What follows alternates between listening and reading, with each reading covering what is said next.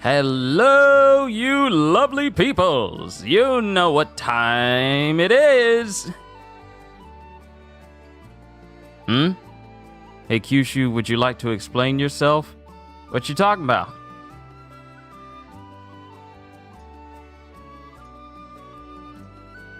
What you talking about, Psycho? What are you insinuating?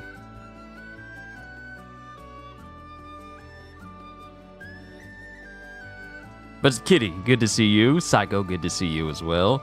Welcome back to more GRANBLUE Fantasy RELINK. We're continuing my trend of completing these Fate episodes, so that way I can get those extra stuff ready for those characters, including extra slots and whatnot.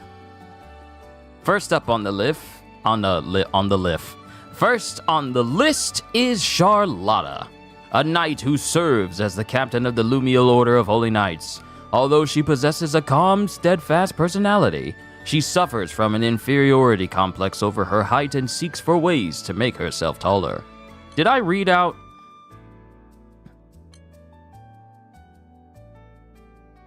I really didn't read out these descriptions for these characters, did I?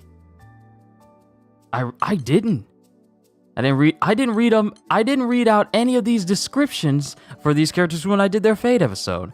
Gran, on the remote island of Zekenstill, lived a young man and his best pal Vern. As if guided by the invisible hand of fate, the young man every single time the young man crossed paths with Lyria, kicking off his journey through the vast sky. Over the course of various events, he assembled a diverse crew of allies from all over the sky realm, becoming one of the youngest skyfaring captains to traverse the Big Blue. That poison ivy meltdown?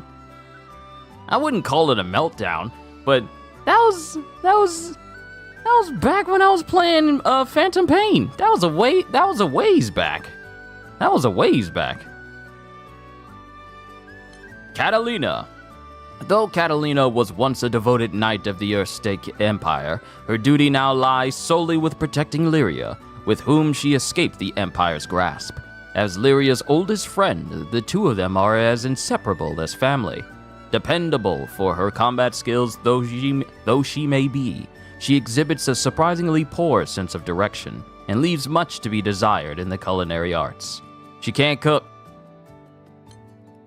Rackham, a seasoned helmsman who pilots the Grand Cipher. He knows his way around practically any airship and is renowned the skies over for his skills at the wheel. Though blunt, Rackham is remarkably caring and enjoys looking after others. Io, a young mage who idolizes sophistication. She's headstrong and tenacious, perhaps even a little too much so at times. Eugen, despite being haunted by his past, this old warrior still has a lot of fight left in him. Though once a mercenary, Eugen now serves as a skyfarer. His experience traveling the myriad skies proves a mighty boon to the crew. A crafty fellow, he often mystifies others with proverbial tales accumulated from his years of wandering. Rosetta, a mysterious woman who guides Gran's crew throughout their journey. Rosetta is the incarnation of the primal beast Rose Queen and has traveled with Gran's father in the past. And then, of course, Charlotta.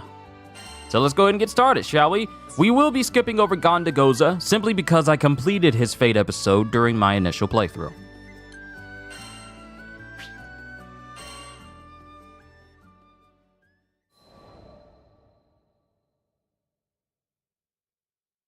I was born in a snow-laden hamlet, peopled by Harvins, small folk more accustomed to the plow than the sword. We believed the skies far too vast for us, and, as I was soon to learn, its dangers far too many. It happened when I was yet a green, callow youth. I strayed beyond our fences and into the claws of a monster. I cried for help, but all that met my voice were the howls of the wind. Abandoned even by hope, I could only give myself up to death. But before the darkness took hold, I saw brilliant figures skimming the sun-kissed snow. They were the Lumiel Order of Holy Knights, come to my rescue. Oh, that there were words bright enough to reflect their flashing swords as they did battle with the beast. Or sounds tender enough to echo the kindness with which they took my hand and led me home. What can I say, but that they were as mighty and generous as the sun? On that fateful day, they gave me life and guidance. I learned that by shutting your eyes to danger, you only leave it free to wander in the darkness. Thus, I resolved to turn toward the light and become defender to the skies. I would join Lumiel and, with my farmer's hands, bear aloft the banner of virtue. I threw all my being into training, begrudging no amount of sweat or tears. And, with the passing of days, that little girl lost in the snow grew to become the captain of the Lumiel Order of Holy Knights.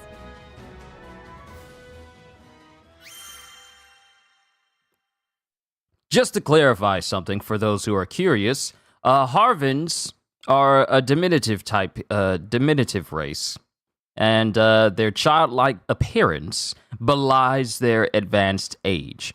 While Charlotta may look like a child, she's actually in her 20s. Actually 20 years old. 24, to be exact.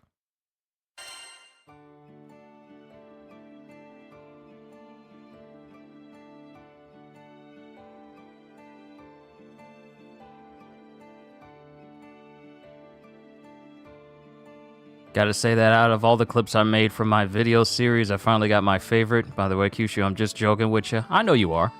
I know you are.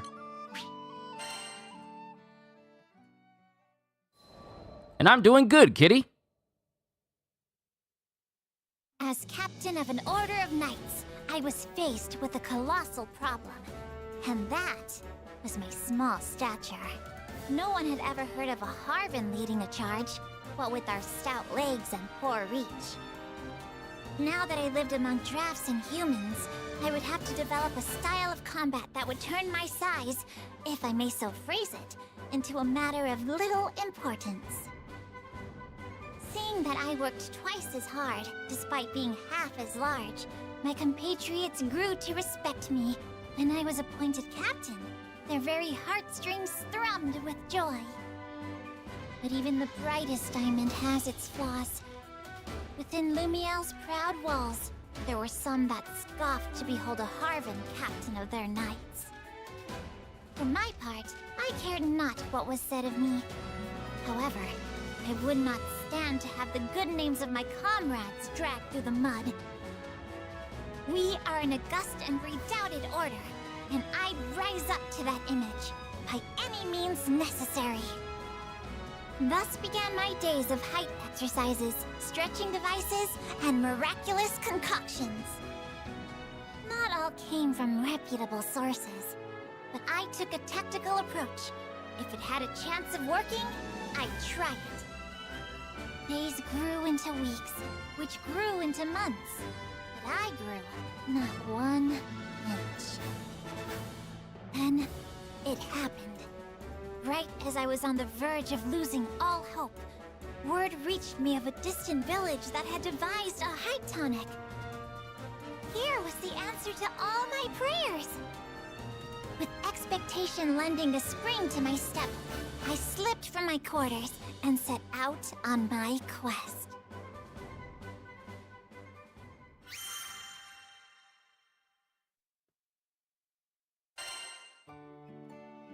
I'm not going to say that her quest to want to become taller is precious, because that would kind of be an insult to her. And, you know, it's something that people deal with on a regular basis.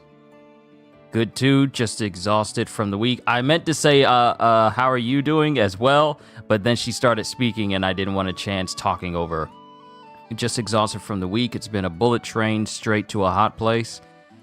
I really hope you've been getting rest, Kitty. I really hope you have been.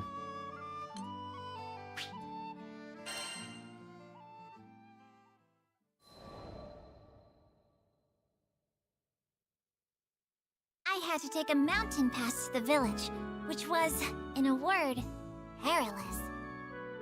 Of course, I refer not to the countless monsters and bandits, whom I took down with ease. It was the tall steps and great boulders, insurmountable obstacles for a Harvan. I was forced to return to the foothills where, through Lady Sierra Carte, I sent out a dispatch for help. That was how I met the captain and crew of the Grand Cipher. Kitty, I am so sad. I'm so sorry to hear that. I am so sorry. My condolences. My sincerest condolences.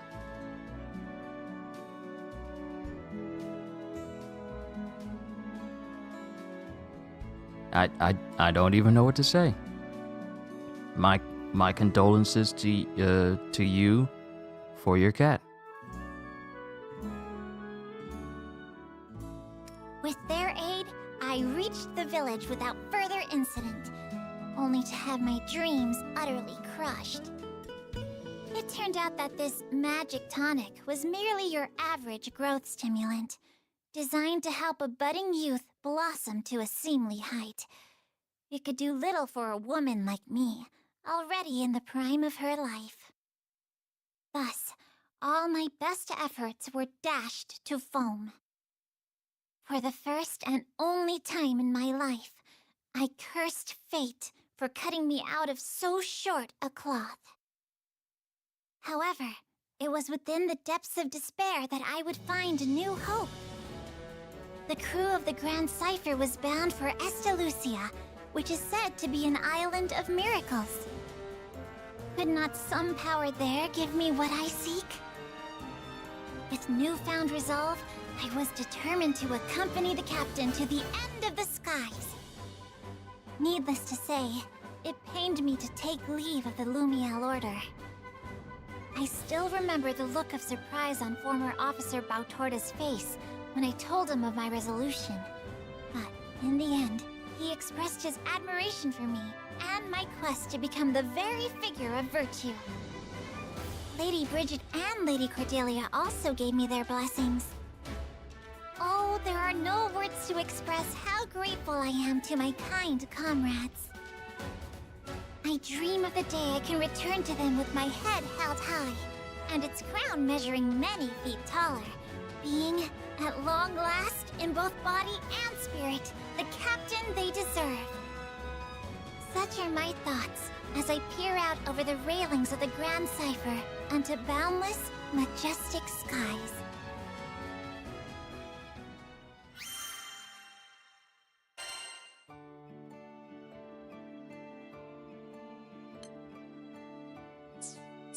Have a nice day. Let me fix something because I was doing some AFK farming.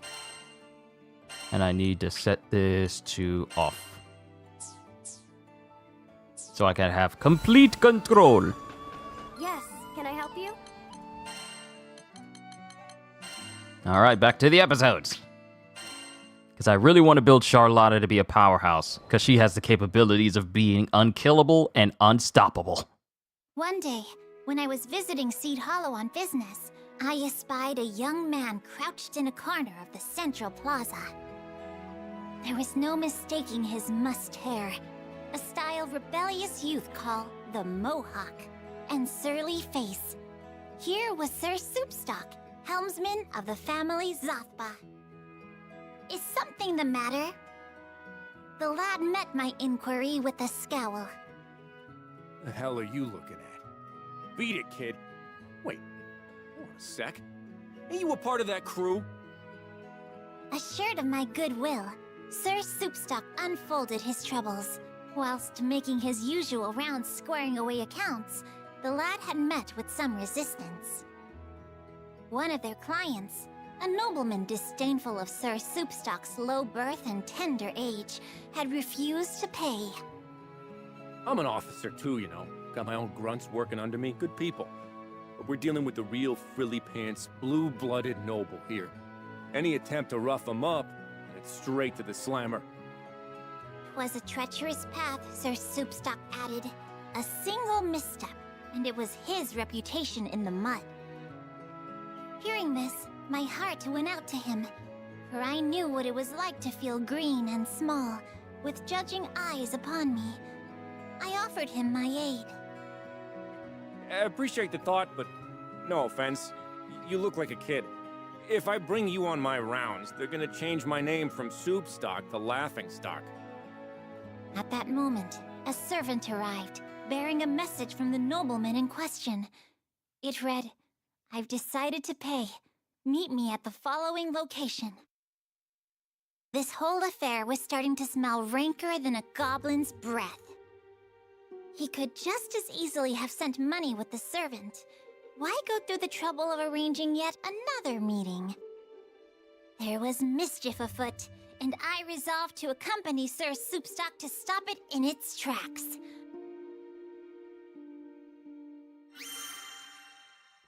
I smell treachery. I smell an attempt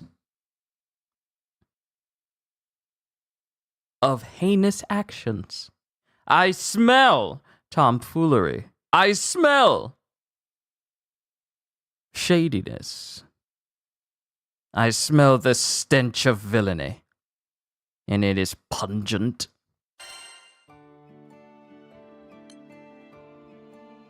Oh, amazing, it's a boss. Thank you.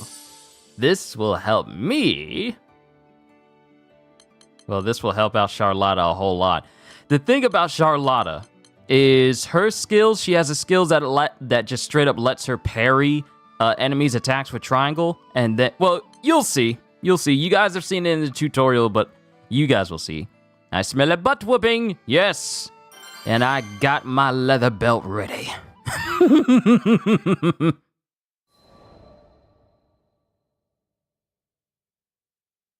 We arrived at the appointed location, a corner of Castle Seed Hollow, to find the nobleman gazing down at us from a parapet. Ah, just the face I've been waiting to see. My hair stood on end. The crooked smile on his face spoke louder than words. Though I knew his intentions to be wicked, still, I tried to help the man see reason. You gave your word to pay the family Zathba what they are due. Surely you would not break your troth and besmirch your honor. But the man only sneered. Leveling a finger at us, he cried, My brothers and sisters of the one true church, these are the enemies of Avia. In the blink of an eye, we were surrounded by Aviate soldiers. You did well to lead us here. So these were the remnants of Avia. Even the fall of the church had not been enough to shake their faith in Lilith. In their eyes, Sir Soupstock and I were interlopers, blasphemers they must put to death. You've got another thing coming if you think you're gonna get away with this.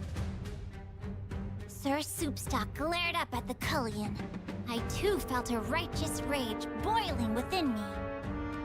Crooked vice must be beaten straight with the hammer of justice. You shall rue the day you brought the wrath of Charlotta Fenia upon your heads. It is time to work! Controlling Charlotta. Charlotta's heart is as big as the oversized weapon in her hand.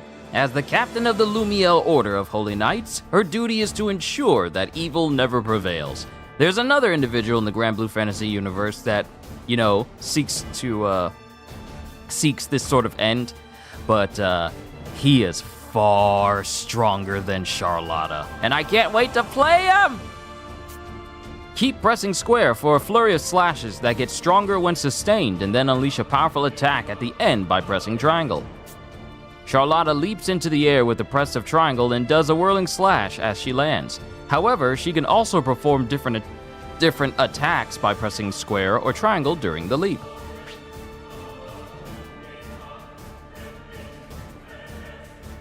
Okay, so I'm looking at her skills here. Allow Charlotta to block a foe's attack with a perfectly timed triangle attack without being interrupted.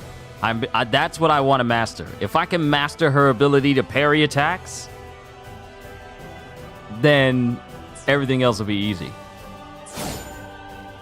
If you will not listen to our demands, I shall Does anyone else hear a buzzing little flea? Go forth, my Tayuatar, and decimate them!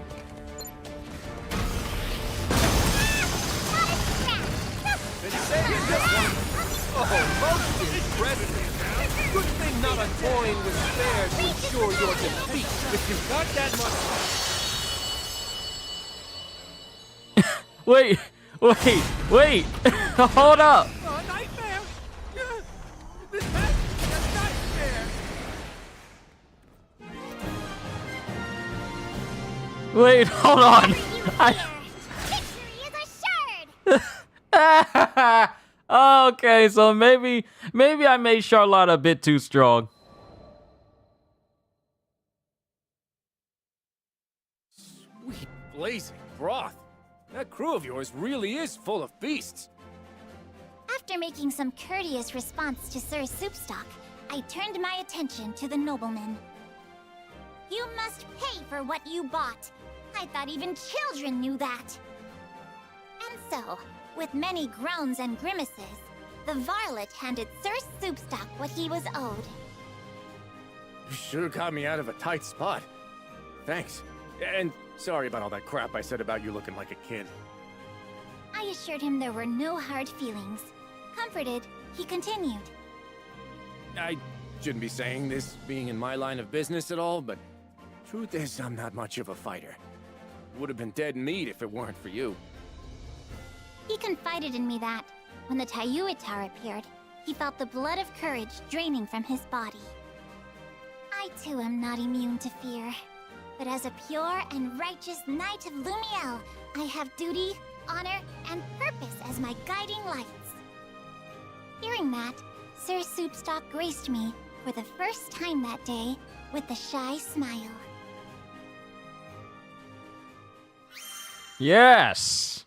Another sigil slot to make Charlotta even stronger. This must be applied now. I shall bequeath unto her more damage cap, more power. I could increase her critical hit rate, but I feel like giving her damage cap. And how many tyranny skills do I have on her? Hold on. Tyranny is almost maxed out. Reduces maximum base health in exchange for a boost to attack.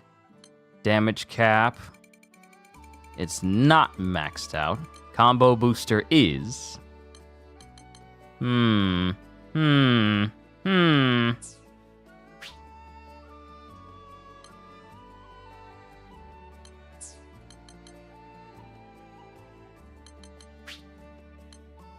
Yeah, let's put another tyranny on there. Ought to be fun, maxing that out.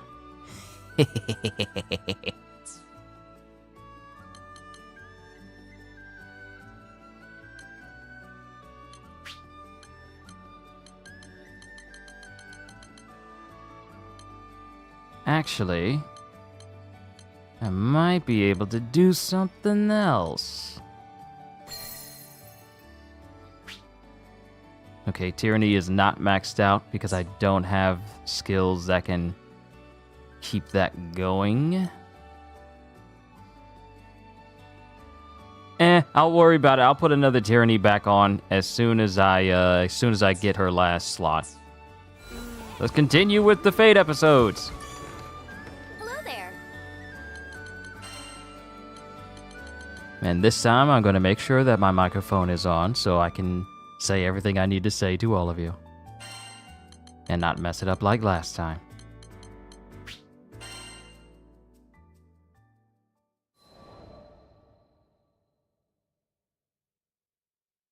With the Aviath soldiers defeated and the money safely in hand, I believed it to be clear skies. And yet, some clouds still darken Sir Soupstock's brow. Man, I can't even do my job without somebody holding my hand. Maybe I just ain't cut out for this, yeah? Apparently, even his own officers afforded him little respect. However, I saw in his earnest eyes and noble bearing that he had the makings of a great leader. Alas, we cannot view ourselves but by outward reflection, which often dims our inner value. You were given high office, Sir Soupstock.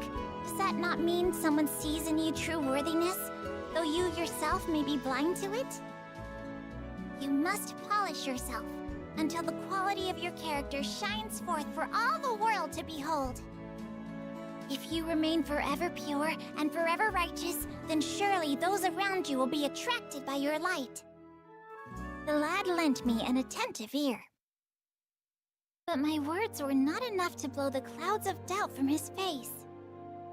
I mean, just take a look at how our city's split. You've got Golden Oaks, where the nobles and elite dwell, and the rest of us tucked away in Copper Square, which is, let's face it, a slum. He continued.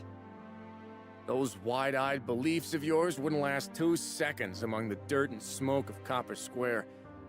I wish I could be the person you say I am, but... Biting his lip, Sir Soupstock shook his head and fell silent.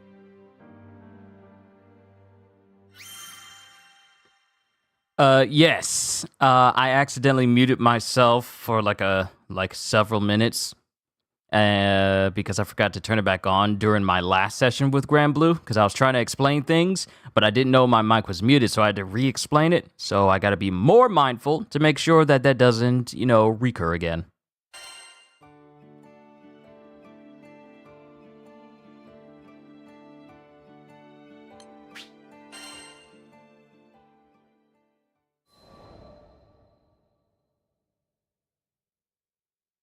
A few days later, Sir Soupstock asked me to meet with him again.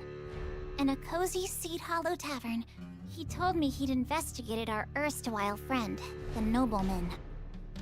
It seemed the scoundrel was now prancing about the city, spreading lies and slander about the family Zothba.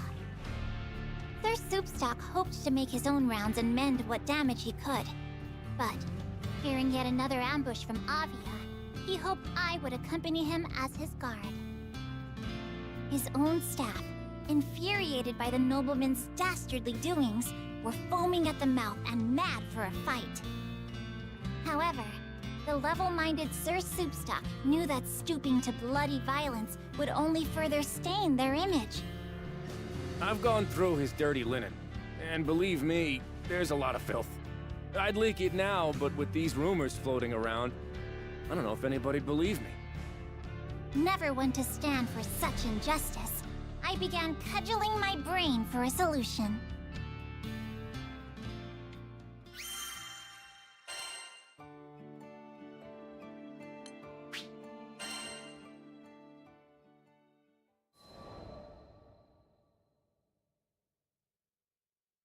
We began to meet with people in the street, contradicting the libel and restoring faith in the family Zothba.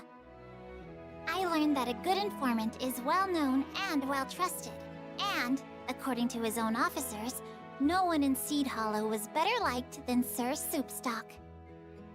Though his mannerisms savored, admittedly, of a brute, at his core he was as sweet and pure as any lily.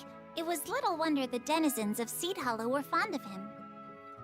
As we exchanged more words and tidbits of information, a picture began to form of the nobleman's intentions. He was not acting, it seemed, solely from a place of vengeance. The churl desired to build his own network of informants, using the remnants of the Church of Avia. Furthermore, in his lust for wealth, he was terrorizing the good people of Copper Square and compelling services from them. Thus, the family Zothba, who kept peace in the district, was to him a bother and a nuisance. It was likely he craved their banishment. Now, fully apprised of the situation, Sir Soupstock told me of his intention to once again meet face to face with the crafty villain. Permission to bury his face in the ground. Permission! Kyushu, will you be getting a Stellar Blade in April if it's on my list? If it's on my list, then yes. Yes, I will play Stellar Blade. If I have time for it. Because there's still things that I want to do. for the channel as a whole to, you know, help bring in more people aside from me just playing gaming streams, because you guys know this isn't strictly a gaming channel, but it is one of the ways that I can connect with you guys outside of regular videos. But there's other things that I'm going to be doing soon that I want to make sure that if I'm going to be doing those, then I have enough time for any new games that will be dropping in March and April.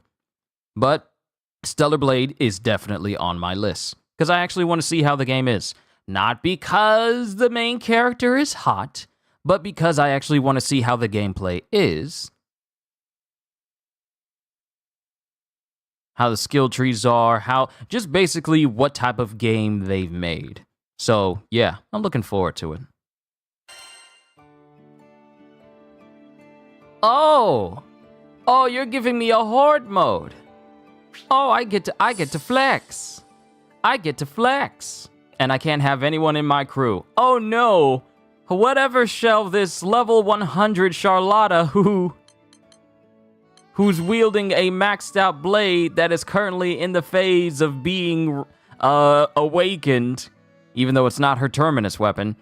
What shall she do with a full stock of skills that will definitely help her out in a fight? Oh no, I am by myself.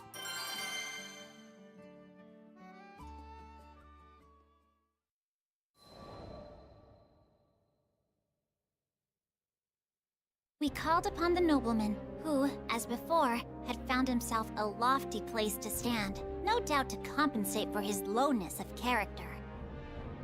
Sir Soupstock stepped bravely forth and spoke thus. Listen, punk. We know you've been kidnapping people and using them for forced labor, which is, FYI, illegal. I've also got proof that all the money from that phony charity of yours is being used to hire Aviath soldiers. And? The nobleman showed no sign of discomposure. Not one hair on his well-groomed head stirred. And yet, Sir Soupstock, bless his valiant soul, refused to back down. Once this information gets out, you can kiss your fancy-ass titles goodbye. Oh, but it's not going to get out. You see, that's why I've threaded together my lovely little network. Those rumors I circulated? Merely the opening act. I've got the soldiers now, and come next week, it's curtains for the family Zoth. The nobleman showed his teeth in a glacial grin. So you want all-out war? But why? Sir Soupstock stared back, fuming. Well, I suppose there's no harm in revealing my master plan here. Dead men tell no tales, and all that. In the nobleman's eyes, coins from his charity were trickling toward a worthy cause, the subjugation of Copper Square. Putting the people there to work, he said, would do wonders for Seed Hollow's economy. Can't you see? I'm taking rubbish and forming it into something useful. You and all you Zoth but toadies are standing in the way of progress!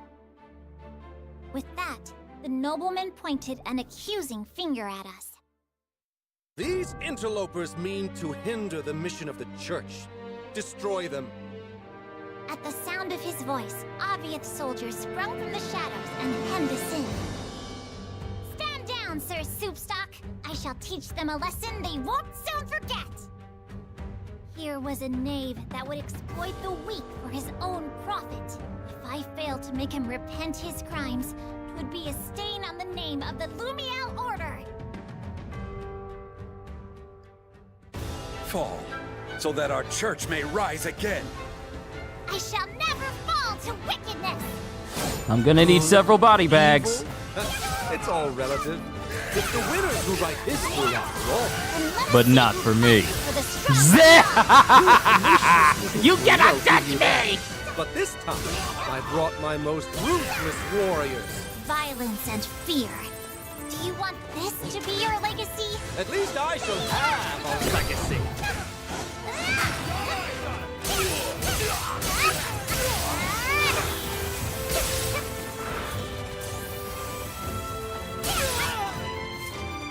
What? You can't even kill a little girl? Fools! Worthless pigs! How dare you speak to your comrades like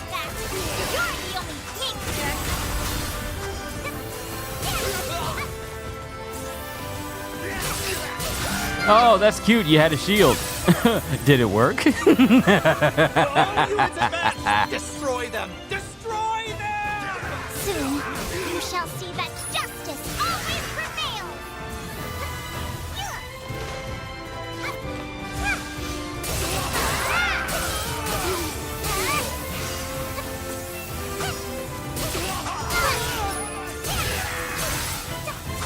What makes this worse is that one of the tyranny skills I have on has drain. So even if they damage me, as soon as I hit them, I'm getting that health back.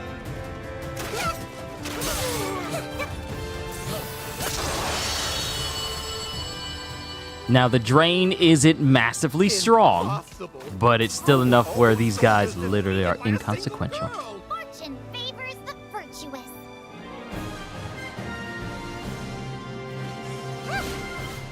That was a battle for the ages.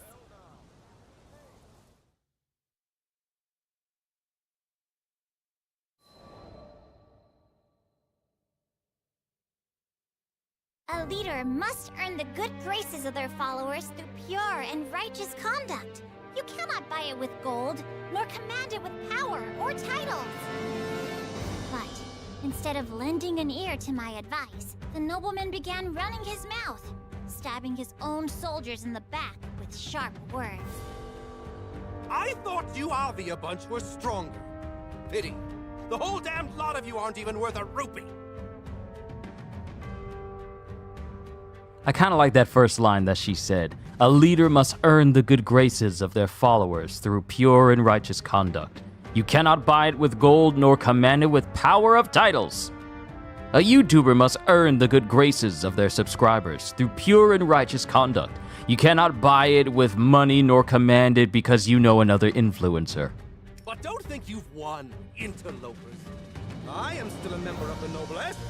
Those copper square dogs would lick my shoes in return for a crumb of favor. You may celebrate for a day, but the ultimate triumph shall be mine! You sure about that? Sir Soupstock pulled a transceiver from his pocket. Everything you've said to us, you've said to those copper square dogs. Face it, jackass. You're finished. Voices of censure and indignation began to spill from the transceiver. As Sir Soupstock turned a dial, they magnified, filling all the air with rage. It can't be. Here and there, amongst the heated words, were cries of exultation and praise for the family Zappa. Thus, overcome by a raging sea of noise, the nobleman bowed his proud head and fell to his knees. Kitty, baked tilapia. I love tilapia. It's actually been a hot minute since I had some tilapia, but baked tilapia, right? No question. Baked tilapia. My God, is tilapia good. Yeah? Alright! We've got lunch specials, good food, good prices. My dad makes a killer lemon pepper tilapia. Whenever he cooks fish, he does tilapia and puts like a lemon Mrs. Dash and some lemon seasoning on it. Scrum-diddly-umptious. Come again. Oh, right. We unlocked another slot for Charlotta. And you know what? I'm gonna put some drain on her.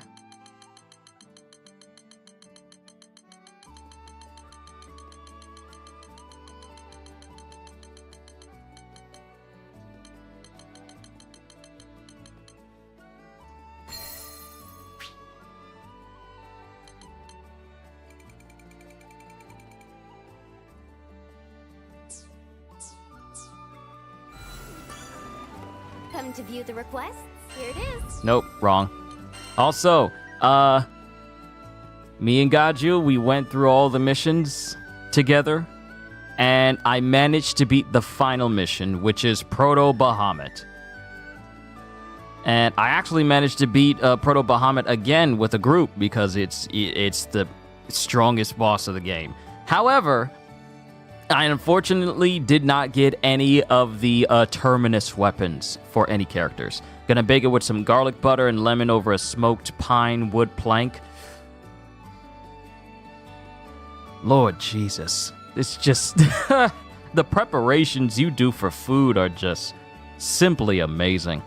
It just sounds good. It's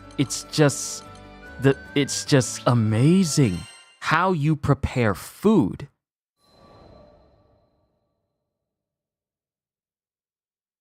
Sir Soupstock and his staff expressed great admiration for my swordplay. It's just mind-boggling, you know? You've probably trained harder than most of the best mercenaries out there. His words raised the gate on a flood of memories, washing me back to a time when I was desperate to prove myself. Yes, it took hard training and much toil to come this far, but I would have collapsed by the wayside long ago if there hadn't been people who supported me on my path. I am where I am because of them. Now, I tried to pay their goodwill forward by helping others as they helped me. So you never stopped trying to be the best version of yourself. Sir Soupstock turned his eyes toward the heavens. I wish I could be strong like you. I wish I had the guts to just go busting into the front door, sword blazing and ready to dispense justice. Hearing this, all of his officers raised their voices in protest. But you are strong. You got it all, man. The brains, the chill, the network, and the integrity. You could search the whole sky and never find a better informant. We're proud to work for you. Couldn't have said it better myself. Sir Zothbot, who'd been watching from afar, made his way forward and clapped a hand on Sir Soupstock's shoulder. You did good, Soupstock. Just like I knew you would. Boss, it's an honor. And that was the first time I ever saw Sir Soupstock give free rein to his emotions.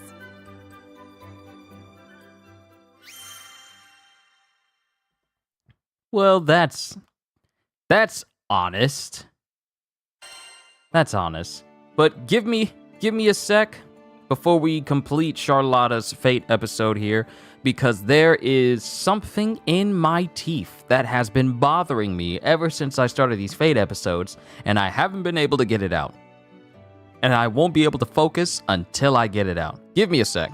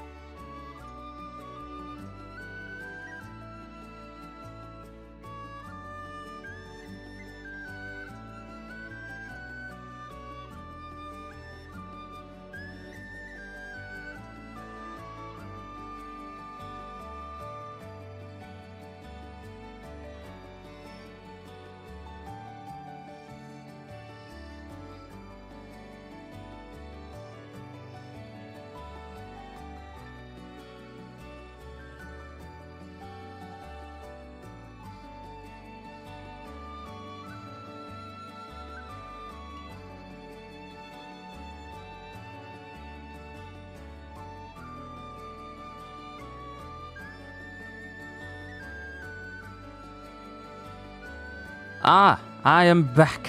Whatever was in my teeth, I got it out.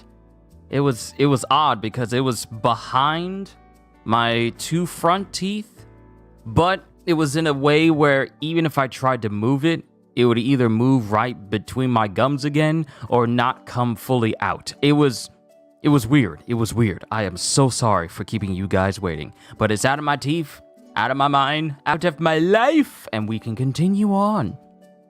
Want to know something? Never went to culinary school? Really?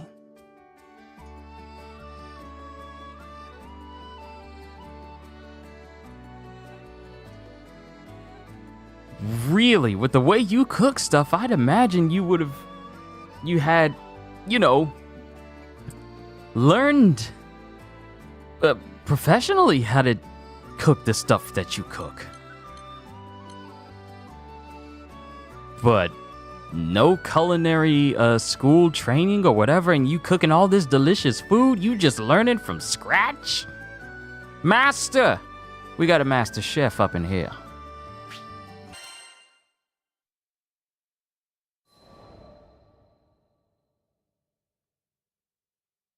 When I visited Seed Hollow sometime later, I heard at the Knick-Knack Shack a certain rumor.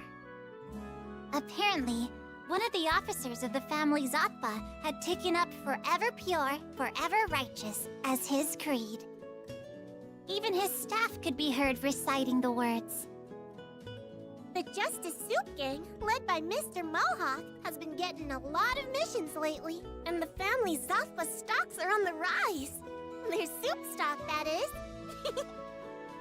I glanced about me and saw only faces as bright as the sun. And I knew in my heart that the warmth of those smiles did not derive from Lady Sierra Carte's rather pitiable jest. Well, I'm glad things worked out for Soup Stock and Company. And it's all thanks to Charlotta that they changed their way of thinking. Got some inspirational characters up in this game. Confirmation of repayment. And that's it for Charlotta. Was taught by my mom and grandma and self-taught. That's skill. That's just flat out skill.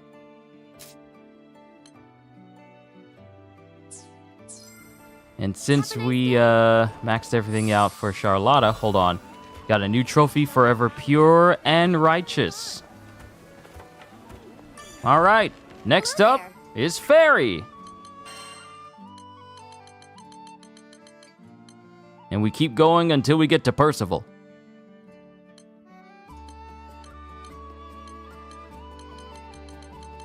But we're making good time all the same.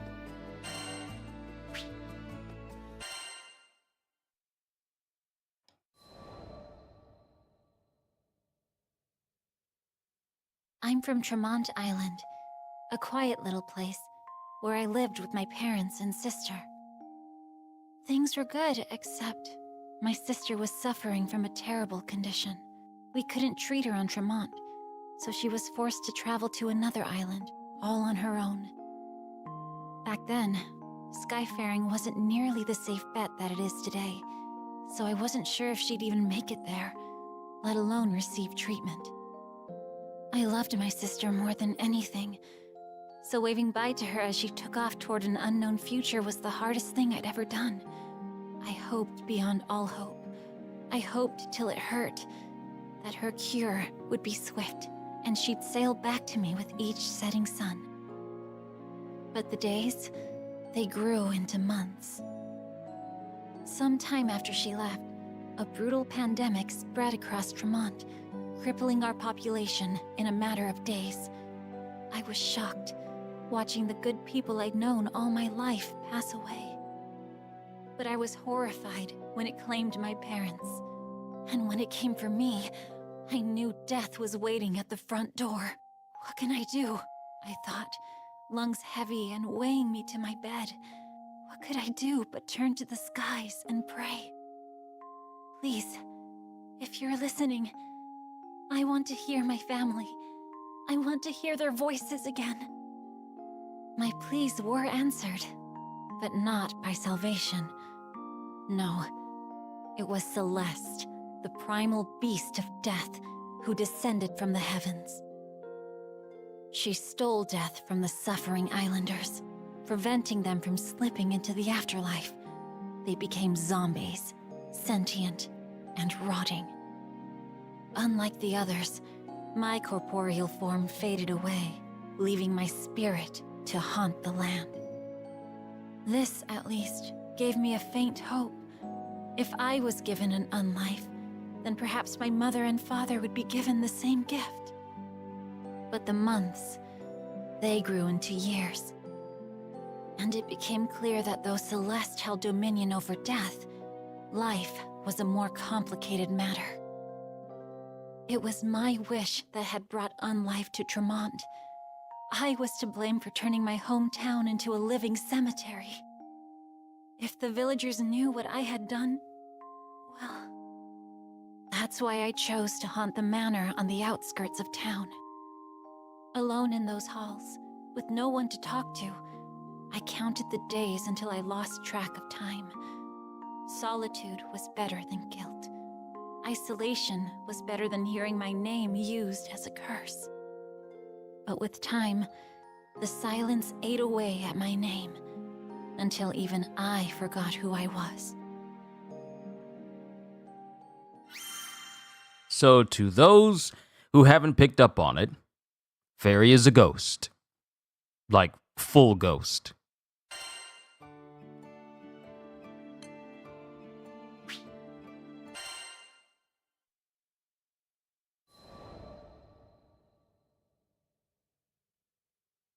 It's true that there weren't people around the manor, but I did discover a few ghost animals floating about. They took a liking to me, probably because of our shared ghosthood, and I gave them cute names to show my affection. Beppo, Gigi, Fuji, and Nicola. Before I knew it, my lonesome days became a little less gray, if not less repetitive. I watched so many tomorrows and yesterdays pass me by. I felt as stale and constant as the mists that covered the island. That all changed when the crew came to my manor. They were a cheerful, lively group, but also straightforward and intimidating. It had been so long since I needed to interact with other people. I knew that if I made contact, I would have to acknowledge the real depth of my loneliness. So I ran, and they gave chase. So I ran again, and they followed once more. No matter where I fled, they found me, undeterred by my spectral form or my ghostly pets. Finally, I decided to ask them about their situation. Thanks to the mists, they explained, their airship was grounded on Tremont. Like me, like the other islanders. We were all prisoners of Celeste. So long as she still had a pact with the island, there would be no refuge from her fog. But, by the same token, her powers preserved the unlives of Tremont's people, myself included. If Celeste was brought down, we would fade with her. It troubled me, but I knew it was a necessary course of action. I had only one thing to accomplish before confronting the primal beast of death. I needed to come clean to the islanders. It was time to make amends. Had it not been for the arrival of the captain and the crew, I would never have found the strength to make that decision. I marched straight to the village, took a deep breath, and explained to the people how I doomed everyone.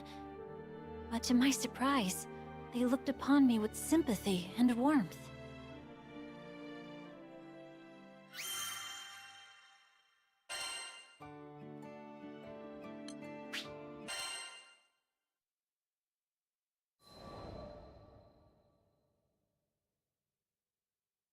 With the understanding and support of the islanders, I called Celeste once again.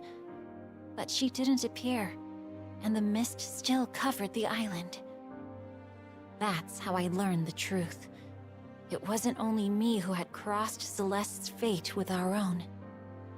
The other culprit was the doctor who was traveling through our village, back when the pandemic first appeared. He was secretly conducting research to summon Celeste. We hurried to the place where he resided, but when we arrived, we found that his consciousness had already been swallowed by the primal beast of death, and he couldn't cough up any helpful information. Despite the setback, I joined with the crew and the islanders to find and defeat Celeste. The mists parted, and the island returned to its former state. Its residents began to pass into the great beyond, disappearing into light. Before long, everyone I'd known had been lifted into the bright sky, leaving behind only their memories. Alright, Kitty. Glad you stopped by. Not sure if you'll be back Monday or not. Kitty, you take as much time as you need since you say the kittens have got a long weekend. So I'll see you the next time you're around. It's all good. Just make sure you take care of yourself.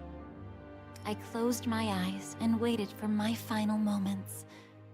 But no matter how long I waited, I never began to fade. Left behind, yet again. I stared out at the village, devoid of residents. I was alone, but I could accept that.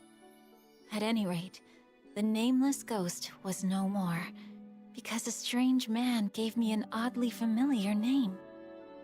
So long as I had that name, and my memories with the crew, I could wait decades, maybe even centuries, for my sister to return.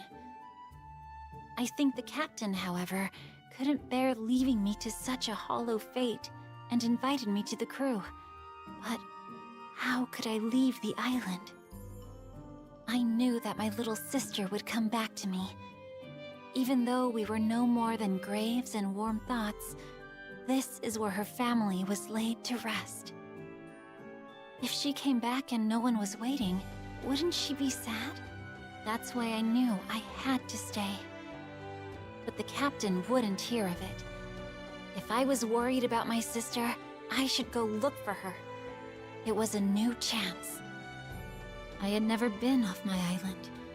I had never even considered the option. But I knew I could. I just needed to find the courage. And that's how I set out on a journey with the crew. Somewhere, out there in that big blue sky, my sister is waiting for me. CJ, it's good to see you as always. How you doing? Hope all is well with you.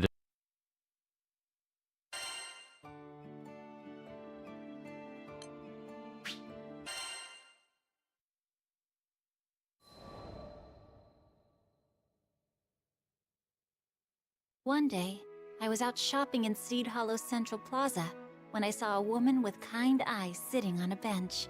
She was absorbed in her needlepoint. Your embroidery is beautiful. Oh, aren't you a dear? Thank you. Her smile was genuine and cozy, just like the blanket she was working on. She told me it was a present for her beloved. I've never seen anyone so outside before. She giggled. Really? I'm hoping some of this cheerful sunlight works its way into the fiber. Her name was Melfira, and she invited me to have a seat beside her. Admittedly, the weather was beautiful, the kind that made you appreciate being alive. Or, well, unalive. There was a long, thin trail of white dividing the sky, the aftermath of an unfortunate cloud that had been pierced by a wayfaring airship. How fragile those clouds. How fragile our journeys. I glanced back at Melfira, who looked to be making diligent progress. A familiar memory crept to mind, of a time when I begged my mother to sew new stuffed animals for me and my sister.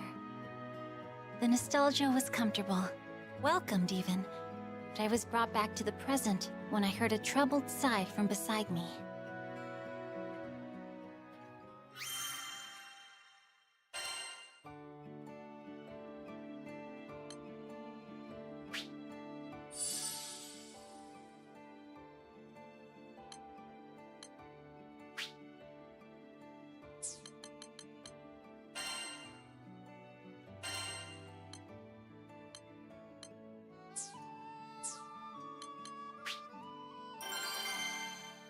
Alright, let's see how Fairy controls.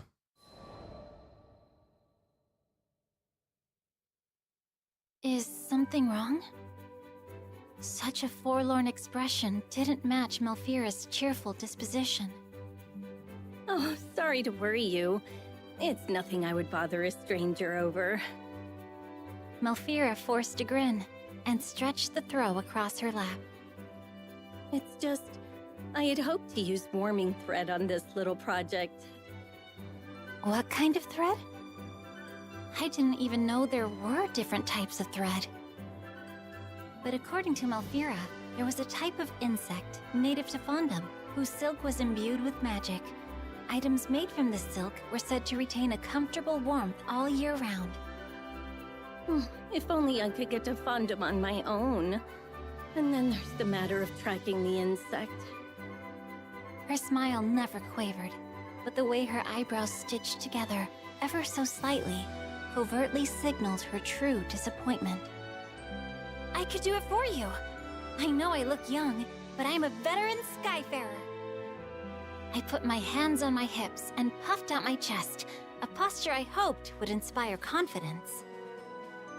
Oh, that's sweet. But it was just a silly thought.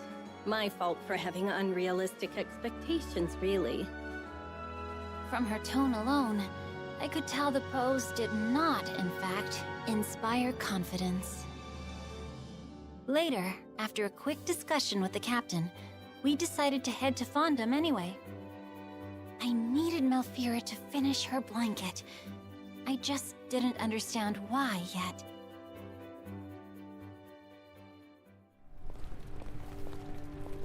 Okay, let's do this.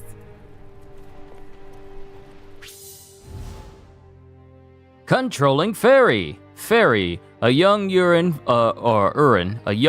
from an island shrouded in mist, passed away a long time ago and became a ghost. With her spirited pets by her side, she's a whip-wielding powerhouse. Take advantage of her whip's long reach and hold square to deliver a barrage of blows. One of her pets will be summoned on the last hit. Hold triangle to unleash a storm of blows over a wide area. If any pets are present on the battlefield, they'll hop in on the beatdown. Oh, so she can.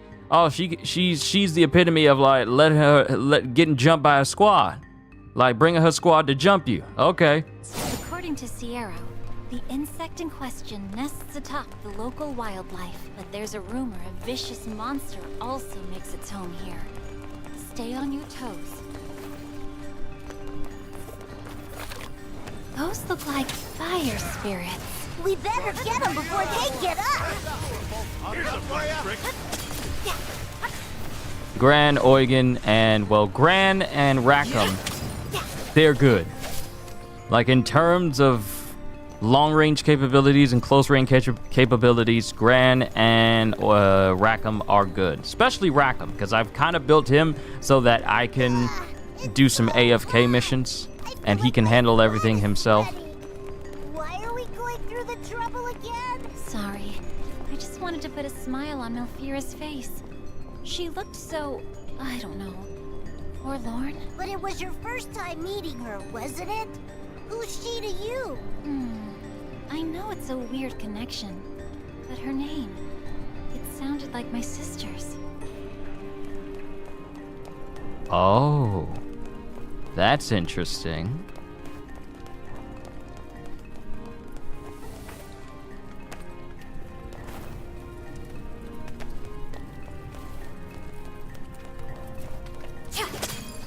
Rain hell on us!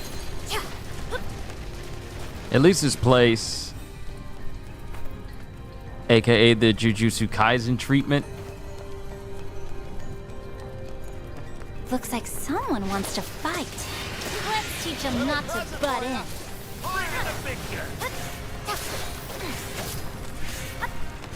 What I wouldn't give if Jujutsu Kaisen was done this way. I'm still working on my video so I can, bring to people's attention just how great GRANBLUE actually is and why we need more anime games done this way. Up the rear.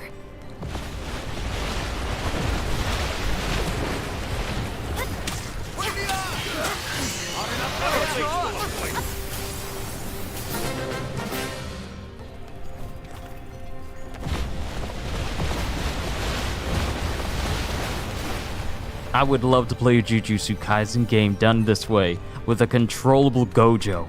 I would love it. It's all right, Nicola. I'll protect you from the mean monsters. Gumbo! Down, boys! You can't play so close to the magma. What if you fall in?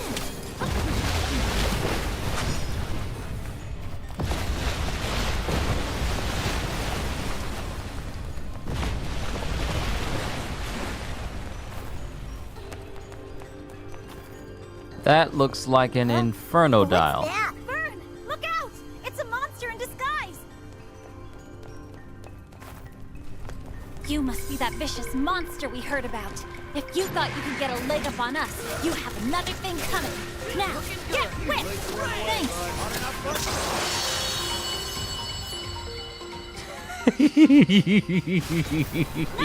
Another one in the book.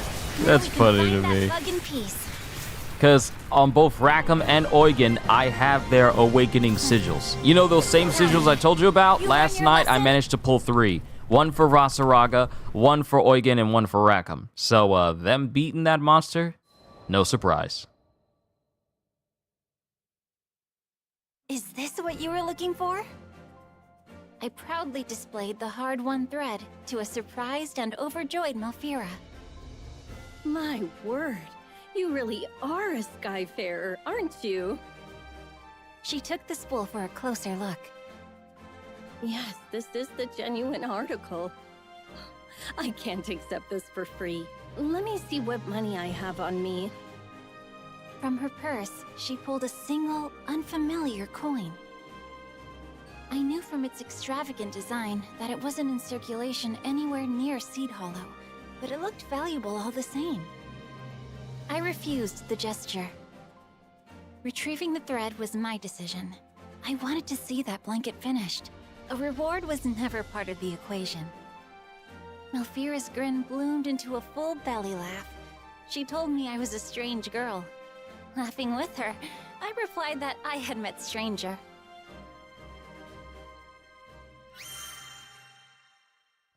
More like this, as well as more well-executed Muso types of games, should be more of the standard when it comes to anime-based titles. That's what I'm saying, CJ. This should be what they dedicate more time to developing in terms of anime games, rather than turning every single shonen into a fighting game. You're hampering the potential by just defaulting it to a fighting game. But if you put it in something expansive, like an RPG or Muso game, where everyone gets to be broken and overpowered and you don't need to worry about balancing issues because it can be something you take online against other people, there's just so much more you can do when you are not stuck behind the limited box of a fighting game. Because Jujutsu Kaisen's got a fighting game out right now, but unfortunately, it's not as free to fully embrace what the series is. It's not free to embrace that because it's pretty much just been dumbed down so that it can work for a fighting game. Hey, you got Satoru Gojo, the most powerful Jujutsu sorcerer there is, and you put him in a match against Yuji, Nobara, and Megumi can just straight up beat Gojo because everything's on an even playing field.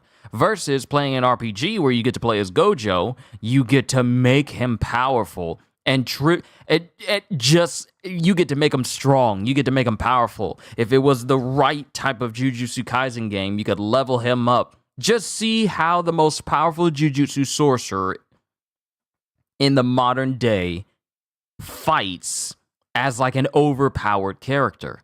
You can do so much more with that instead of being all like, let's just get all these characters and just drop them in a fighting game. And that's all you do. I feel like the potential for different types of anime games are wasted on fighting games only. Or mobile games. That too. Because people see mobile games for animes and just think, yeah, we're just going to instantly get the money rolling in because now they got a Black Clover game out. They got that 3D One Punch Man game out. They got My Hero Academia, the strongest hero. They got all these different mobile games out for different animes, yet it will never reach the scope of making you truly feel like you get to embrace how powerful these characters are. Because they're either turn-based, where you just need to hit a button and then you just watch all the stuff happen, or you can get into the action, but you won't be able to fully embrace the full power of these characters unless you engage in its gacha systems, which pretty much all of these anime mobile games have. So, yes, CJ, more like GRANBLUE and more well-executed musos of different animes is what we need more of. And I'm going to keep saying it until it happens. We need more musos of animes, and we need more RPGs like GRANBLUE of animes. We need more of that more than fighting games. The only exception is Dragon Ball Z Sparking Zero.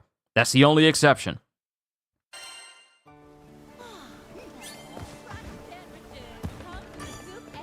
Hello there.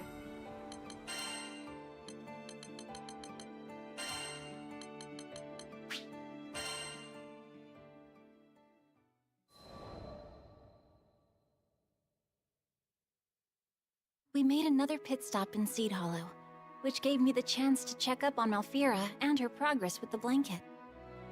Lyria and Vern came with me, and their eyes lit up when they saw her intricate embroidery, just like mine did that first sunny day. Though I hadn't known Malfira for very long, I felt a kinship with her, and I liked to watch her determination evolve with each new stitch. But most of all, I liked that her kind smile, maternal and comforting, was always able to put me at ease. I'd never met anyone so genuine. In fact, nor had my pets. Who's a spooky boy? Yes, you are. Malfira playfully scratched behind Beppo's ears. The mood was light, so I decided to learn a little more about my friend. I noticed you're in the Central Plaza quite often. More or less. I don't have much else to occupy my time. Not with that silly boy still playing in the sand. Malfira's partner was a geologist on dispatch in Dali, an extended dispatch, it seemed.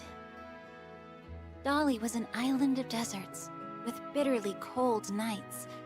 To Malfira, a cozy blanket seemed the perfect way to combat the harsh environment. Maybe it won't be necessary.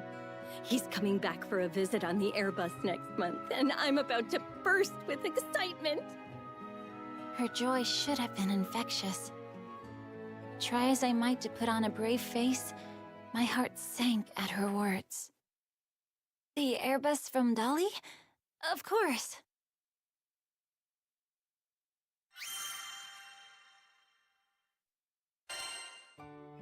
So does she have two sets of ears, or kind of like...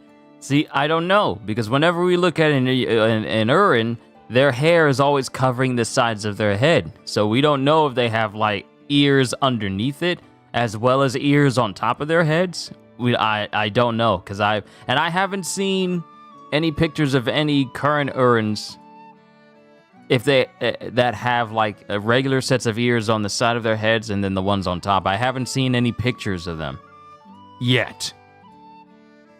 I might need to do some digging. But that's always the question whenever you see these types of characters in different animes and manga. Do they have regular ears on top of the ones on their heads?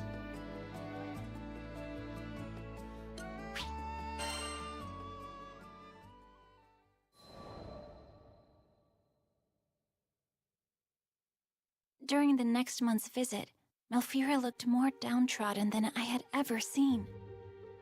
Vern expressed his distress before I could vocalize my own.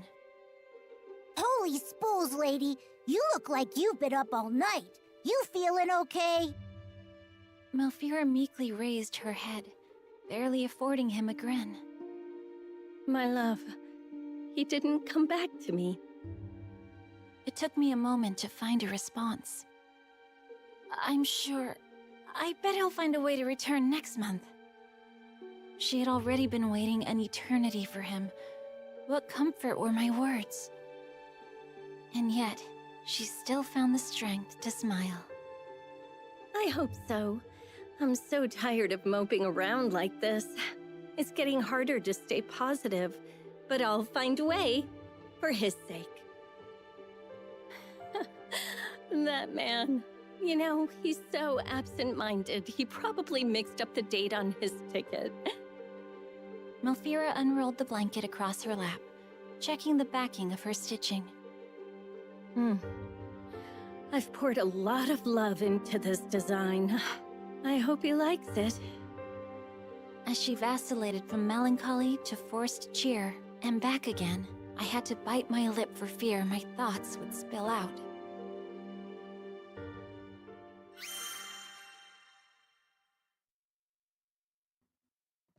Okay, so I looked into urns while I was up grabbing my phone and listening to the conversation.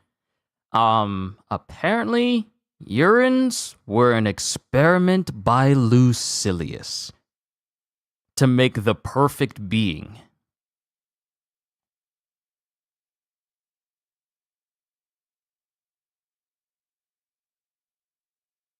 That is news to me.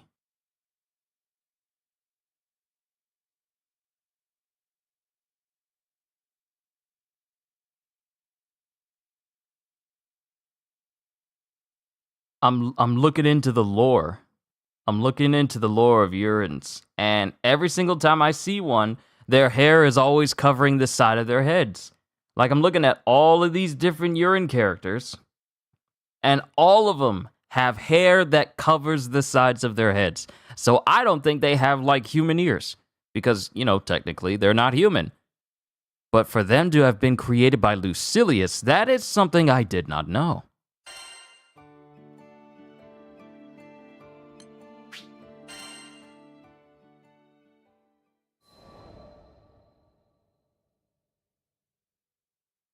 One month passed, and still no word from Malfira's beloved. I'm sure he has his reasons. Lyria tried to comfort the young seamstress, but Malfira's smile was noticeably dimmer than before. Yes, you're right. He's not one to take risks or push himself too far. There's nothing to worry about, I'm sure. Her words sounded strained, like she was trying to convince herself. I thought I knew what was happening, but I couldn't bring myself to acknowledge it. Not yet. We were all stuck in awkward silence, so I changed the subject. How did you two meet? It was in this very plaza. He was a bookworm, so he came here to do his reading. I was out catching some sun myself when he found the courage to sit next to me. I turned to greet him and he shoved a book on embroidery in my face. Not the greatest first impression, huh? Energy returned to her movements. Color returned to her smile. So what did you do? You're going to laugh. I told him I already owned the book. His face turned pale as a ghost, but it was cute, seeing him all vulnerable. So I asked his name, and the rest is history. She shut her eyes, savoring the nostalgia. Then she sighed. Guess I'll have to go to Dolly and drag him home myself, won't I? No, not that. I couldn't let her go to Dolly alone. After witnessing her optimism return, I couldn't let her learn the truth.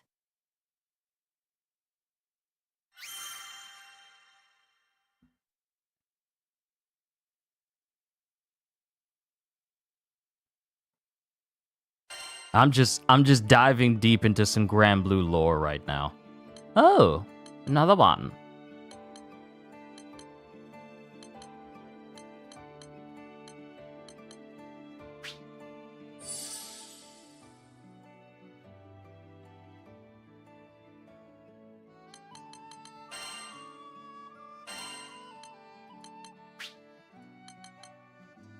I shall give you attack power, because you lack it, and I haven't spent time with you. To me, my X-Men. Yeah, CJ, I can't wait to see X-Men 97.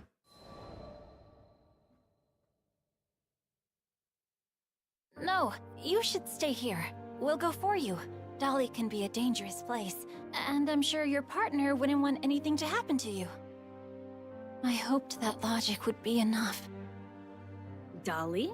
Dangerous? But so many people live there. But if a skyfaring crew is offering their services, who am I to deny professionals? Vern scrunched his face in confusion. Lots of people? What are you talking about? Dolly's basically a giant sand... A quick nudge was enough to interrupt Vern. I hoped Malfira had missed the majority of his comment. You can trust us. We handle this kind of assignment all the time. We'll be back before you know it. Okay, let's do it. My air of confidence, false though it was, seemed to bring her welcome relief. Could you take the blanket with you? I wanted to give it to him myself, but I know he's probably already spent weeks freezing at night, and it won't do me any good here. She pushed a soft bundle into my hands. It was warm to the touch, thanks to the silk from Fondom, but it was also warm to the soul, thanks to the love and care that Malfira put into every stitch. Of course, it would be my pleasure.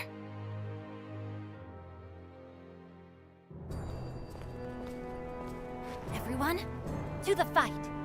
Time to get some work done. I see some running in the distance. The excavation was near the central ruins. You sure you want to trust that dusty old thing? Point taken. But we can at least get a sense for the lay of the land. Now let's go. This place is crawling with monsters. Stay on your toes, everyone. Then save it as Go get him! Ready for action.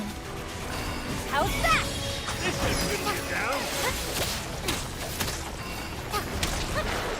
Here's a little payback.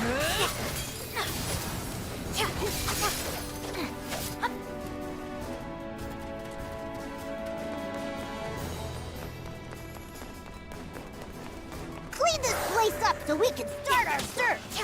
Fire in the hole. They dodged! How about no? Looking good. Now we're cooking. Maybe we'll find something back at the western campsite. It's worth a look.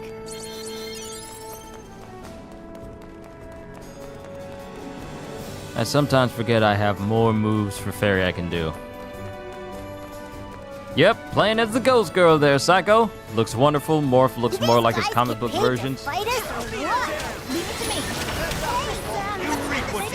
When I tell you I hate the Sand Tomb status effect, see, I can deal with being burned. I can even deal with being frozen. I can even deal with being slowed and hit with blight. But Sand Tomb has gotta be the most annoying. This place feels right somehow. Has to be the most annoying status effect in the entire game.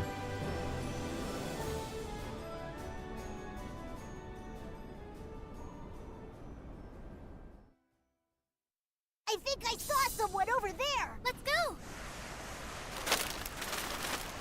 Make sure to break all of the branches with your bare bodies when we're sliding down.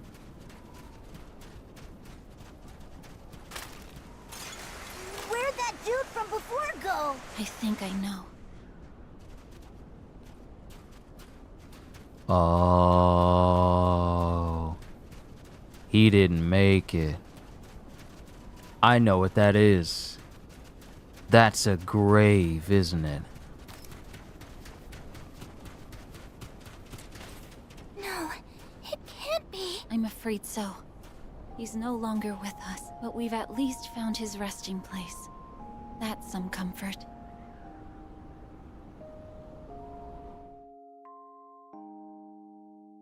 Oh no.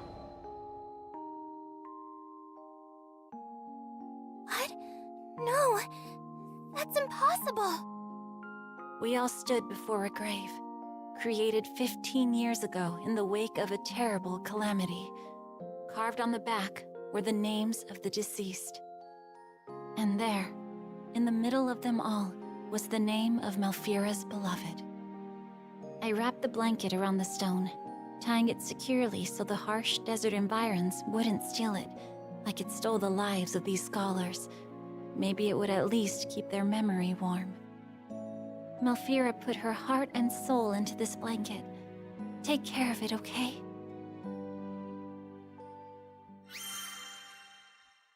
See, the thing about GRANBLUE is, as much as it seems like, on occasion, everything's happy-go-lucky and everything's going fine, this is still a brutal world where people die. It's not berserk brutal, but it still has its moments where Come to view the request? things like this happen to people.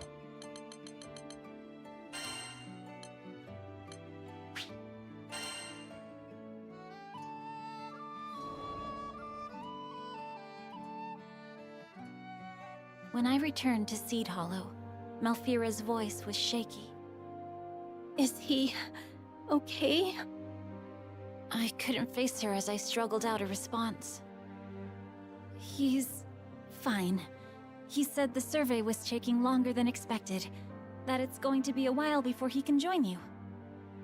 Oh, thank goodness. I was starting to fear the worst. She was relieved. I was crushed. But how could I bring myself to tell her the truth? He said thanks for the blanket, that he'll never feel cold again. Of course he won't. We made sure of that by retrieving the silk from Fondom. Malfira's joy was contagious, but I still had to force myself to smile.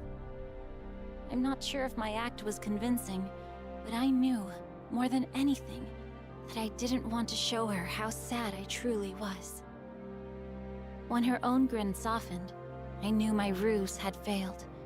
If anything, my glaring lies had only cast a light on the truth she'd buried deep in her mind.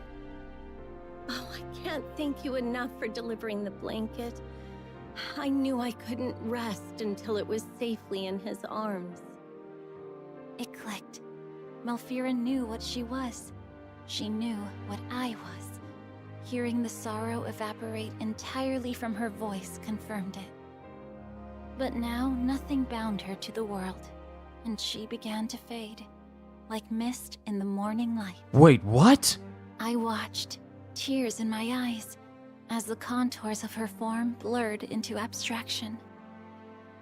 Somewhere deep down, I knew I had died. It was the day he left for Dolly. I'm not sure what happened, but I just had to wait for him, hoping he would come sit next to me one more time. I've held on to that hope for what seems like an eternity. Malfira, I'm sorry. I feel like I lied to you. Oh, hush now. I bent the truth too, didn't I? I was glad for your company.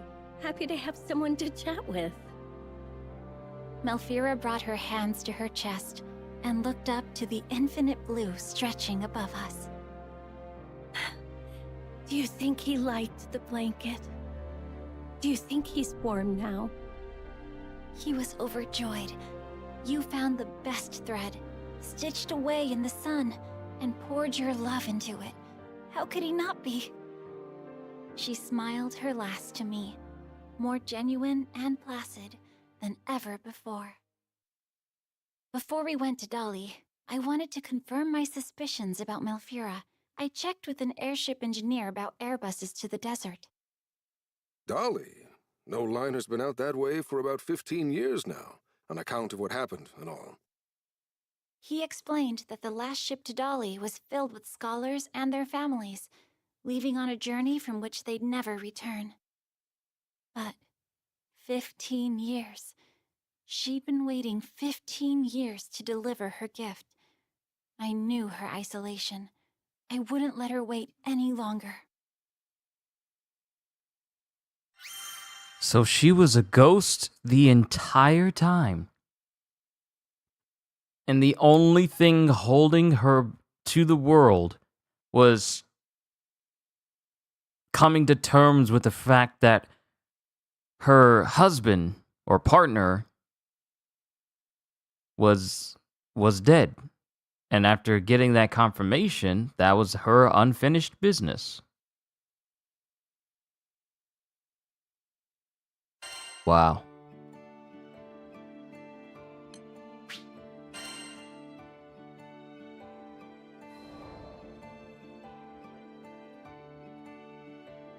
Before I was ready to part ways with Malfira for good, I decided I needed to build a new grave for her and her beloved in Dolly. I realized that she had been right. With both sand and chill nipping at your skin, the desert nights really were cold and unfriendly.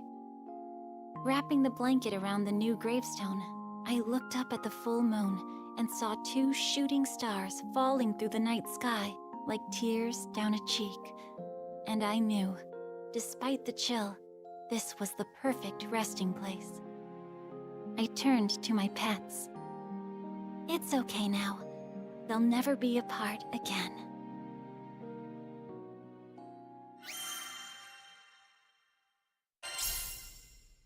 All right, hand-drawn map. Also, you guys listen to this. You know I'm always checking for like video game news and stuff. Apparently, Escape from Tarkov's microtransactions have gone live, and on offline co-op, listen to this, offline co-op costs $10. I don't think I need to go into detail of what that means, but offline co-op is $10. It costs you $10 to play offline with a friend in co-op.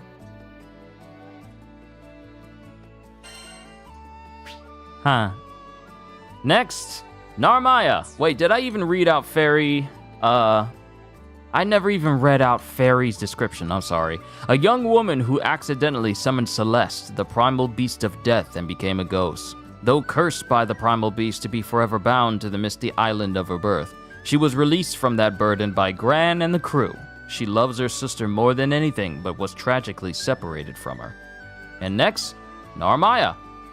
A swordswoman born to a long line of martial arts masters. She trains hard to combine her family's martial arts and magic into her own style of swordplay. She tends to coddle those younger than her, especially kids. Alright, I'd say we're making some good timing with getting through to these characters. I come from a long lineage of proud warriors. We had a great number of visitors at our dojo, many of them masters of their respective disciplines. At some point, I picked up a blade of my own and began to mimic their movements. Back then, I enjoyed the training for what it was, valuing the journey over the destination. That is, until I met him, the supreme swordsmaster of the Eternals, Eata, once known as the demon Zamba. With a single glance, he identified all of my weaknesses. Then, with a few words, he taught me to overcome them. His strength was beyond captivating. I even eavesdropped on a conversation between him and my father, and discovered we were distant relatives. I was elated. For some time, he continued to train at our family dojo. I took every opportunity I could to learn from him, following him wherever he went. I ate whenever he ate. I committed all his mannerisms to memory. However, with the exception of our first encounter, he never acknowledged me. After all, he yearned for nothing more than strength. Why pay heed to a weakling, such as myself? So I vowed to become stronger. I would soar so high, he'd have to see me. I dedicated myself to training, begrudging even a single moment of respite. The blade was everything to me. And eventually, there was no disciple at the dojo who could come close to rivaling my skill. That was around when he vanished. In the blink of an eye, he was out of my life. He spoke not another word to me, nor called me by name. So, just to really drop some knowledge here, this is actually one of our first mentions of the Eternals. You know, the people I've been describing that I can't wait to play as when they get released in April.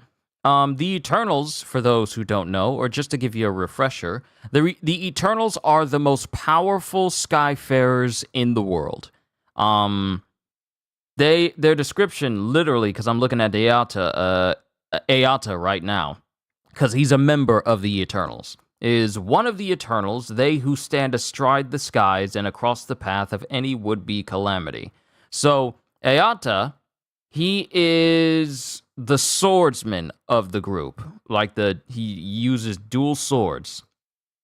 And his description reads out, and I'm reading from the GRANBLUE Fantasy Wiki, like the whole wiki from which this game, the whole wiki where every bit of knowledge, of GRANBLUE comes from, and also, pours into this game, obviously. Droning on, let me continue.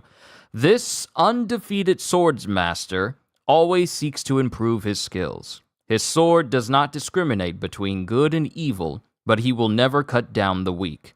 The powerless watch as he brings down the most fearsome of monsters. To them, he appears as a champion of justice.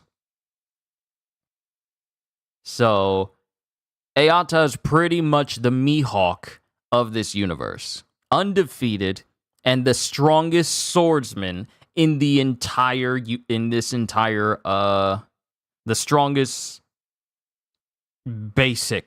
strongest normal swordsman in this entire universe. I'm not going to put him on the same level as like Astrals and stuff, because Astrals surpass pretty much everybody, because they're basically just gods in that respect, and so are the Primal Beasts. But the Eternals are an cosmically powerful group of people who, they fly through the skies and always solve problems, and they pretty much function like a superhero unit, because all the members of the Eternals have something unique to offer, and all of them are supremely powerful, because they all wield weapons that are insane in strength. Oh yeah, CJ, $10 just for offline co-op. It should never cost extra just for couch or local multiplayer. When you purchase or download a game for $40 to $70 plus, and multiplayer is available, it should always be free. Yeah, but Escape from Tarkov realized that we can charge for things that have never been charged before. This is the first time I've heard of a game charging for offline co-op. This is the first time I'm hearing of this, and it's utterly ridiculous. You had people until you said, like, hey, if you want to play offline and play with your friends, $10 for something that has been in games ever since the first iteration of co-op play.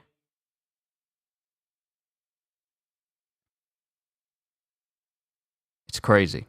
It's crazy. But the Eternals themselves in the story of GRANBLUE, all of them are crazy. So, he is the 8th member, and he wields the 8-life katana. All of the weapons of the members of the Eternals, they all wield weapons that coincide with their number. Where Seophon is basically, they call him Siete, and so he wields a weapon called the 7-star sword. And then you have Twayan, whose name is said like 2, and she wields the 2-star bow. All members of the Eternals wield these incredibly strong weapons. So let me go down to the actual 8-life katana.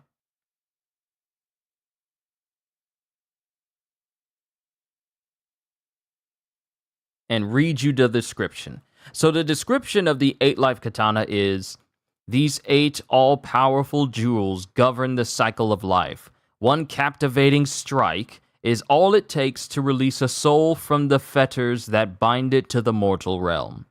And this is how This is the weapon when it's just normal.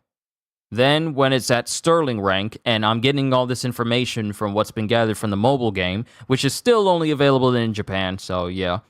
8 Life Katana Sterling. These astonishing jewels stand for revolution and control. The fate of every living creature in the sky rests with them. Those approaching their end are given peace, while those just beginning are given all they need to prosper. And that is the Sterling version. Now for the fully awakened description of the 8 Life Katana. These imperial jewels respond to the resplendence of a noble heart. An unbreakable determination governs all around it. The pearly gates await thee. Come, I shall guide thine way. And that is the description of Ayata's 8 Life Katana. The descriptions of weapons in this game and GRANBLUE games as a whole, they're all so engaging. I like the lore of this series. It really is interesting.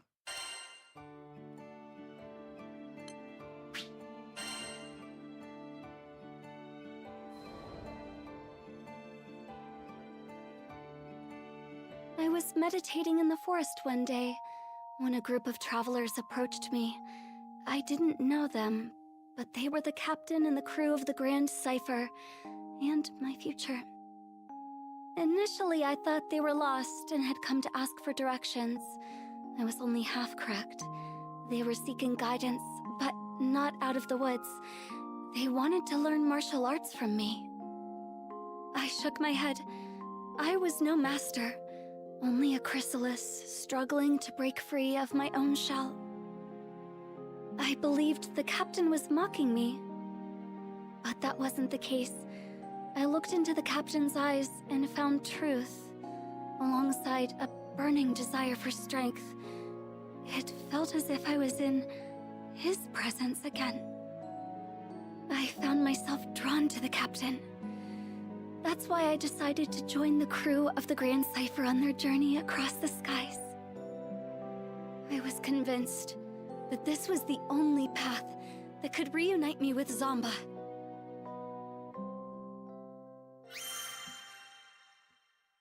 More stats. Yes.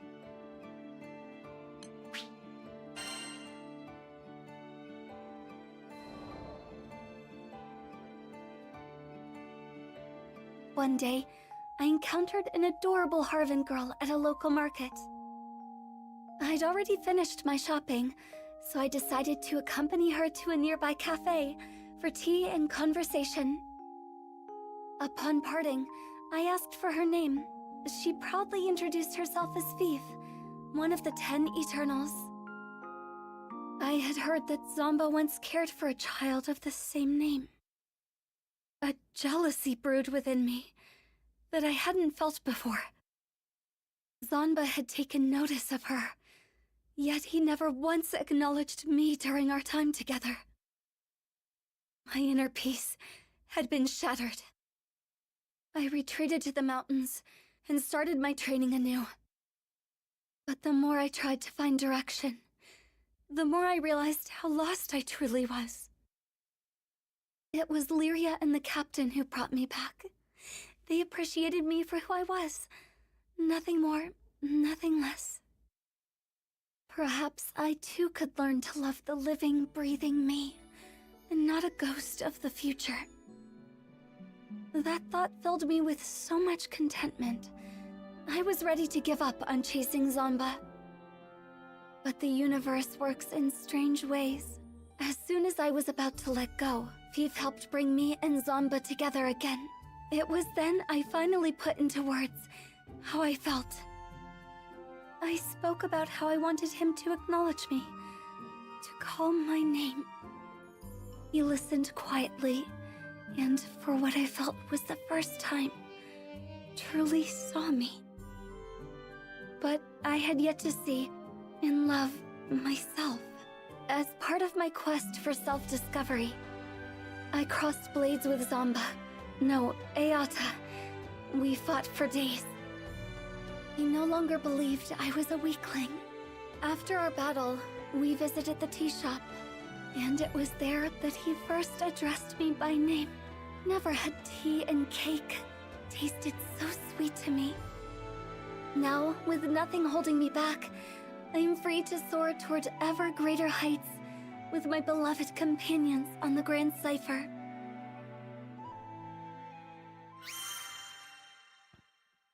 CJ, you say we got some Rangiku Tsunade character design going on with her. Not that I'm complaining, though. That is the case with all draft women in this series.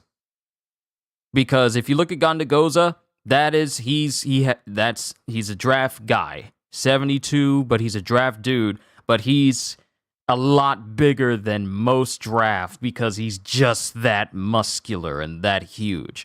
But the thing that drafts got going on with them as a race is that draft men are incredibly large in stature and in muscle size, and draft women, while short in stature, are incredibly large in other ways.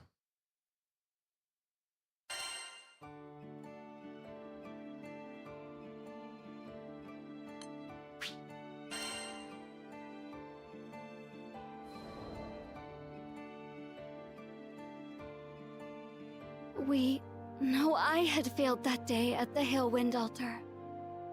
I had spent years training and sharpening my skills, devoted my entire life to the pursuit of strength. But in that moment, it all amounted to nothing. Our experiences in Zego Grande had planted a seed of doubt in my mind. Over time, it grew, dense and wild as a jungle, choking me with a sense of helplessness like I'd never felt before. I wasn't able to protect Lyria or the captain. I had found my identity as a big sister, as a guardian, but now that I'd failed, who was I? I thought about resuming my training, but I couldn't afford to isolate myself like that. What if something were to happen while I was away? Then, the solution came to me. Whenever the captain was about to take on a dangerous mission, I would complete it first. That way, I could train myself and protect the crew in one fell swoop. I was too blind to see that despair had clipped my wings and chained me once again to the past.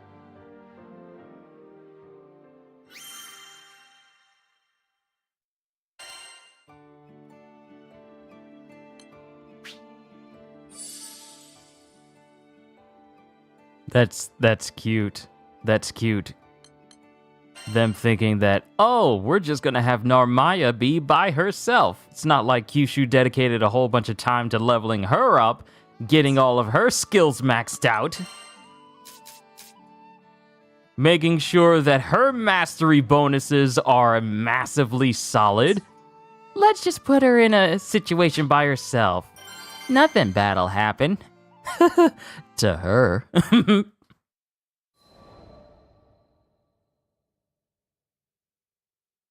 Are there any particularly dangerous missions available?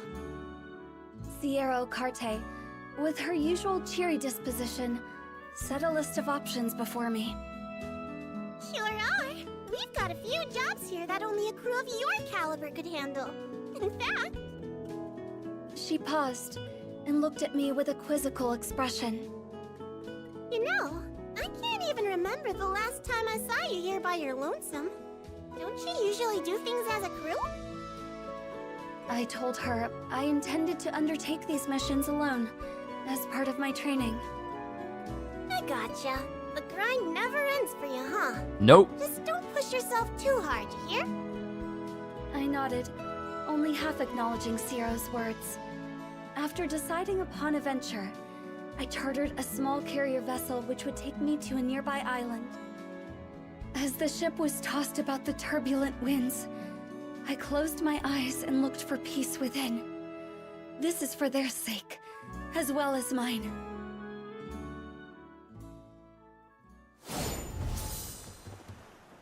According to Sierra, the threat should be somewhere around here.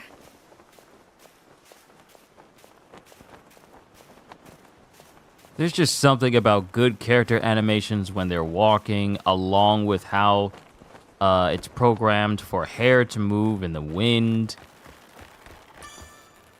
There's just something about it I find unique and also very pleasing to the eye. I sense great evil. Just a little farther.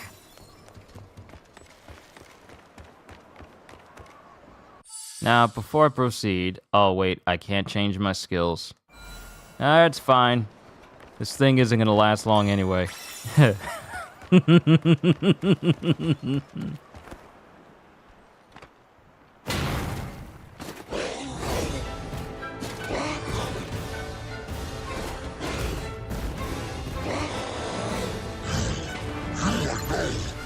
is revenge for Mad Beat. Shall we test which is worse? But it's not over yet. I will not rest while evil runs free. So this is what it's like to be Virgil in GRANBLUE.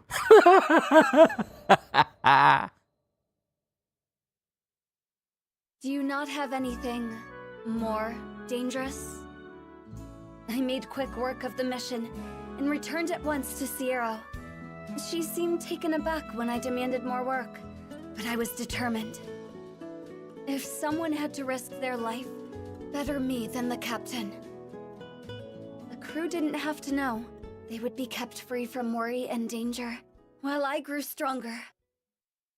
I was so absorbed in my thoughts, I'd failed to notice how Sierra's eyes grew ever more clouded with worry. And now I get to add another slot to Narmaya, making her even more broken. Mind you, I'm only saying this because the missions I'm taking on and the situations they're putting these characters in are of a relatively low level. They are nowhere near the extreme, maniac, or proud difficulty of missions that I've been putting myself through lately. I mean, real quick, the hours may not represent it, but I would like to say that I've been putting a ton of time into GRANBLUE. And almost an equal amount of time into Suicide Squad, but GRANBLUE got that Elden Ring chokehold. I am not gonna lie. The game is just that good. It's just that good.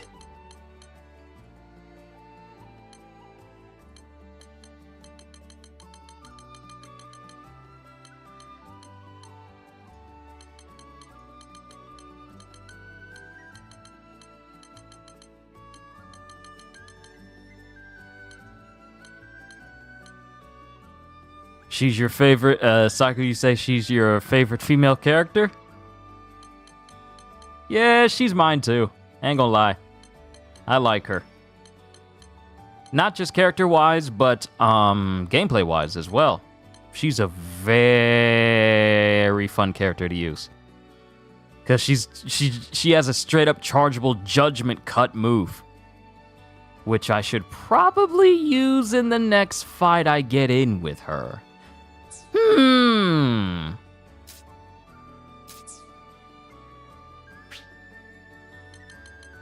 Okay, damage cap is not raised all the way for Narmaya, so I'm guessing I can put another damage cap on her. All of them are being used by other people. Never mind. Put that one on. Damage cap has gone up a little bit further. Just a bit further.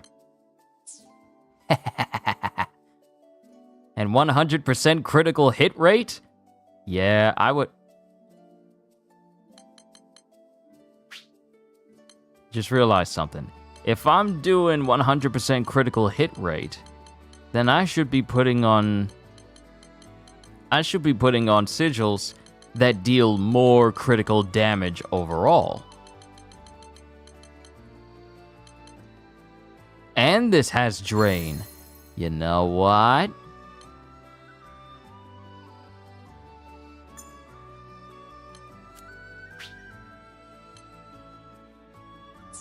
No, I'm gonna leave it. I'm gonna leave it. High amounts of critical damage, coupled with every hit being critical. Yeah, I don't think some things are gonna live. This is what I would be doing as well. Just finding what works best with a character to make them as optimized as possible. Because I will be taking on Proto Bahamut again. I want those Terminus weapons because I refused to take on Lucilius with some of my favorite characters, and I don't have their 6th and final and most powerful weapon in their hands. Here it is. So that's something I'm going to be steadily working on.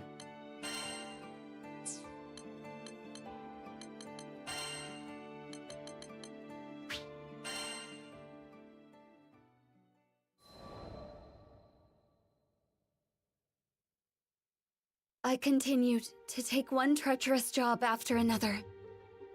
If you want someone safe, then keep them from entering the tiger's den. It's as simple as that. Are you really sure you're up for another one, Narmaya? Zero worried for me, but there was no turning back now. My labor had bore fruit. The rest of the crew was beginning to look healthier, better rested. They returned earlier from missions, bearing fewer injuries. I appreciate the concern, Zero, but the path to strength is long and narrow, and I must continue down this path, for all of their sakes. I was fixated on protecting my loved ones. They were all I could see. If they were safe, then nothing else mattered. That thought alone was enough to steel my resolution.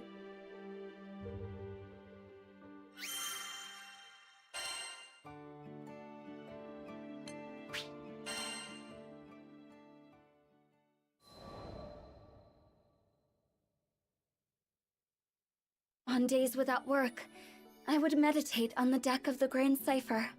One day, the voice of Vern broke through my meditations. I don't know. She looks pretty wound up. Wouldn't she usually have dozed off by now? I'm telling ya, something's going on. He was livelier than ever. Perfect. You shouldn't push yourself too hard, Narmaya. And sweet, tender Lyria. Yes, this was how things should be. I cracked open my eyes and stole a hopeful glance at the captain. But on that kind face, I could read only worry and distress. I wanted nothing more than to comfort my darling. No, I was acting for their sakes. I had already come so far. If I could just hold to my path a little longer, make the skies a little safer, then I could go back to being their big sister. I needed more strength. I needed to be worthy of this family. The crew of the Grand Cipher was powerful, but in the end, we were only small people in a vast sky, filled with endless dangers.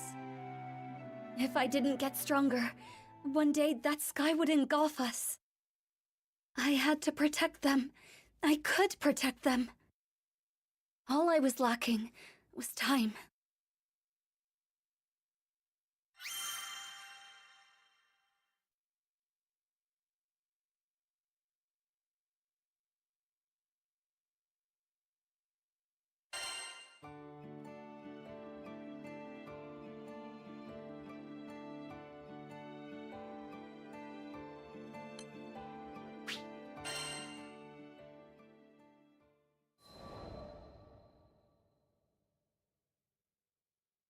I couldn't believe it. I rushed back to Zero after every mission, but that day the captain had dropped by without my knowledge and taken up a request, a particularly treacherous one. It was careless to think that Zero would reserve every single dangerous job for me. The Grand Cipher crew's more than capable of handling it. Couldn't she see? The universe worked in dark and mysterious ways. Their lives were always in danger. If I allowed monsters to wander free through the skies, their rot would continue to seep until I, just one lonely figure, could no longer hold back the tide. I had to hunt them all down. There was not a moment to lose. I had to cut down the root of evil, so it could never spread again. I would not kill out of malice, nor did I seek meaningless violence. But when weighing the lives of my loved ones against the lives of these beasts, the answer was clear. As long as their threat persisted across the skies, the crew would never truly be safe. And so I would wield my blade to protect the crew and the helpless. For the captain, I would become the harbinger of death. Everything is for the captain. My captain. My dearest captain. I would kill, and kill, and kill, and kill. Every last threat.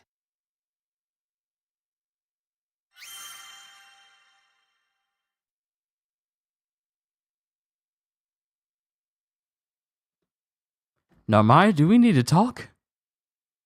I wish y'all could see my face right now. Narmaya, do we need to talk? Do we need to have a sit down? Put the sword away. Put the sword away. We're gonna talk. No. Put it on the table. On the table, away from you. Away from you. Sit down. Matter of fact, lay down across from the sword. Far away from the sword. So we can talk. We're gonna have an intervention right now. Cause you kind of sounded a little bit like you're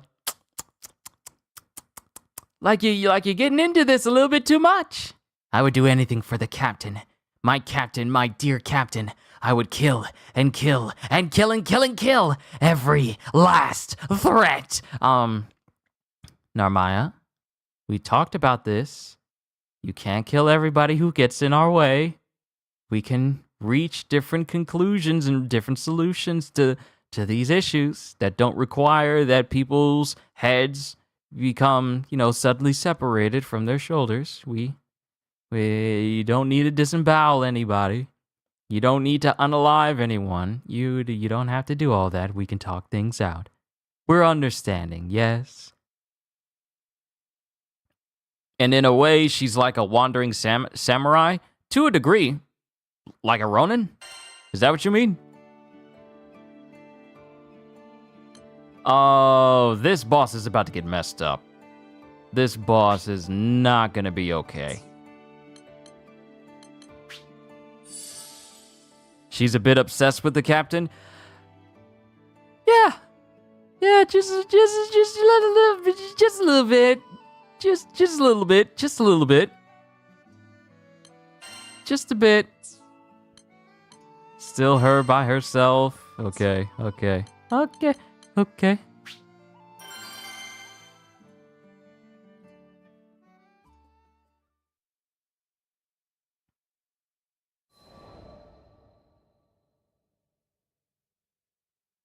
I found the largest known monster's den in this skydom, and began my hunt.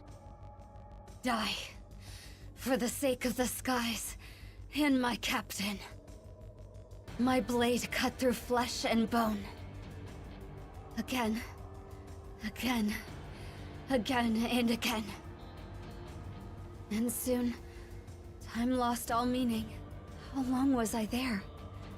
Perhaps 3, or even 4 days. My grip went numb, my vision blurred, my body grew heavy. But I couldn't stop. Not here. With these hands, I would deliver my loved ones. Even if it meant seeping them in blood. Narmaya! We need to talk! Next is 979. I must stay strong. For the captain. Wow, so they already put us in a low health state. And we have no heals. We are already in a low... Hold up, can we just rewind it back? This woman said that she was inside this monster den for 3 to 4 days. Just killing monsters. And she said 979? She done killed almost 1,000 monsters in those days? By herself? I know she's strong, but the stamina on this woman is astounding. I must destroy every threat. Oh, I'm so glad I put that tyranny, that damage cap that also had like a drain on it so I can regain health. Any enemies over here? Allow me to kill you. Oh, I got a green potion, but I won't use it. They must all be eliminated. Life is a...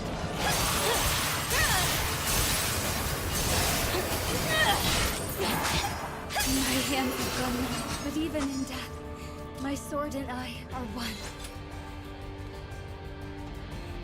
As much as I like using her like wide, powerful strikes, her fast strikes will help me regain health a whole lot quicker. But my goodness, the mindset and determinations on Out her. of my sight.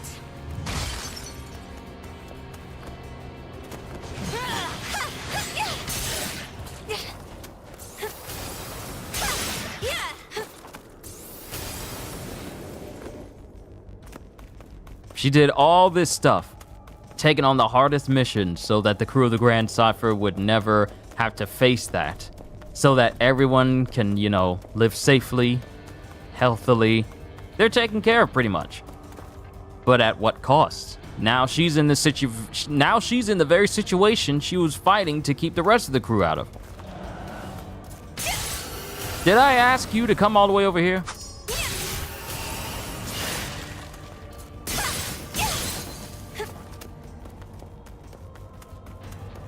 Y'all don't want none of this. Narmaya out eclipses you in strength far more than you realize. To see me is to see death.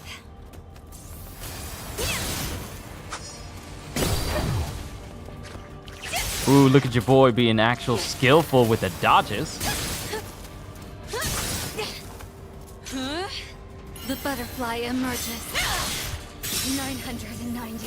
There's more above me. I can feel it.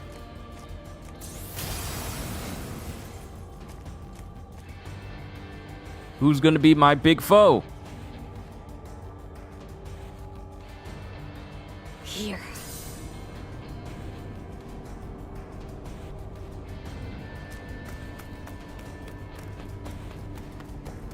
No, seriously, who am I supposed to be facing? Because this zone up here is supposed to belong to Angra Mainyu.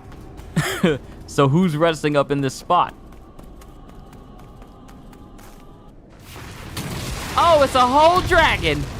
It's a whole dragon! Okay, it's about to be like, it's about to be monsters. It's about to be monsters. Oda's monsters up in here.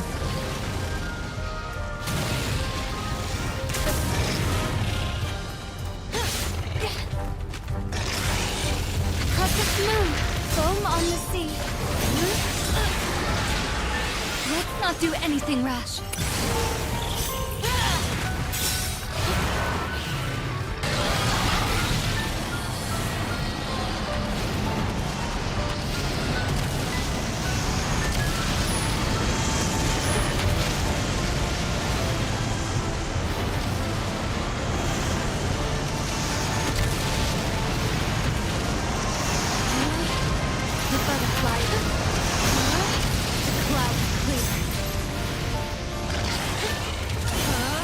Butterfly emerges. I will take your life. Even 1,000. I finally did it. Wait. There's more of that. Impossible. That's just a straight up judgment cut.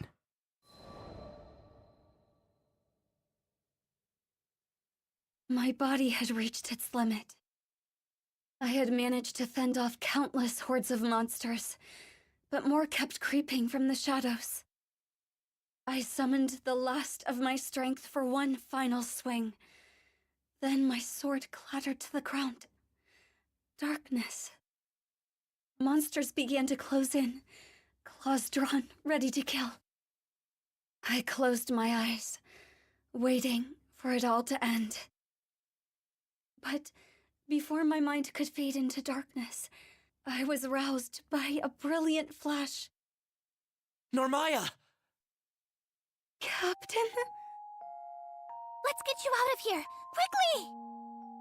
You had us worried, you know? Vern, Lyria too? The captain took my hand, but I couldn't leave yet. I had to finish the job. Narmaya, I'm so sorry we didn't notice what you were going through sooner. My heart plunged. I should have been the one apologizing. I was the one who failed. Gently, I tried to withdraw my fingers from the captain's. We heard it all from Sierra. Can't believe she's been giving you all the hard jobs. You were doing it to protect us, right? I parted my lips. They needed to understand that it wasn't Sierra's fault, that I brought this all on myself. But my arid throat could not push out a voice. After a moment of silence, the captain pressed down on my hand. Narmaya, I want to protect those closest to me, same as you. So if something's on your mind, don't keep it to yourself. We're here for you. And just like that, I was overcome with the emotions I had tried so hard to suppress. How could I have been so blind? Not a single one of us could protect the crew, but that's okay, because all of us could protect each other. The whole is greater than its parts. The captain's grip was firm and led me blinking into the sunlight. There, I saw worry etched into the faces of the crew. I realized that, by putting myself in harm's way, I hurt those who cared for me. Those who loved me, those I wanted to spend my days with, now and forever. But the course I had been following could only lead to isolation. The captain still hadn't let go of my hand, though the grip of those calloused fingers was firm. I felt a gentle kindness in their warmth. Another sigil slot. Another avenue for power for this woman.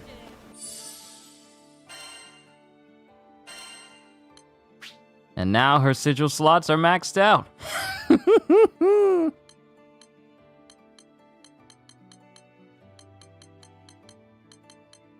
You know what? I want to put another drain on her.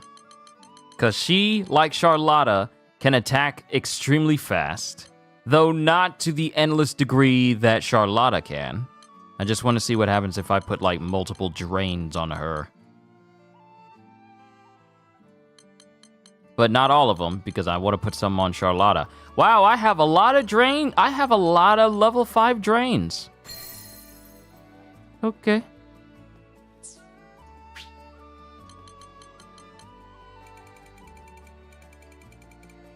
Ooh, the drain's at 22 as well. Nice.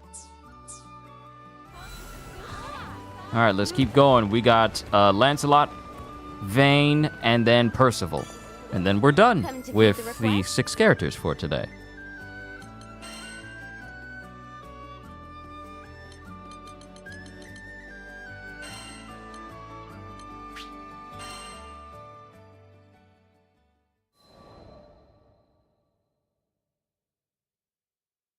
Captain, are you hungry? I'd be more than happy to feed you. Or maybe you'd like a nap. I always thought I had to be strong for my loved ones, never truly realizing they were my strength. We supported each other.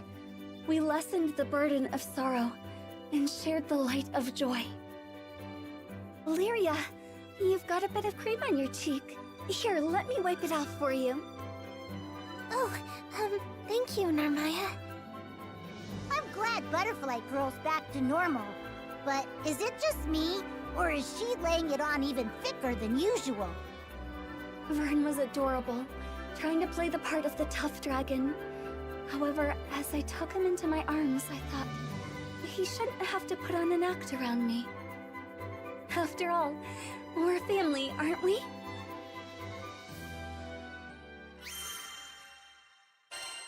She went from being, like, mad bloodthirsty in order to protect those she cared for to being mad doting to them. I'll take mad doting over her being bloodthirsty. I'm gonna be honest.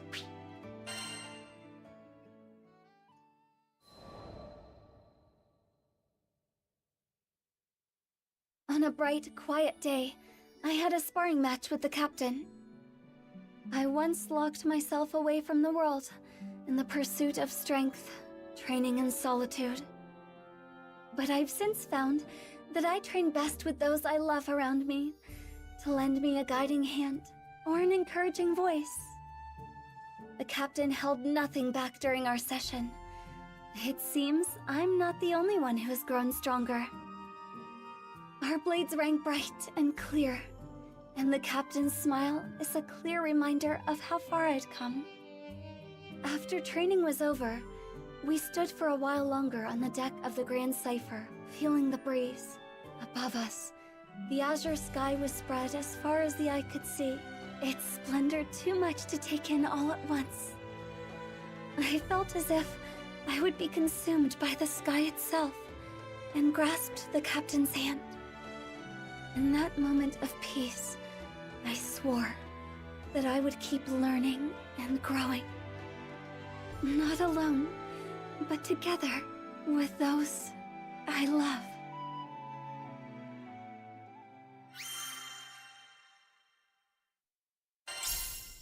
Knick-knack shack remuneration. In my head, I'm wondering if I said that word right. Remuneration? Remuneration notices. Or remuneration. I don't know how to say that. I don't know how to pronounce it properly. My apologies. But we are done with Narmaya. Onwards to Lancelot, a young knight who leads the kingdom of Fiendrock's Order of the White Dragons. He travels the skies in search of knowledge that will provide the foundation for his country's future. And I have not spent a lot of time with him. I haven't spent any time with him at all, except out of the tutorial. That's a fight. That's a fight. Let's do it.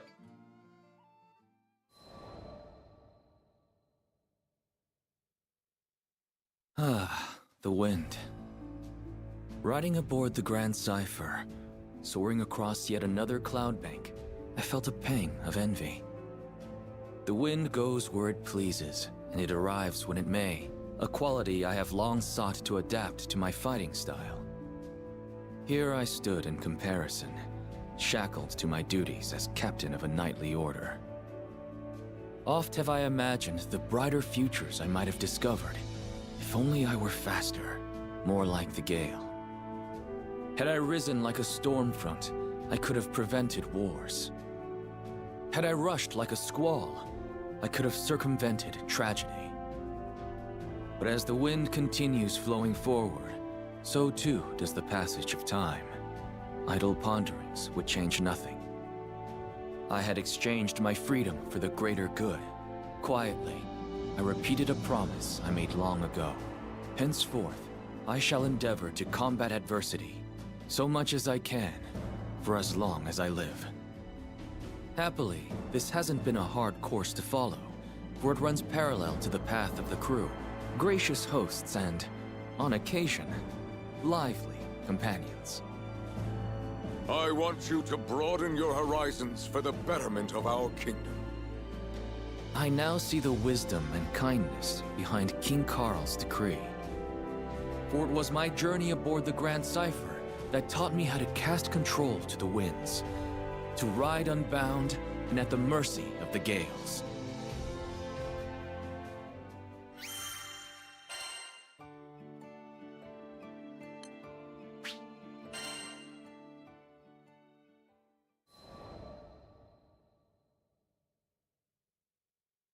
When I was a boy, my best friend's parents were killed by wyverns.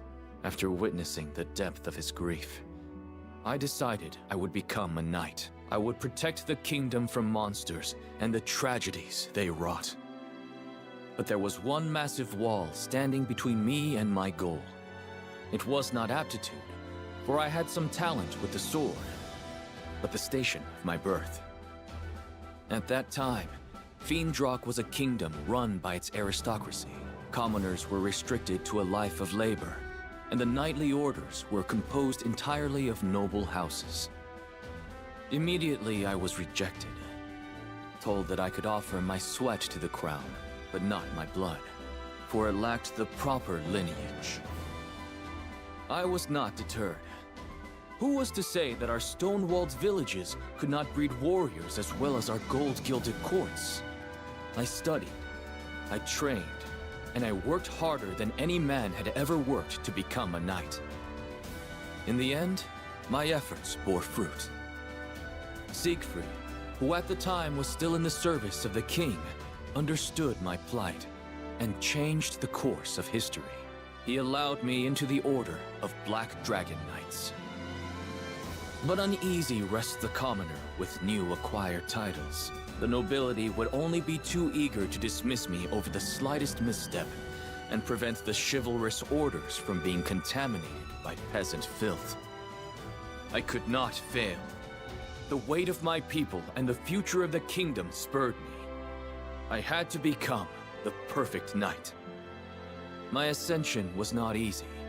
If given a choice, I might have chosen a different path.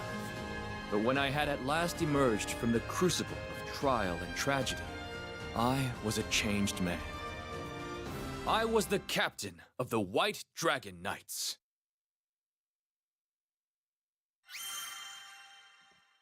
Seriously, can we just talk about the lore of each individual character and also the voice acting direction for these characters as well? You start to get a sense of who these characters are by the way their voices sound and the stories that they tell as well. I love this in video games, and I wish more video games had it, where we could get these personal moments with characters like this. I wish more games did it this way. I really do.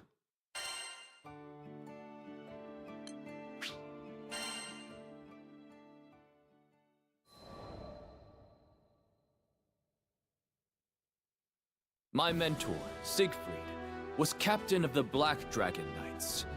He once saved the kingdom by killing the dreaded dragon, Fafnir, and vouched for me when no other would. So when my friend and counselor was convicted of regicide, I felt betrayed. Siegfried's downfall thrust upon me the leadership of the newly dubbed White Dragon Knights, and I swore to bend all my power toward bringing him to justice. In hindsight, this anger was misplaced, foolish. There was no reason for Siegfried to assassinate the king. I should have deduced Royal Consul Isabella's hidden coup, long before turning on a man whom I knew to be steadfast and honorable. My mind trembled under the pressure of newfound responsibility. It howled and grieved for the loss of a beloved king. I know that this amounts to no more than an excuse. It was my flash judgment that drove me away from Siegfried when he needed me most. Had I been left to my own devices, the conspiracy may have never been brought to light. But I had Vane and Percival at my side, and, though hunted by all the country, Siegfried himself infiltrated Isabella's cabal and alerted me to their treachery.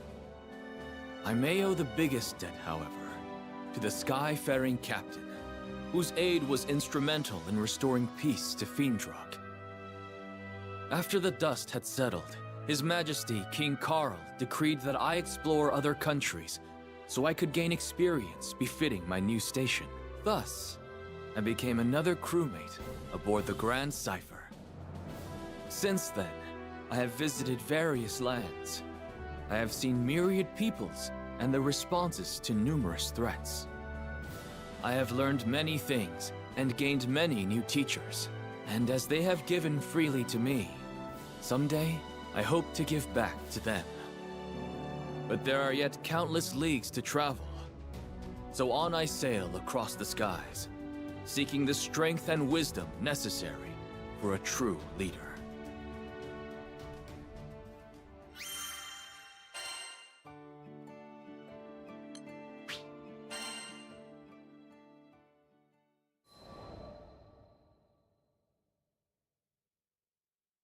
Zega Grande Skydom. How much time had passed since our arrival here? With our battles against the Church of Avia and the pacification of many primals, it certainly felt like a lifetime. But now that things were a little quieter, we were content to return to our usual bread and butter, satisfying requests from locals. Though the crew was accustomed to quests of all sorts, one day, there came a demand that left us puzzled. Sorry for the confusion, folks. This request isn't for the whole crew. It's an escort mission for Lancelot, specifically. Me? But why? There were few in this Skydom who had even heard of my name. Curious, I asked about Hans, the man who had posted the quest. Oh, you don't know him? Seems like he was real familiar with you. Anyways, he's a butler for the Lord of Grassgard. I hesitated. There was nothing I could do that another crewmate couldn't accomplish just as well. Acknowledging a specific request for me felt discourteous in a way. You're not at your fancy-ass court anymore, okay? On our ship, you don't have to worry about rubbing anyone's ego the wrong way. If you're interested in the job, just take it.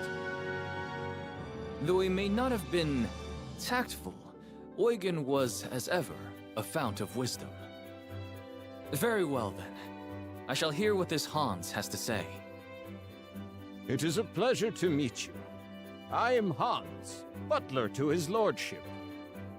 The next day, an elderly man ambled onto the Grand Cipher, leaning heavily on his cane.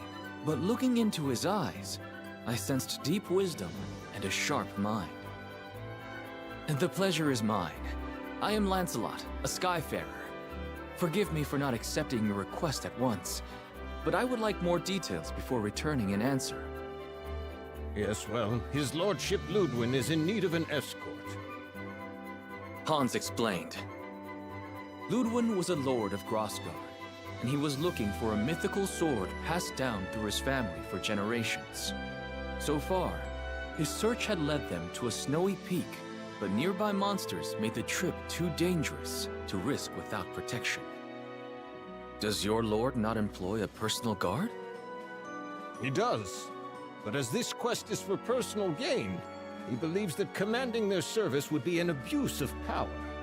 However, the lords of Grassgard have never been gifted in the martial arts. So if we head to the mountains without a decent sword arm, tragedy will surely befall us. But what led you to seek my sword arm specifically? Well, we knew we needed a highly experienced Skyfarer. The mission is dangerous, far too dangerous for any amateur. But perhaps more importantly, his lordship is quite the fan of yours, Sir Lancelot. A fan? My voice cracked in surprise. Yes, you are known as a knight exemplar, talented in both combat and scholarship.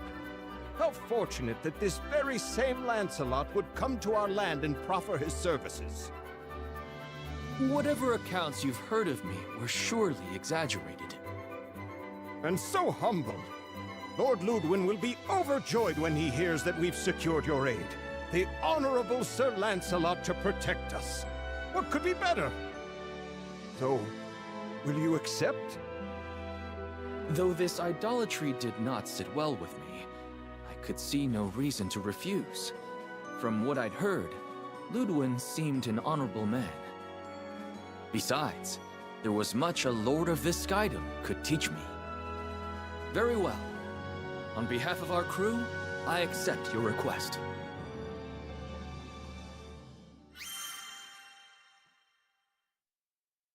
That might be the longest Fate episode that I've bore witness to thus far. That might be the longest one. But now it is time to fight!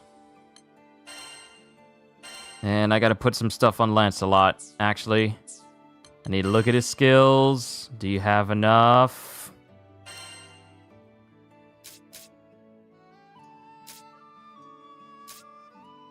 Let's see if he's got some actual good skills.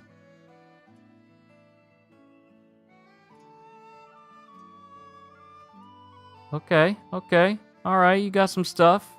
You got some nice stuff. Gonna need to get that additional slot for you, though. And I'll get this bonus for you. Excellent. I got 18,000 mastery points. Ooh, I definitely need to get this. A fortune. Yeah, might as well get them all. Might as well get them all. Excellent. Just enough to get me by. Enough to get me through.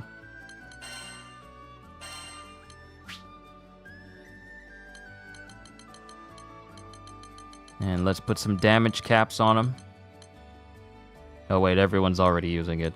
Everyone's already using it. Well, let's put some tyranny on them then.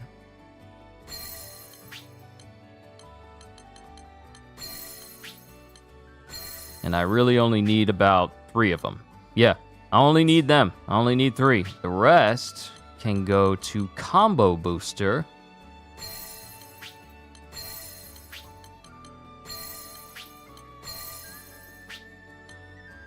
And that's max.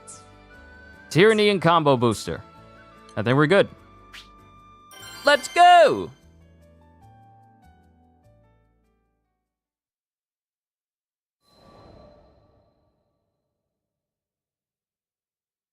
Hans and Ludwin were waiting for me at the foot of Mount Nagelith. It is an honor and a privilege to meet you, Sir Lancelot of Fiendrock. Hans has probably already told you who I am, but allow me to formally introduce myself. I am Ludwin, Lord Protector of Grossgard.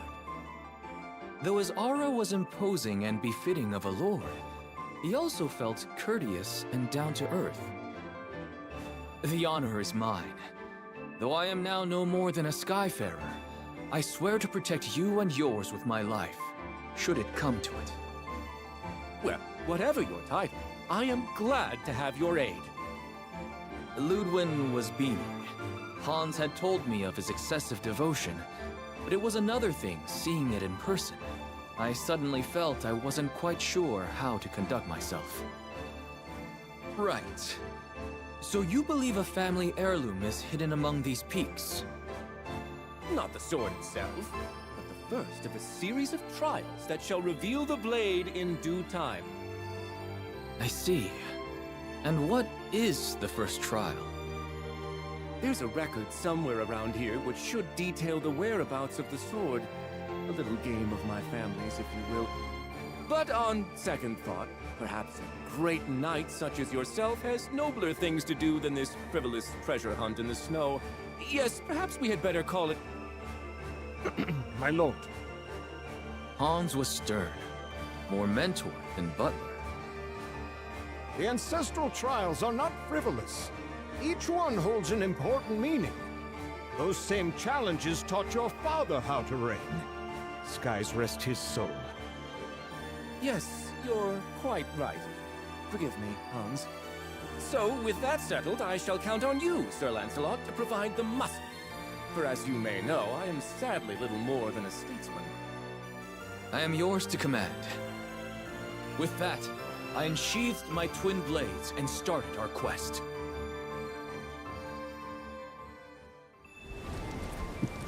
We go into the Viper's Nest. Take care.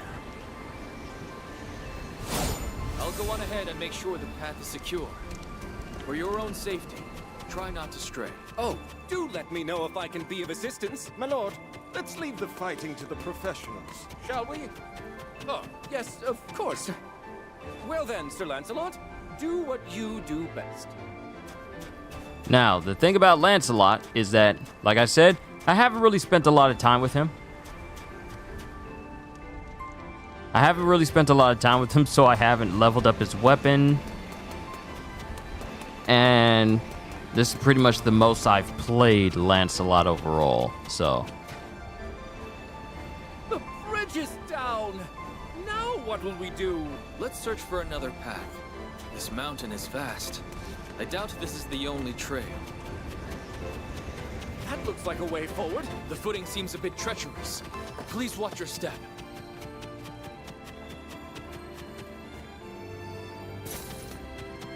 I'm being serious though. Imagine a Jujutsu Kaisen game done this way. God! Monsters! Stay behind me! I'll deal with this!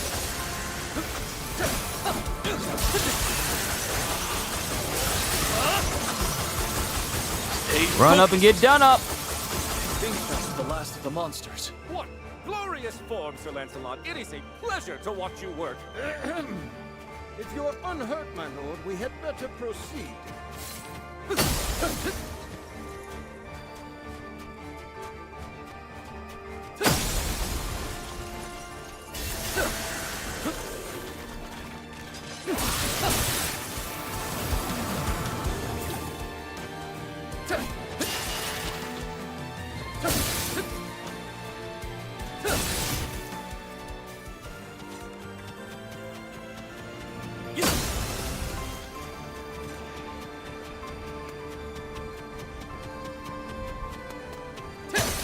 Lots of these ranged pop doodles. Do be careful, Sir Lancelot. Don't worry. I'll close that distance in a heartbeat. Too bad for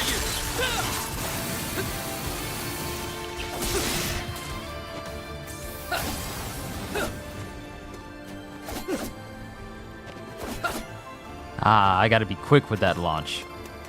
Because I've been doing it occasionally with characters, but I haven't been doing it to a degree where it's pretty much perfected. Is this a dead end? No. Look! A chest! Wait, this monster. Get behind me! A giant eyeball! I think I've read about this monster! Nazir Bonju! Correct. Our crew has faced it once before. Huh. Such daring dude, brave Lancelot!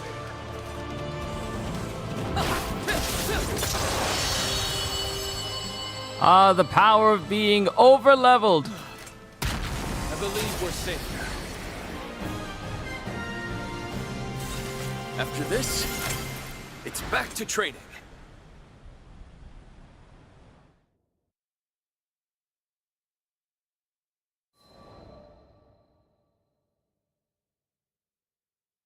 Impressive! The Twin Fang prodigy does not disappoint. Thank you, my lord. I hadn't done much during our climb, so the praise caught me unawares. Shall we check this chest? It could contain the record you seek. Yes? Let's see what she's holding. The young lord opened the box. A rather dry affair, as we already knew what to expect. And here it is! In his hands, he held a flaking tome, its pages warped and yellowed by age. This takes me back. Once upon a winter, I sought out that very book with Ludwin's father. And now it's been passed to me. But this... As Ludwin flitted through the pages, his face twisted into expressions of greater and greater perplexity. I can't read this at all! Is this some sort of code? I suppressed the urge to take a glance myself. My duty was to protect, not translate. In the end, it was Hans who broke the silence. If it pleases his lordship, shall I offer a hint?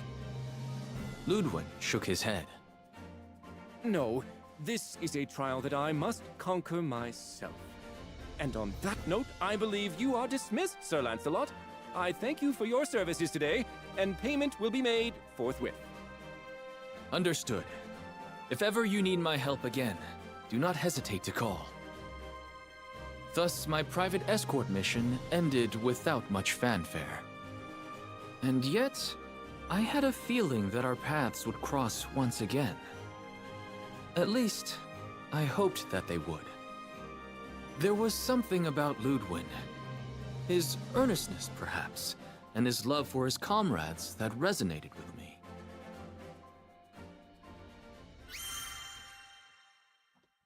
Yay, more sigil slots.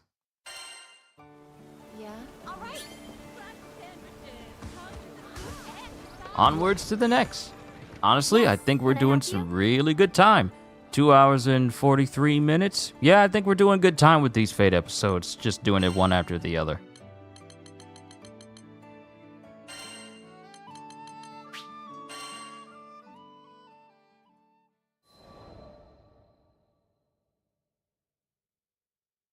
My premonition proved correct. His lordship finds himself in need of your assistance once more. Hans's voice was almost apologetic. What troubles him? You remember the record we found on our previous trek, don't you? I nodded. The Lord of Grossgard was searching for a family heirloom, and this record detailed its whereabouts. However, the directions were written in code, which Ludwin had yet to decipher. He told me, and I quote, "Hans, don't you dare bother the charming and brave Lancelot over a mere trifle.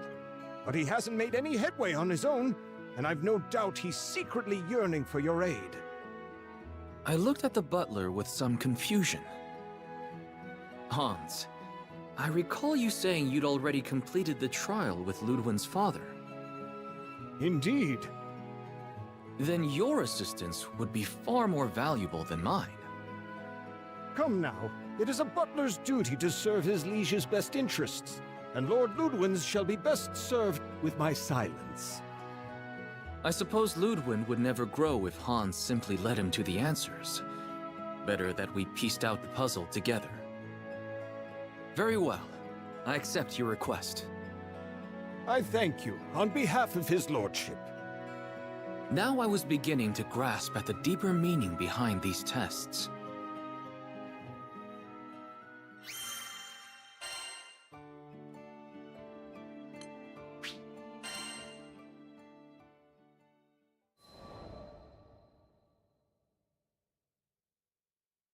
Hans took me to Grossgard. As an artist's soul is mirrored in their brushstrokes, so too is a lord's character reflected in the state of their dominion. Everywhere, you could see Ludwin's gentle touch. From the full fields, to the content faces of the farmers, to the laughter of children and adult alike that filled the air. What do you think of our humble land? I tore my eyes away from the bright orchards and turned to Hans. It's beautiful. It may not be large or bustling, but I've never been to such a peaceful dukedom. I'm sure his lordship will be pleased to hear that assessment. Suddenly, I found myself curious.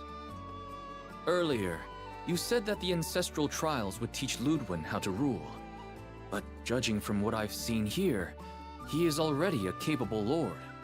What more would you like him to learn? Hans smiled tenderly, as a grandfather might when speaking of a beloved grandchild. I should have known an avid scholar like yourself would read between the lines. Make no mistake, Ludwin is not a perfect leader yet, but it is not my place to discuss his flaws. Then tell me this. Are his flaws related to his family's inability to fight? Let us call it a starting thread, but the full tapestry is so much more. I decided not to pry. I already had the information I needed to guide Ludwin through his trial. Sir Lancelot? I don't remember sending for you. Of course, the Lord was surprised to see me. Although friendly, I was a rogue element in a world where this man had control of nearly everything. I have come at the request of Hans. He would like me to assist you in deciphering the tome. I see. Hans does have a knack for meddling in his lord's affairs, but I welcome you all the same because, to tell the truth, I'm getting absolutely nowhere. I smiled, despite myself. It was nice to meet a noble who wasn't spilling over with pride. Hans beckoned me to his desk, and I leaned over the old tome. What do you make of it? This must be child's play for a famed warrior scholar. He looked at me with expectant eyes. I'm sorry, but I can't decipher this. We will need to enlist the help of an expert. Expectation turned to astonishment. Lancelot, though you fight like a storm, your mind is as clear as the stillest of ponds. I can't believe you'd need to ask for assistance. Can't you? Every second I spend on the battlefield is a second away from the library. Ludwin hesitated a while longer. But when I strode to the door and held it open for him, he sighed and relented.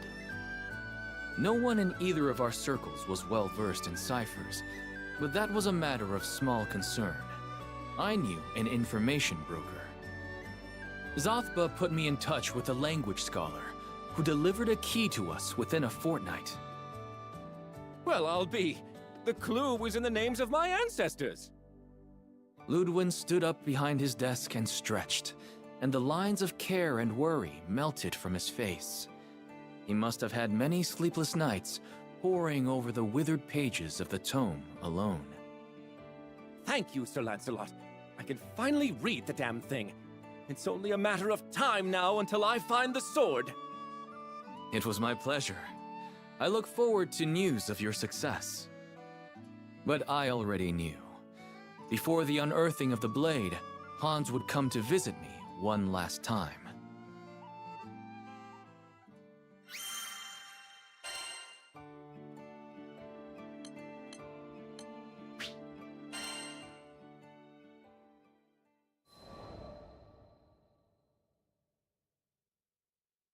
I was half right. It was not Hans, but Ludwin himself who showed up at our doorstep. I deciphered the record, and I know where the sword is buried! He was so excited he completely forwent pleasantries. I know I should go alone, with Hans of course, but the tome says we must fly to Skyworm Valley, which is riddled with monsters. It's a terrible place for a lord to be made into dragon kibble. I knew what he wanted me to say. Very well. Please, allow me to accompany you. Really? Wonderful! I mean, only if you wish. This must have been the flaw Hans was alluding to. Ludwin was afraid of his own power. He dreaded the responsibilities that came with leadership. The Lords of Grossgard were not warriors and hadn't been for generations. They depended on their subjects for protection, but as I'd learned, Ludwin was loath to do so. Up until now, this has not posed a problem. Small skirmishes were all that troubled the peace of his dukedom. But what would happen should a great war march on his borders? Would his honor eventually spur him to the front lines? To death? The place of a lord and general is with the rear guard. There, they must order the battle and conduct diplomatic affairs. But it is hard, sitting and conversing in safety while your soldiers are risking their lives.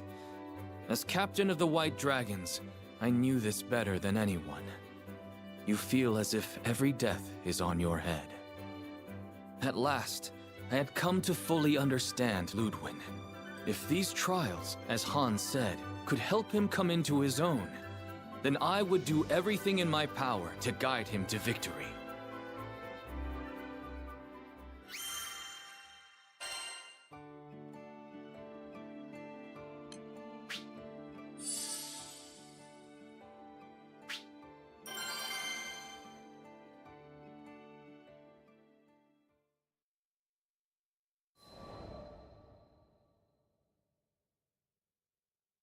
The day arrived.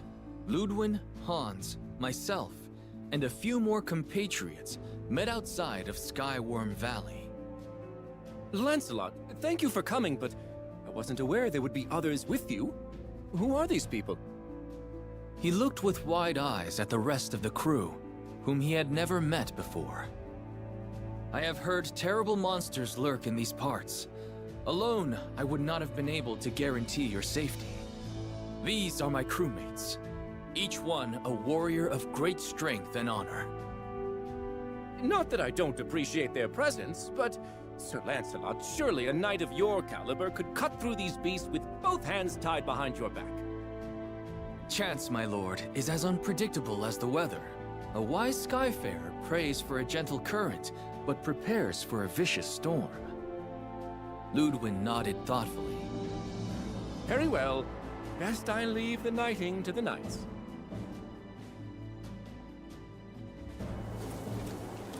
We go into the Viper's Nest. Take care. Are you ready to begin the trial? Well, look at me! However, let go. We got the whole squad up in here. Look at us. Look at us, Siegfried, Vane, Percival, and Lancelot. Look at all of us looking so sleek, so cool, so nice. Let's go. The day is wasting away. Hey, look! The welcome squad! Our attacks aren't working! Is this part of the triumph? Wait, I remember. The record said a single link does not a chain make. So fighting one at a time won't work? Let's hit it all at once. Very well. On Lancelot's mark. You're mine! Enough! Loving the cooperation, people! Very clever, Vane. Siegfried called me clever. Silence. If not for Lord Ludwig's counsel, you would have been lost. Real quick, family just got home with food. I'll be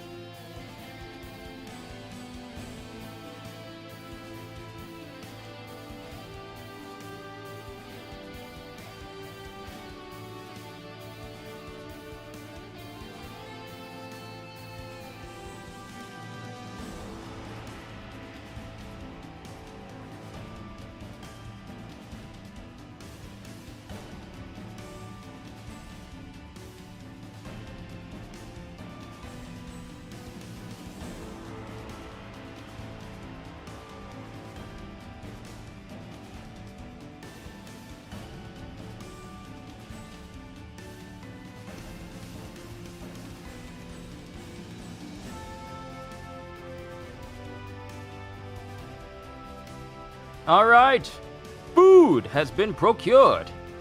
Oh, I got another like while I was gone? What have I done to deserve such a gesture?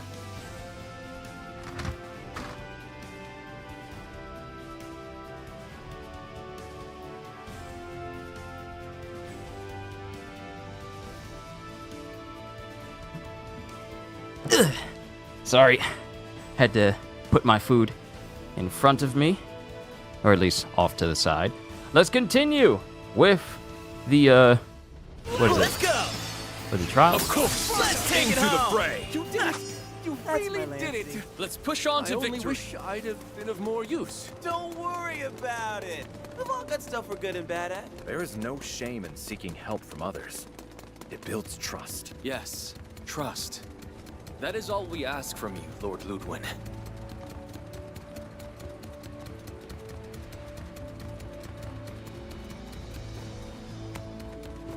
So I take it it's not like your basic trial. Like we've reached the second trial. There are so many spirits around. We'd best fight in formation. This may be similar to the previous trial.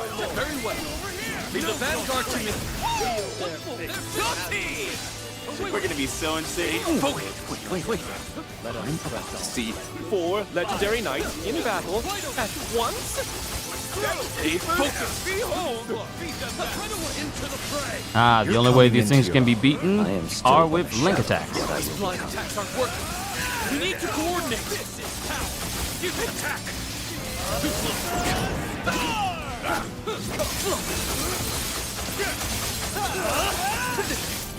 That was sweet! On me! Surrender! Yeah! We make a good team. For sure. You will burn! Why don't you?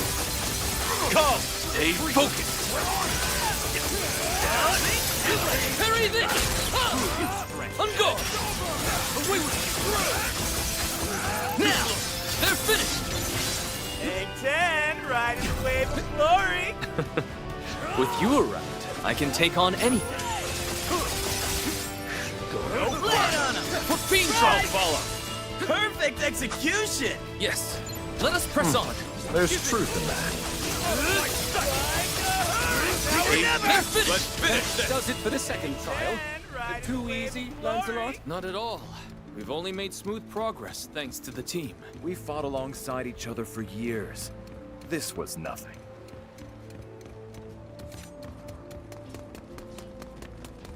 You gotta admire the level of character between all 4 of these characters. Just the way the dialogue is written between them. It's gonna make this whole camaraderie moment make a lot more sense once we play as all of them. And their own Fate episode.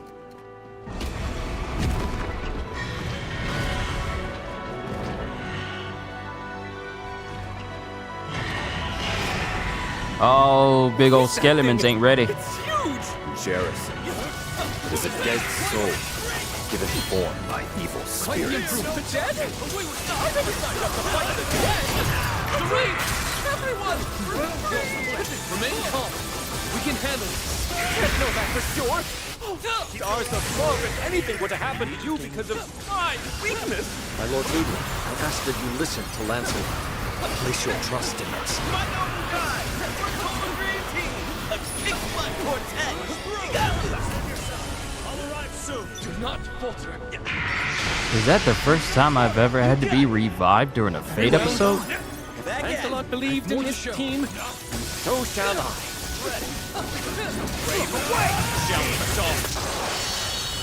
That might be the first time I ever had to be revived during a Fate episode with a team. You took down all those monsters. That was crime. Well, the chest awaits you, my lord. Open it and claim your prize. Ah, yes, of course.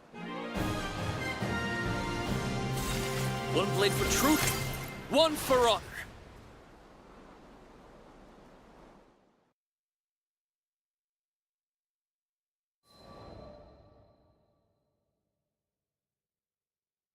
After numerous trials, we arrived at last in front of a lone treasure chest. If it hadn't been for your help, Sir Lancelot, I wouldn't have made it this far. I fear I won't ever be able to repay this debt. There is no debt between us. But do not trouble yourself about me. Look now to your prize. With trembling hands, Ludwin undid the clasps of the chest and lifted from it a sheathed sword. The blade of my forebears. It's, lighter than I thought it would be. Carefully, he drew forth the weapon. What's the meaning of this? It's just a hilt! Ludwin was the very picture of distress. But I saw through the riddle at once. A sword with no blade. A weapon that could neither defend nor slay. It was a message, left by the first lords of Grossgard for their scions. Gently, I cleared my throat. Perhaps, my lord, it was meant to be a hilt, and a hilt alone. What? Why would my ancestors bequeath unto me a hunk of metal? You will find the answer to this puzzle, as you have to all the others. Slowly, Ludwin's grip on the blade relaxed, and he began to turn it over in his hands. Fine. I'll give it a bit more thought. Sir Lancelot, you really think his lordship will be able to figure it out? On our way back, Hans fell in beside me to take whispered counsel. What does your heart tell you? You have been at his side all these years. Hans made no reply, but I saw the shadow pass from his face and a soft light come into his eyes.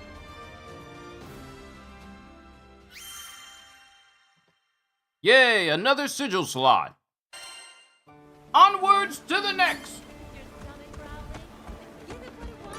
Right. Yes, can I help you?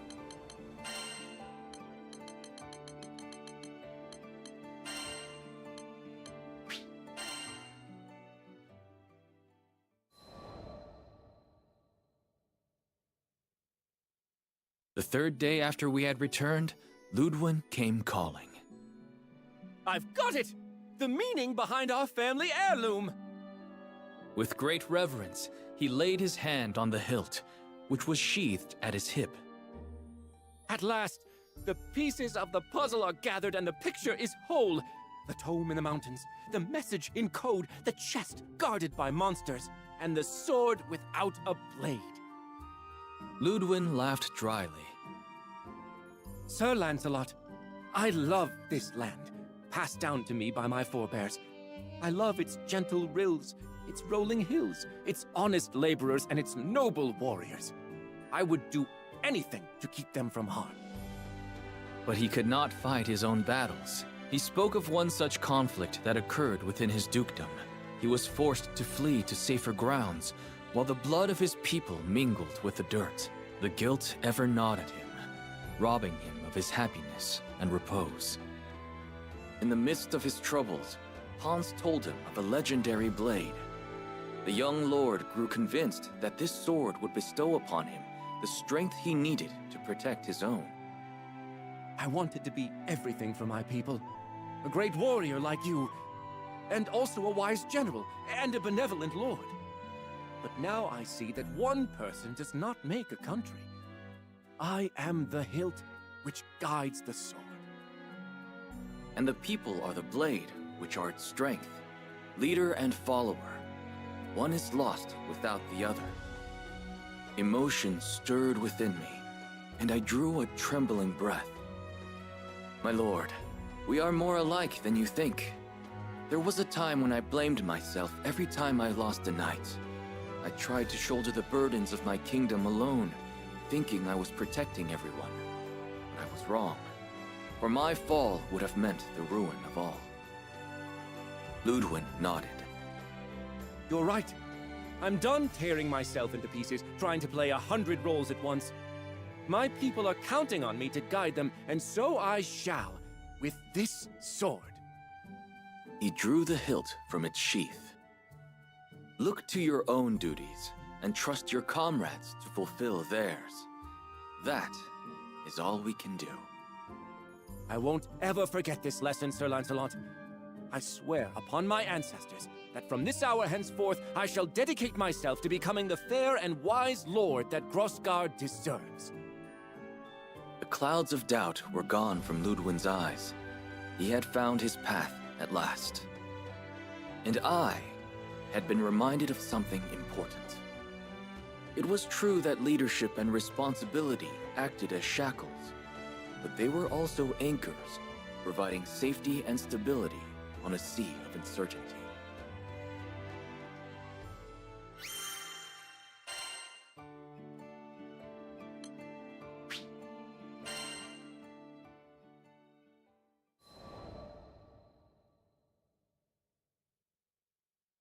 Months later, word reached me concerning the Lord Ludwig of Grossgard.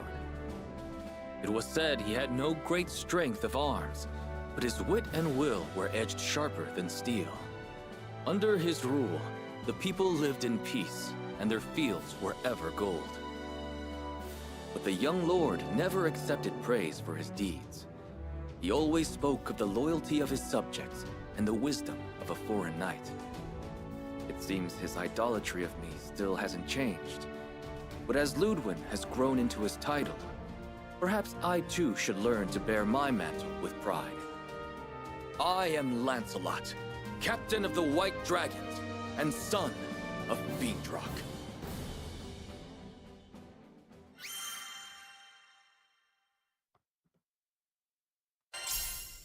Copy of the Lord's Missive. And with that, Lancelot's Fate episodes are done. Onwards to Vane!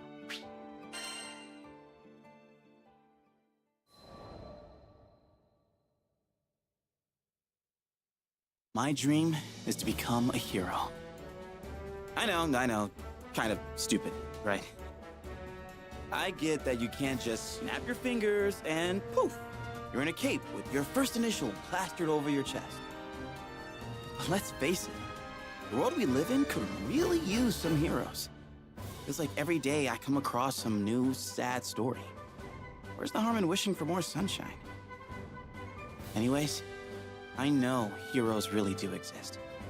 I was saved by one. Well, saved might be an exaggeration, but I was a timid little squirt, and he was always there for me. He was just so darn cool. I wanted to be brave like him. I wanted to protect people like him. Eventually, my hero left our hometown to become a knight. If I was going to follow in his footsteps, then that meant I needed to take up the old helm and armor too. Wasn't sure if a weak crybaby like me would ever amount to much. But hey, whoever changed the future by getting hung up on the past? You probably already figured this out, but this hero I've been talking about? None other than my childhood friend, Lancey. And let me tell you, he's like something out of a fairy tale. Brave, smart, strong. Back in the day, all the grown-ups would call him a prodigy. If it wasn't for him, I might have never become the shining knight of Fiendrock that I am today. But man, I still have a long way to go. I won't stop until I'm the best me I could possibly be.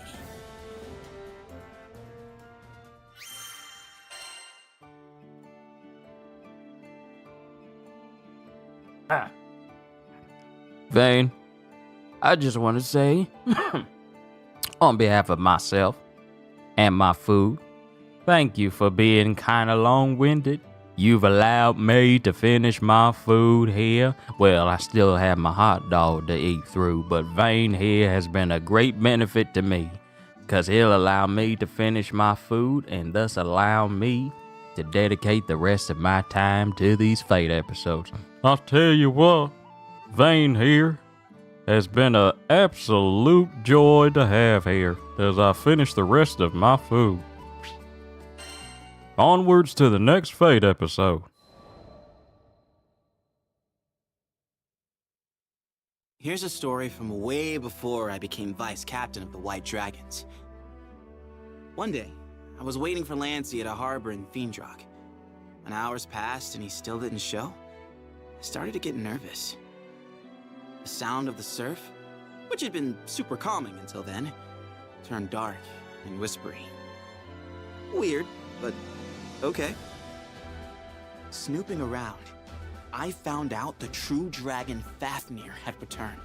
The royal powers that be were putting together a force to beat him. And of course, the person leading it was the captain of the White Dragons, Lancey. My best friend was about to march into the jaws of a literal fire-breathing lizard, and he was gonna do it without me. I couldn't let that happen. In a panic, I started back for the capital.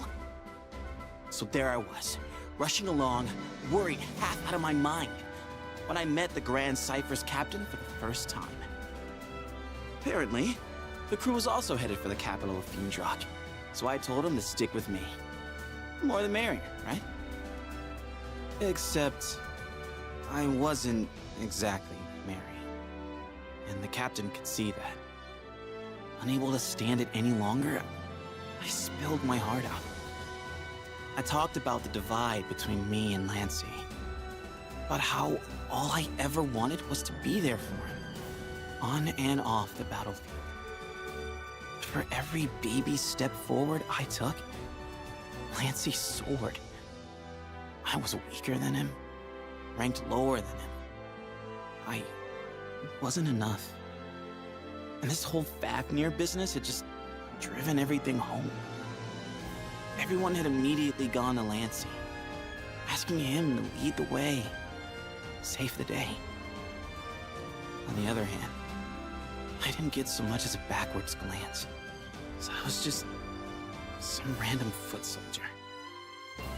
What? I didn't get to whine when my best friend was out there risking his life. I needed to stop feeling sorry for myself and put in the work so I could start feeling proud instead. Lancy's a born fighter and a genius. He's also human. The pressure on him is crushing. I had to get strong enough to support him. Hearing this, the captain asked if I wanted to join the crew. Of course, I would never quit the White Dragons, but maybe a temporary change in direction was what I needed. I'd run myself into a rut. New scenery, fresh perspective, all part of a healthy breakfast for a growing boy like me. So I took the offer, determined to go back to the White Dragons bigger and better than ever. But I digress. Back to the Fafnir problem. All you really need to know is, it's spiraled way out of control. The fate of the kingdom hangs in the balance kind of stuff. Thanks to Lancy and the captain, Fiendrock managed to find its way back to normalcy. Me? I've been changed forever. Though we'd been fighting a dragon, I ended up learning a lot about people. Their strengths, weaknesses, what scared us, made us tick. Had some people pass out of my life and others come into it. My eyes were open to a lot of things, and not all of it pretty. But I'll take it. Because it's the sum of our experiences, the good and the bad, that make us who we are.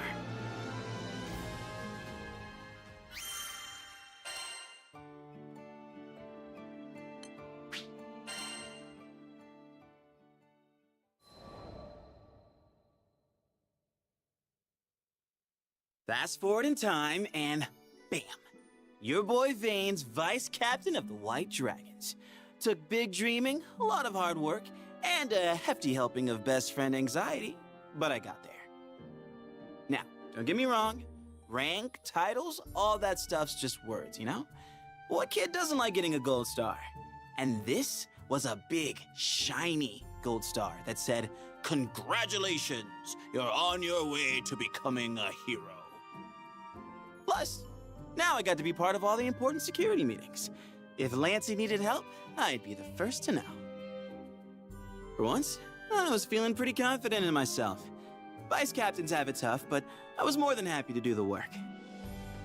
It wasn't all smooth sailing, though. After a few months, some nasty rumors began circulating through the barracks. People were saying I got my job through nepotism, just because I was friends with Lancy. It was kind of a dark time. I've been trying to come up with things that I accomplished when I realized there were none. At least, nothing that I'd accomplished on my own. This whole time, I'd just been riding on other people's coattails. The captain, as always, lent me a shoulder to cry on, and we agreed to meet up again in a few days. But when the time came, two, burlier figures were standing beside the captain, Siegfried and Percival. They were there to spar with me and judge, once and for all, if I deserved to be vice captain of the White Dragons. I definitely teared up a little. These were two of the people I looked up to most in the world. They could take whatever I threw at them. My hopes, my insecurities, the lessons I learned. I put everything I had into that battle. And in return, Siegfried and Percival gave me everything they had. Fighting the two of them was as intense as you'd expect. But once I got over my throbbing calves and aching deltoids, I felt really lucky. I had good people looking out for me. They showed me how far I'd come, and I could go the distance. I went back to the castle determined to hide everything from Lancey. He had enough on his plate. But you know how best friends are. Trying to keep secrets from them is like trying to hide an onion in a muffin. He cornered me. So, with nowhere left to run, I spilled the beans. Told him how the rumors had drained my confidence, and I didn't feel good enough to be his vice captain. Or his best bud. I felt horrible. I had the greatest friends in the skies telling me they believed in me. And still, I couldn't believe in myself. Lancey waited for me to get everything off my chest before speaking. Vayne, I recommended you for vice captain because I considered you the most qualified. The motion passed because the king and the white dragons felt the same way. And just like that, a weight was lifted. Seems like all I really needed was to know my best friend trusted me. And now that we re-established this trust, there was only one thing left to do. Beat each other silly. We snuck out to the training grounds in the middle of the night and sparred until our legs gave out. Then, we lay spread eagle on the ground, looking up at the stars. Those little twinkling dots were so inspiring. They're out there, a gabillion miles away. But still, their light manages to reach us. My dream of becoming a hero might be far off. But if the stars can make the trip, so can I.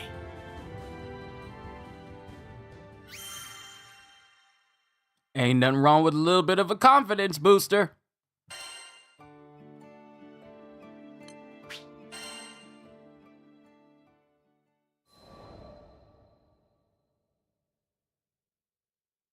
So this next adventure began on a day in Zega Grande like any other.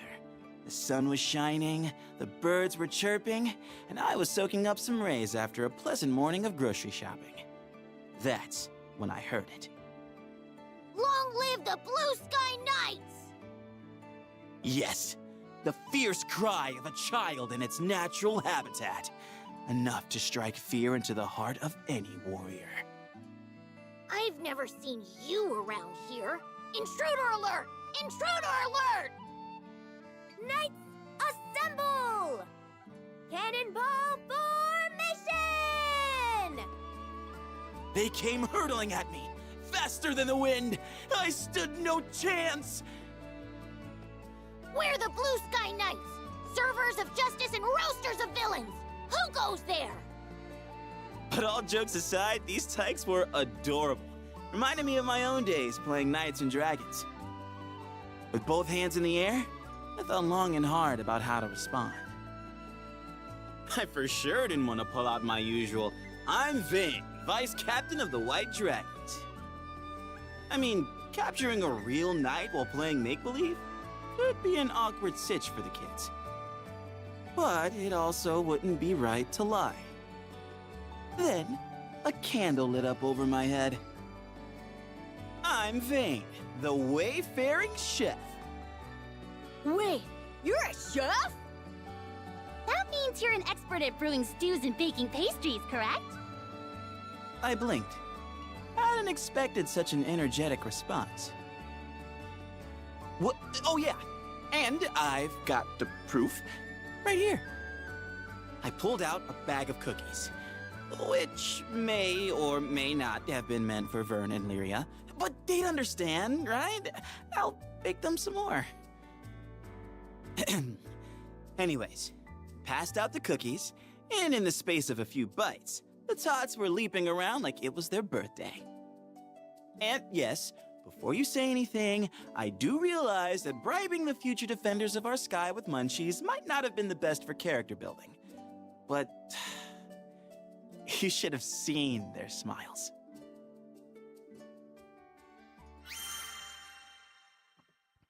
You ever wonder who they be relaying this information to? Like, is someone talking to them, or are they just writing it down in a journal?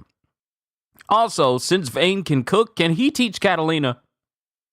If Vane can cook, then Catalina needs some one-on-one lessons so that she doesn't destroy another kitchen.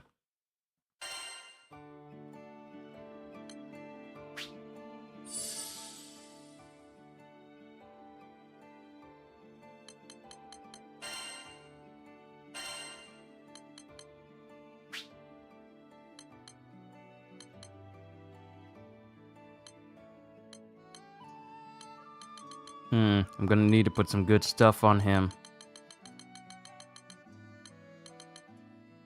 Yeah, I'll put some stamina. I'll put some stamina stuff.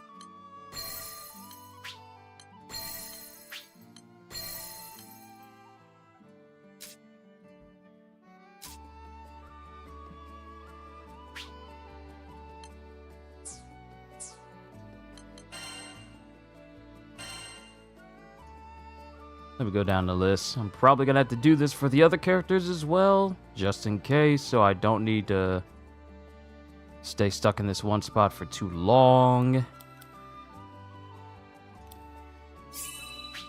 Nice.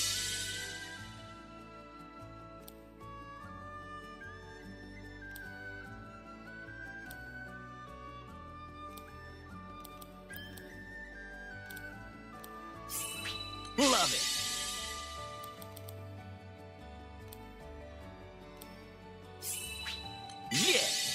All right, don't want to go overboard too much.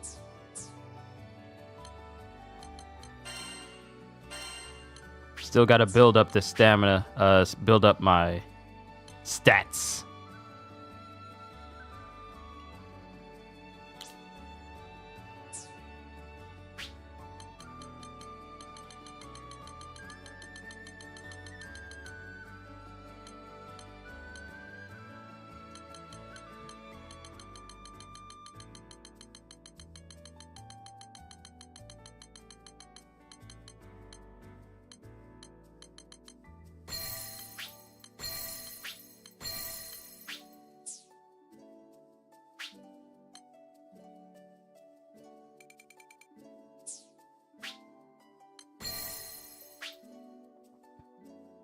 Oh, almost got it to a nice degree. All right, we should be good.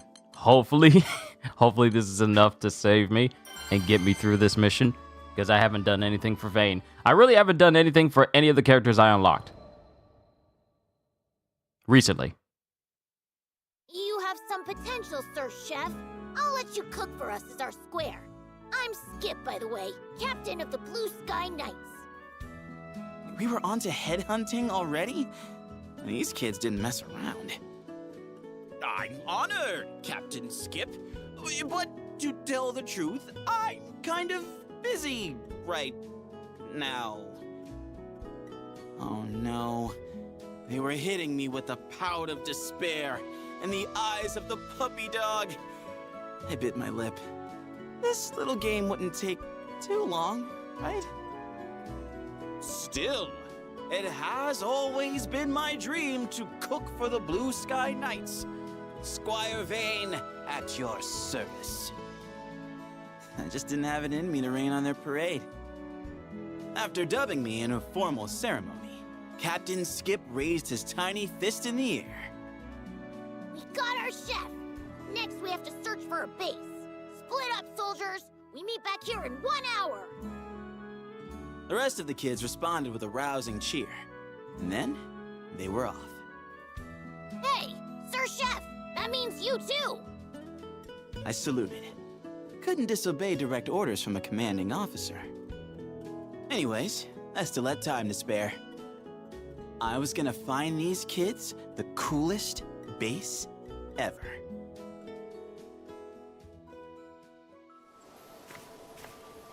Yeah, they won't know what hit them.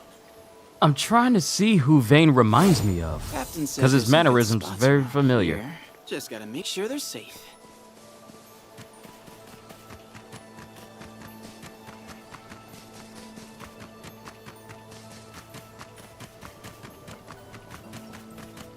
Whoops, looks like this place is already occupied. Don't you run from me, boy. Done and dusted. Don't you run from me, boy. Let's look for safer real estate.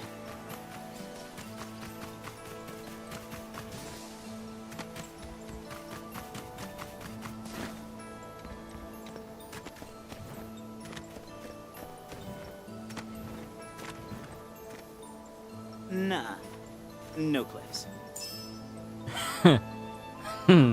Yeah, definitely don't want anywhere near any cliffs to be a place where kids can, chill out.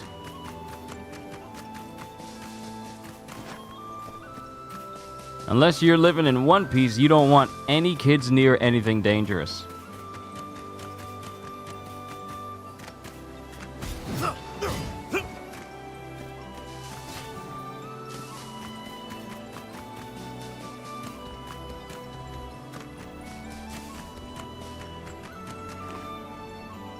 Shady and secure is good, but hard pass on the claustrophobia.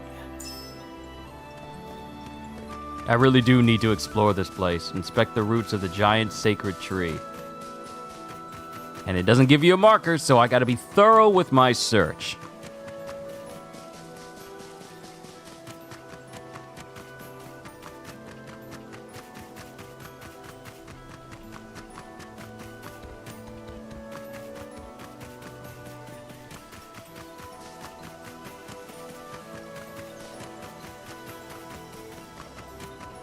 More monsters. This is definitely not a kid-friendly joint.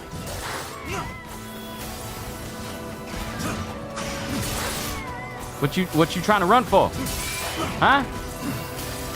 What you running for?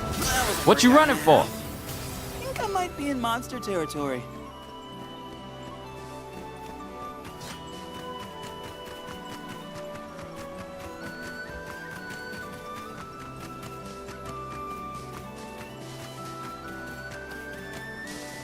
All these trees are giant.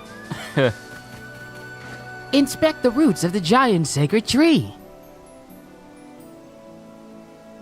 Do you know how little that narrows that down?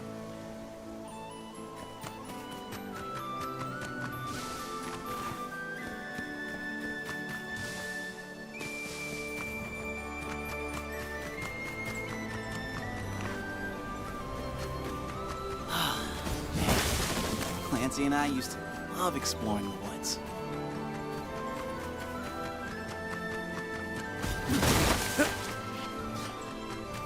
Woohoo! It's a party up in here! But it looks like I wasn't invited.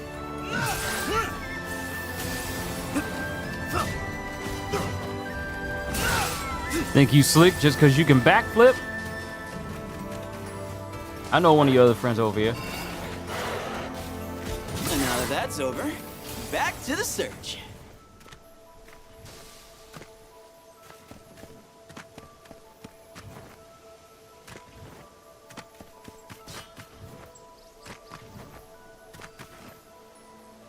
Spacious, but a dead end like this could be dangerous.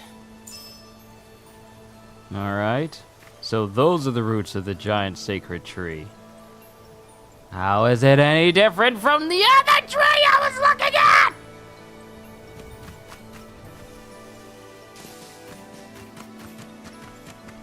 I also like how when we went to inspect the scenic mesa, he said no cliffs, and one of the places we need to inspect is a sunny cliff. This joker just said no cliffs. Why you gonna make him go look for another cliff after he just said no?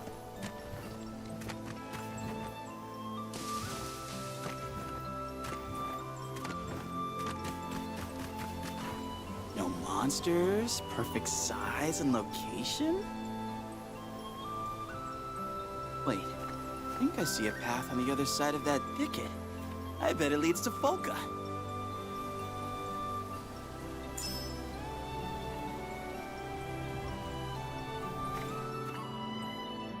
Oh, I found it. I didn't need to go to all the places. Cool, works for me. Captain Skip, I think I found it! I led the kids to a sweet glade I discovered in the woods. It was right next to a big thoroughfare, so they wouldn't have to worry about monsters or getting lost. I mean, if I could find my way back, then anyone could.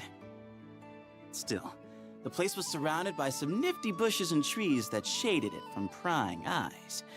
All in all, I think I did pretty well. And judging from all the frolicking going on, the Tykes agreed. Captain Skip pulled out a handmade flag that he'd apparently just been carrying around and stuck it in the ground. This land is now the hideout of the Blue Sky Knights! And sure, the thought, technically knights don't have hideouts, flashed into my mind, but you can't expect kids to know that. Actually, you know what? These Tykes might be onto something. Maybe I should ask Lancey for our own secret base later. Anyway, for the time being, I was in what had to be one of the top 10 hideouts in all the skies. I found a nice, plush patch of moss and plopped down. It was a good day.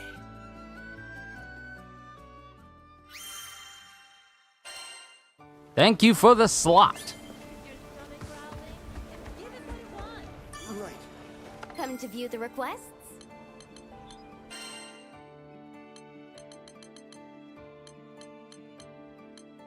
We gotta finish up the rest of Vane, and then we only have Percival, and then we are done.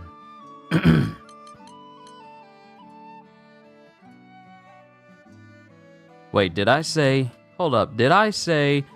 Yeah, Charlotta to Percival. Okay, Charlotta to Percival. I wanted to make sure that my title was right. We're still good, everybody. Continue on with Vane, and then we end with Percival.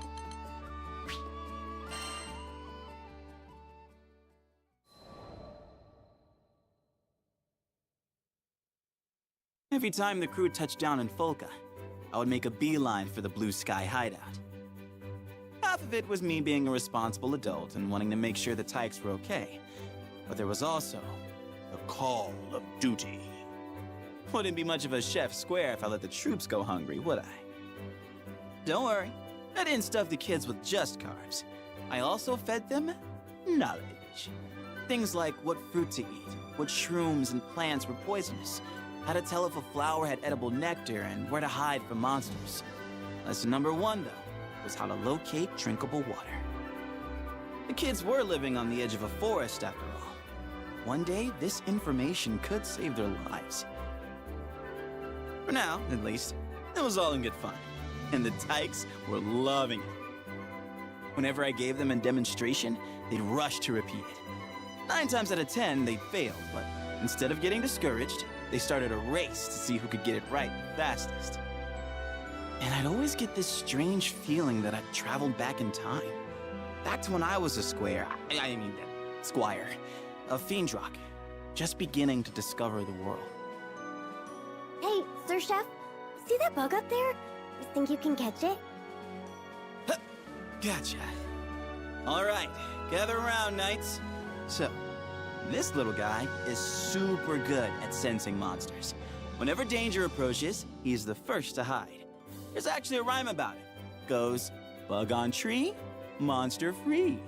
Bug in ground, monsters around. Those kids were the most inquisitive students you could hope to meet. Soaked up knowledge like a sponge. If I had to choose just one lesson I wanted them to take away, though, it would be know when to ask for help. Because reaching out to others isn't a sign of weakness. It's a sign of trust. And without trust, you can't build an order of knights or any relationship. Growing up doesn't mean you have to solve all your problems alone. I hoped the kids wouldn't lose sight of that, as I once did.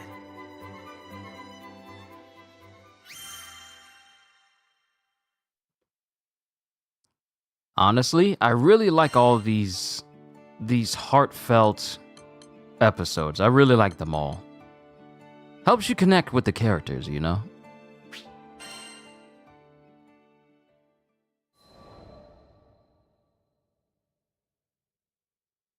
One sunny afternoon, I was heading to the woods with the Tykes when I saw a boy crouched in the shadow of the city walls. Who's he? An innocent question, but Captain Skip glowered and folded his arms. Just some weirdo from Tempeel. He always looks like his balloon just popped. Once, I asked him if he wanted to be a knight, and he started crying. It's probably better to just leave him alone. Skip ended this bit with a snort that said, "And that's that." But I couldn't help glancing back at the boy. There was something about him that seemed so lonely. Hey, Captain Skip. This is just my humble opinion, but isn't the duty of a knight to help people? Especially those who kinda sorta look like they might be in need. At this, Skip's face puckered up so hard, you'd have thought I squeezed lemon juice into his mouth. I got where the little dude was coming from, though. It wasn't always easy to do the right thing. But that's what made it so rewarding. You're not wrong, Sir Chef. Defending justice means defending the weak. Skip dashed over to the city walls. After what looked like a pretty one-sided conversation, he came back with the boy in tow. Say hello to the newest member of the Blue Sky Knights! I couldn't keep from smiling. In that moment, Skip and the lonely boy were the mirror image of Lancey and me when we were kids.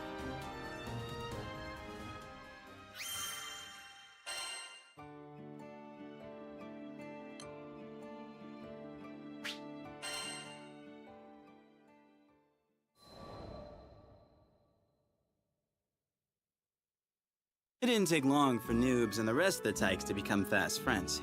Oh, that's the nickname they gave to the boy from Tempeal, by the way. Noobs. Within weeks, Noobs had transformed into one of the brightest and most active kids in the city. But he'd had a reason to be sad. Turned out, Noobs had lost his parents in the Tempeal incident. He'd moved to Folca after being adopted by relatives. Poor kid deserved some sweetness in his life. After all that bitterness. I did what I could for him, bringing my best creations to the Blue Sky Hideout. Today's special was one of Lancey's favorites, Vane's Paradise Pudding. Smooth, creamy, and so very rich. The sugar had apparently put the kids in a talkative mood. They'd barely gotten their spoons out of their mouths when they started competing for the title of Best Food Commentator. Eventually, this evolved into a debate on which Vane creation was the tastiest. Captain Skip claimed it was the cookies I'd given them the day we met, because they were seasoned with memories. Pretty poetic for a kid of like 7. I love those cookies too, though. They were a recipe from Grandma. Even Noobs was eager for a piece of the action. Warmed my heart to see the shy little guy come out of his shell. But you know how it is with this world. The skies are clearest right before the storm.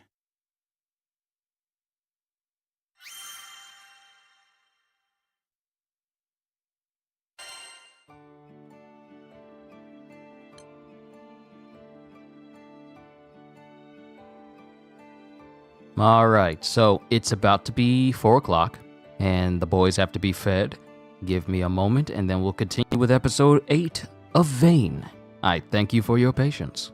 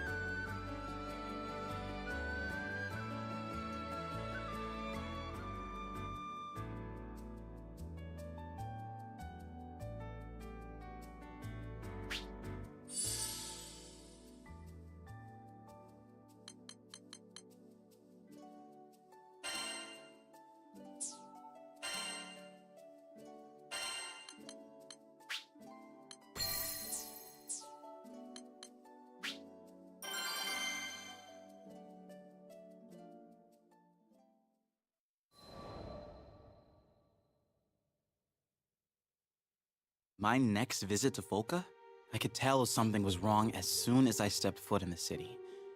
All the adults stood huddled outside their homes, discussing, arguing. A few were weeping. Turns out, it was the Tykes. They had gone missing. The news hit me like an oncoming airship.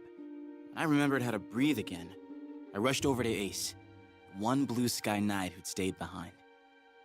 What do we do? What if they never come back? I'll find them, I promise. But you need to tell me what happened. It started with Noobs. Still unused to the layout of Folka, he'd gotten lost in the woods. After about 6 hours, Skip put together a search team and went after him, without telling any adults.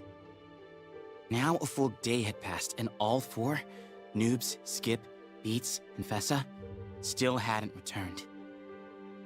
The whole time he was talking, Ace was shaking from head to toe. I put both my hands on his shoulders and gave him the warmest smile I could muster. You did good, Ace. Now leave the rest to me. I went straight to the Grand Cipher. Needed to recruit as many eyes as I could get. Those kids were my friends, and the future of the skies. I wasn't going to let anything happen to them. Hold on, guys. I'm coming for you. Sorry. To be trapped. Keep your eyes peeled. Sorry it took me so long. I had to take care of the dogs, take them outside, deal with Denim being disobedient, and then also feeding him. I do appreciate your patience. It's still fresh. They have to be near.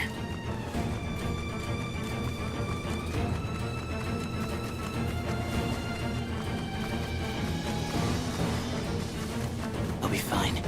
I know they will. Out of my way! Now! Hot enough for you? Right where I want.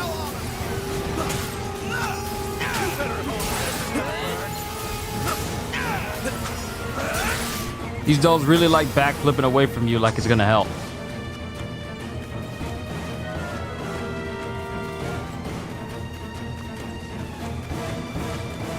I taught them how to camouflage themselves in this grass. They probably head out for monsters around here.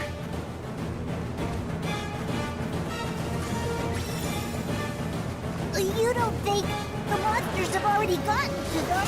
No, they're okay. They have to be. Bring it up, big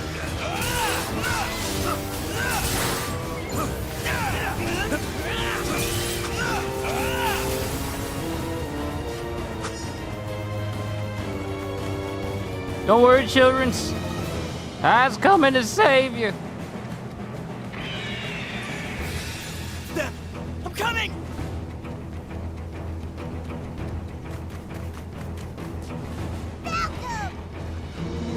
Hey, pick on someone your own size.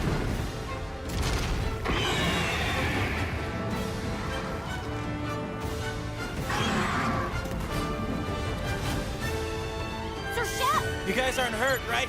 Just wait a little longer. This will be over in a jiffy. Great!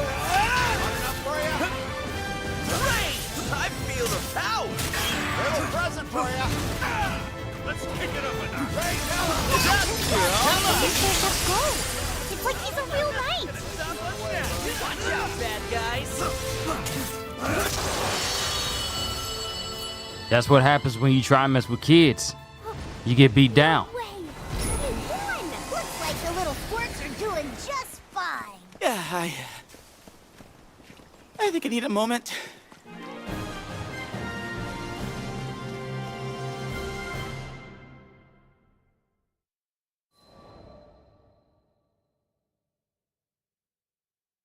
Thanks. You did good, Sir Chef. Skip still had enough in him to put on a brave face. That was a good sign. As I checked the rest of the Tykes for injuries, I could feel that familiar tingle in my tear ducts. But I held it in. Kids had gone through enough. Without a grown man showering them in snot.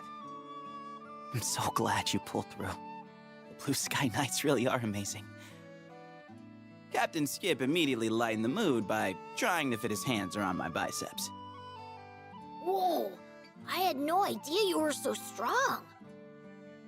Byrne, who'd been hovering nearby, crossed his paws. You think those tree trunks are just for show? Vade's a trained knight, vice captain of the White Dragons. The White Dragons? Wait, Sir Chef, you were an actual knight? Oh no. The upturned eyes of betrayed innocence. The ultimate technique. I started to sweat.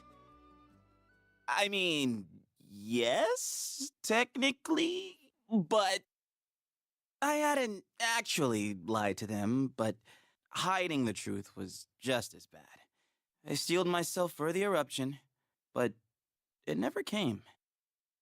Wow, a real knight? You need to let me interrogate you for my notes later. No wonder you kick butt. Dude, awesome! I should have known. Those kids would never turn on a friend.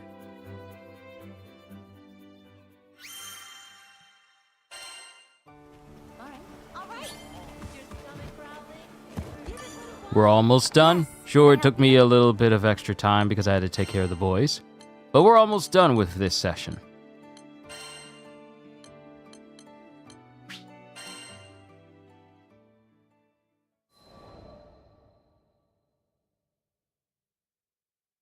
Wish I could say all's well that ends well, but unfortunately it doesn't work like that. As we started back for Folka, I decided the kids and I needed to have a serious talk. All right, spill it. Why'd you all go into the woods alone? Noobs was in trouble, and, you know, it's the duty of a knight to help people. I just thought we had to save him. Skip spoke down to his shoes. I felt my heart drop. It's the duty of a knight to help people. Those had been my words, so I was to blame for this whole mess. Skies above, why do I always... But before I could chase this dark train of thought any further, a small tug on my sleeve brought me back. All those survival skills you taught us really helped. Yeah, thanks to you, we were able to properly locate food and water, and hide from monsters. I was so proud of them. But now was not the time to encourage their recklessness with praise. Do you realize how worried everyone was? If anything bad happened, your friends would be hurt big time, and not to mention your families. Yes, as knights, you have a duty to protect. But as people, you have a duty to your loved ones. So remember, the Tykes chimed in for this next line. Know when to ask for help. Okay, now it was time to be proud. Crouching so I was eye to eye with the Blue Sky Knights, I held out my pinky.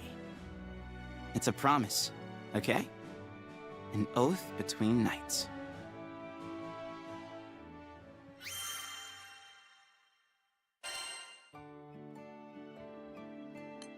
I know I've been talking in and every now and again, but mostly when I'm not interrupting the dialogue.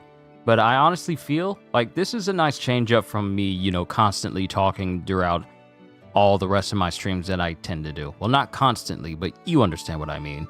This is a nice change up where you guys get to experience, story without my interjections every 30 seconds. So, it's a nice change up to what I usually do, and I like it.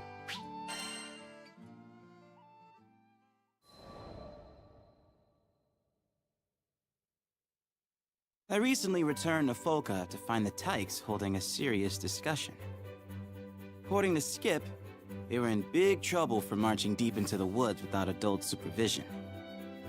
As punishment, the Blue Sky Knights had to disband. The kids didn't look too upset, though. Au contraire. Skip stood feet apart, head high, one fist reaching for the sky. Today, we form the Order of Vane. Guess they'd found a loophole. I mean, what did the grown-ups expect? These kids were joined at the hip. No one's found the hideout yet. I say we train there till we're all super cool knights like Vayne. Kids and their stupid dreams, right? You know, I never thought that one day I'd have a group of mini-me's, which is nice, but also kind of scary. 'Cause what if you set a bad example, let them down the wrong path, on and on? It's enough to make you want to run and hide. But that's not what knights do. We stand our ground. We support each other. And with the best friends in the skies looking out for me, I know I can become just the kind of hero these kids deserve.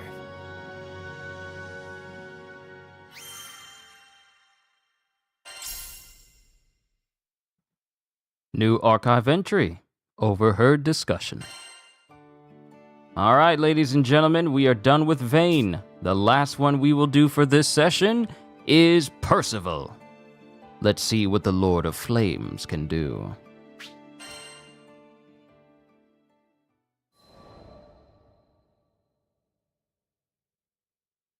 The roar of fire, a cry of pain. Before me, the hewn carcass of a monster, yet smoking. I smothered the pity arising in my heart, for I knew that to let the beast live was to let others die. I long for days when I need not draw my blade. They say the skies are endless.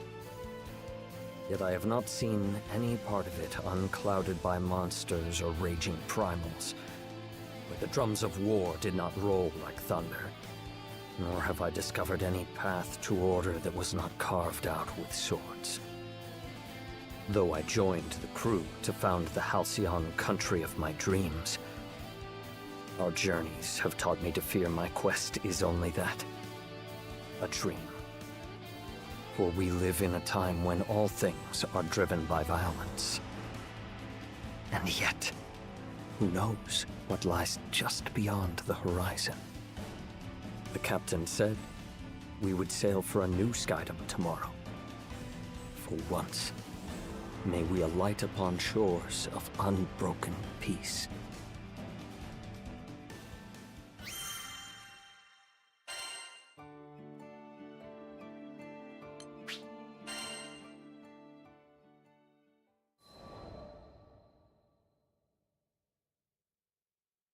The House of Wales had 3 sons, bound as much by love as they were by blood.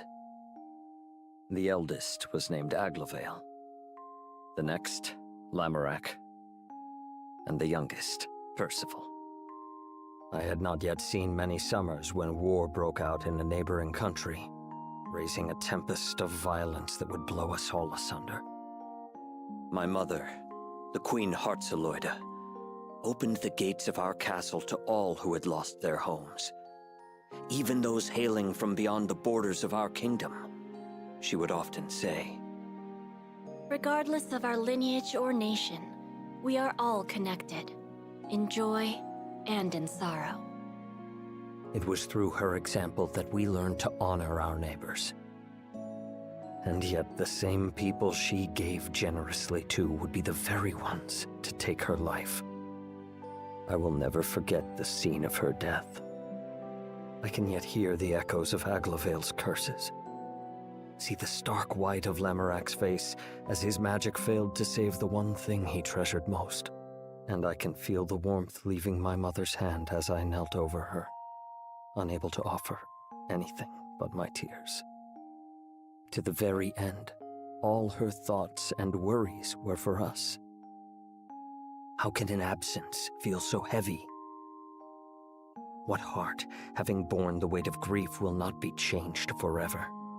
For my part, I grew to despise the violence that robbed me of my family.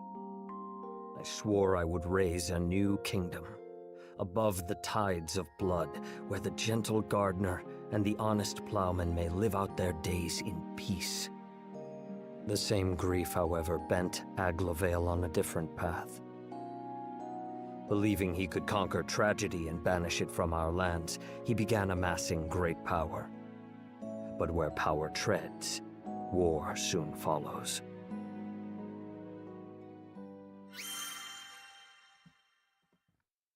It always gets me how steeped in tragedy a lot of these characters in this game are. Like, so much loss, so much death, so much heartbreak seems to permeate throughout a great deal of these characters.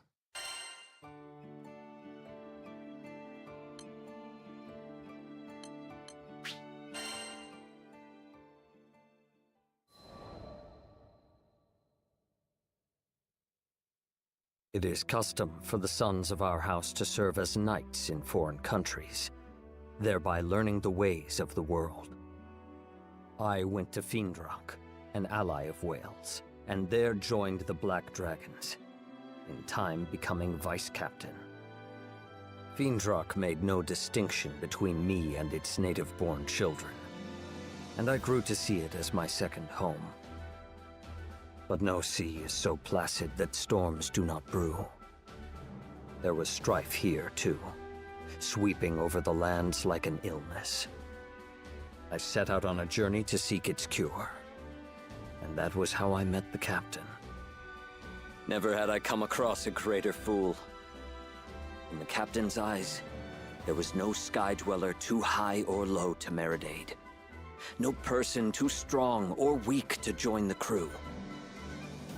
Who better than to stand by me as I built a kingdom on an impossible dream?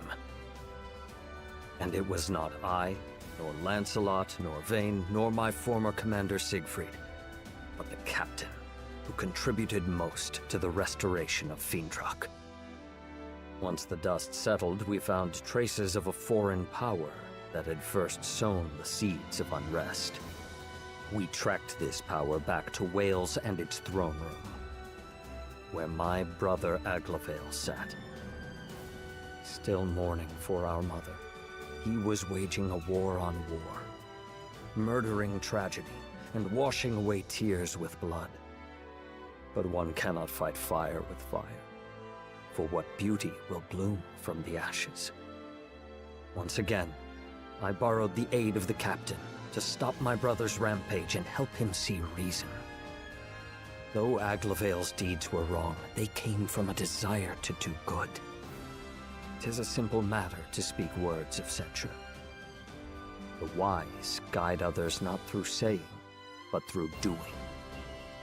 Thus I shall build my country and show my brother it is not the flames of war, but the gentle hearth fire that will guide us to peace. Each day brings me nearer to my aim. Fortune has granted me a handful of stout-hearted vassals, the captain foremost among them. Though I am not possessed of any land, our ship is bound for the end of the skies. Surely we will sail over some quiet green fields where I may lay the cornerstone of my kingdom. My greatest care is the safety of the crew. The path of the Grand Cipher is beset by many perils, and I will not have a single vassal taken from me. So I have resolved to travel alongside and defend my captain, until the day I may sheath my sword forevermore.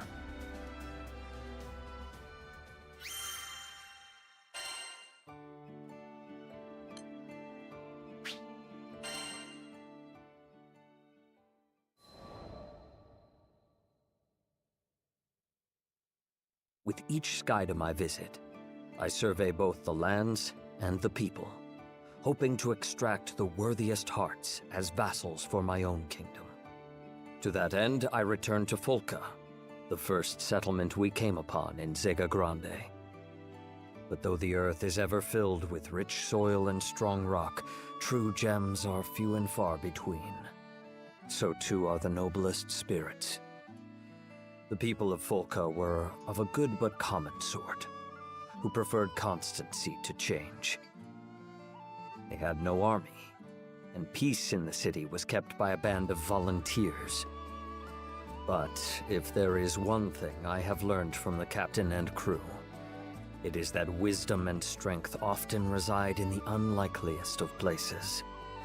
Thus I sought out the Fulcan Defense Corps, hoping to find a diamond in the rough. The city folk, however, expressed little faith in their guards. The Defense Corps? Full of bums who got more stomach for eating than fighting. Better off calling them the defense corpses for the fat lot of help they are. Yet these were dangerous times for Volca. Brigands and monsters now swarmed about the city, attracted like flies to the reek of Avia. The people looked to the Defense Corps for protection, but received only excuses. We don't have the resources to combat this threat. Take shelter until the danger is past. And so the city grew to trust vagabond skyfarers more than their own soldiers. Though I had little hope of finding a vassal among this ragged band, perhaps there was a lesson to be learned from their weakness. When I build my kingdom, it will need to be governed by its own councils. But houses of power, choked by the vines of corruption and frailty, ever fall into decay. Is there any prevention? Where does the first crack form? It was in Volca that I would piece out the answer to this riddle.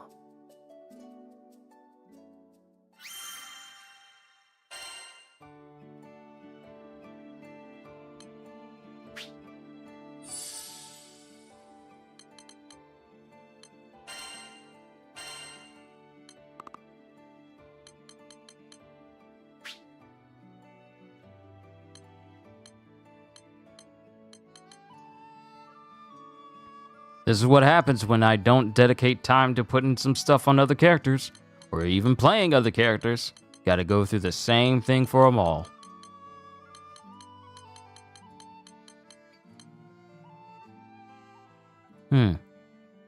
Someone's at the door.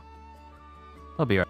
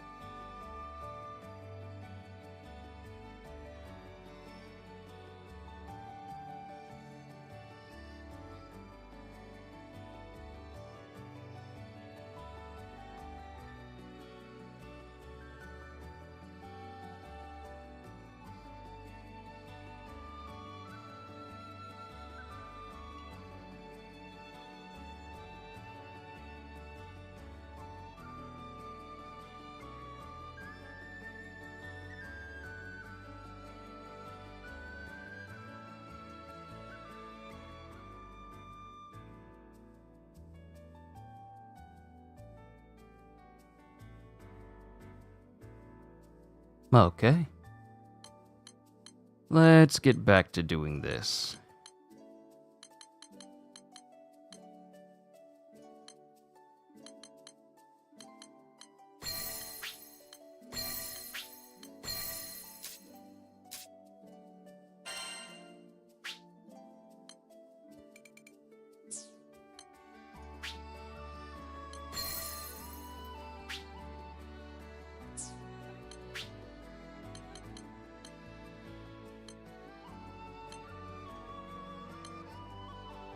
I'm just putting these things on them temporarily until I actually start to optimize them.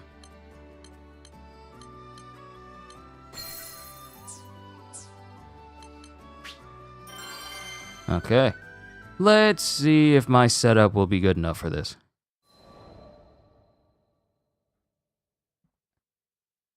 My road to the Defense Corps was short, but troubled. This world is being drowned in tears of suffering. Poor wretches, join us on the ship of salvation and sail to the island of Estalucia. It began when I happened upon a man in the city streets, preaching the creed of Avia. Though we had overthrown the main body of the church at Seed Hollow Castle, still its teachings lived on. Its adherents once numbered in the thousands, and the remnants yet drifted through the skies like ghosts. Now they haunted Volca, hoping to once again breathe life into their crusade. But the city folk had learned that Avia would sacrifice anything on the altar of salvation. Their gilded words held no more value. Get out of here! We know what you did at Seed Hollow! We aren't inviting tragedy into our city. Leave! As the throng railed, unease stirred within me. The adherents of Avia would march on an armed country if their leader so much as waved her hand. What could heated words do but spark their anger? I came to offer you salvation. If you won't drink from the cup of mercy, you will taste divine retribution! Voices soared, and the air grew heavy with the threat of violence. Yet the Defense Corps, who were charged with keeping the peace, did not appear. You there, tell me. I asked a man why mediators had failed to come. I'd be surprised if they did show. Without Mr. Fix-It to help them, bastards can't even wipe their own asses! Though I had expected it, seeing the proof of their cowardice still astonished me. Silence! Now it's clear. We want to break in your minds. First, we've got to break in your bodies. What are you doing? Let go of me! An Avieth Crusader, lifting an islander by his collar, raised up a fist. But I seized his arm before the blow could land. Strike him, and you will lose that hand. I would not suffer the defenseless to be oppressed. You miscreant! How dare you threaten a member of the church! You speak of threats. You would force your doctrine on the unwilling with an iron fist. The time of Avia is over, preacher. Your false church is no more. Blasphemy! We'll have your tongue for that! Avieth soldiers surrounded me, drawing their weapons. I had hoped you would listen to reason. But now I see, you only understand pain. With a hand on the hilt of my sword, I waited for them to attack.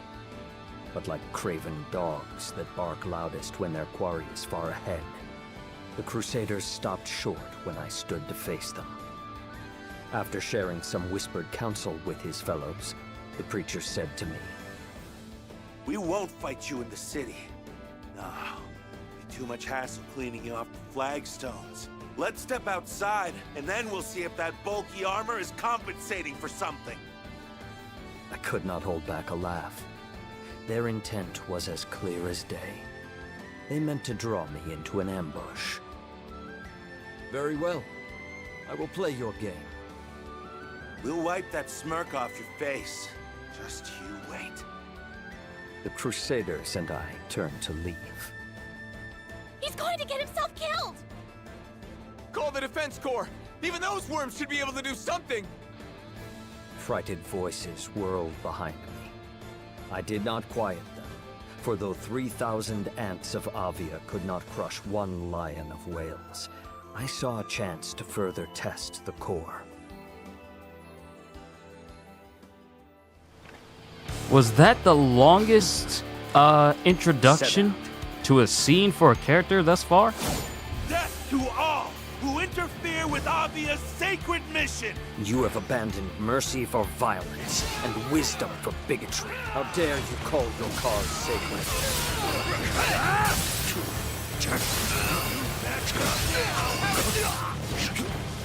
Kneel! Just one worm! Why can't we crush him? Strength of will is reflected in strength of arms. So this interloper is why you failed to appear at the appointed hour. Aid us, brethren! You cannot achieve victory by numbers. Bend to my will, or break! Yo, okay, you got the Ryu Jinjaka, let's go! It is strange. Though a great battle rages on their doorstep, the Corps do not appear. Do they sleep? Who next? Y'all gonna need more than that. You won't like what's coming to you, interloper. His brother Avalon. You'll be the first one I hit. Redhead's done for. Shield! Make way! Scarlet Sword, heed my... It's over!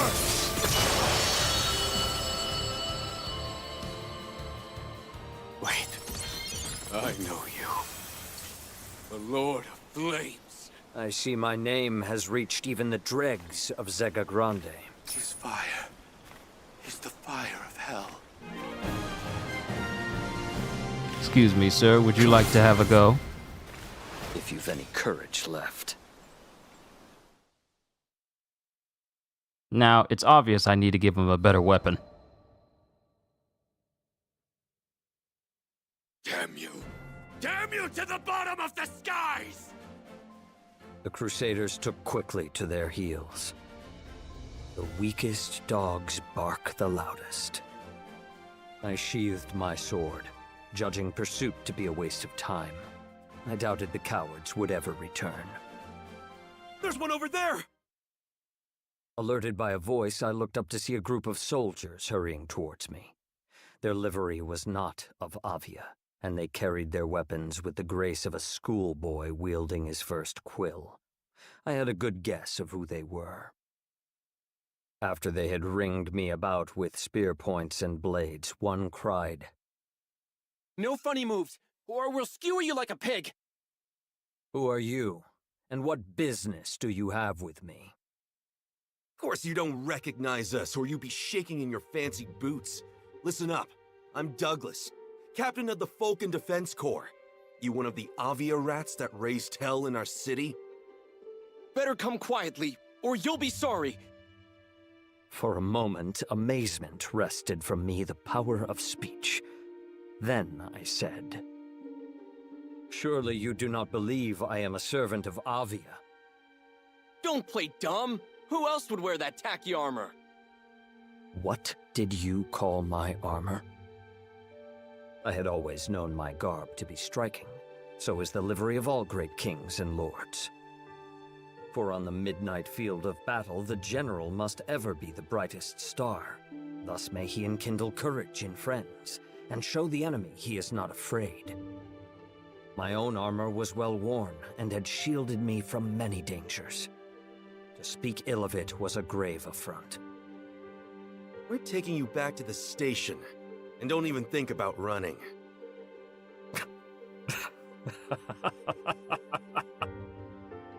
What's so funny? Nothing. Nothing at all. In truth, this was a matter more to weep than to laugh at. The proud guards of Folka, arriving like carrion crows after the battle to pick at what spoils they may.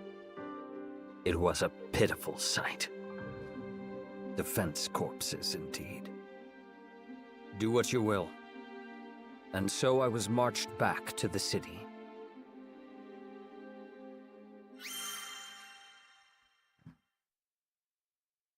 My thing is, why they getting uppity?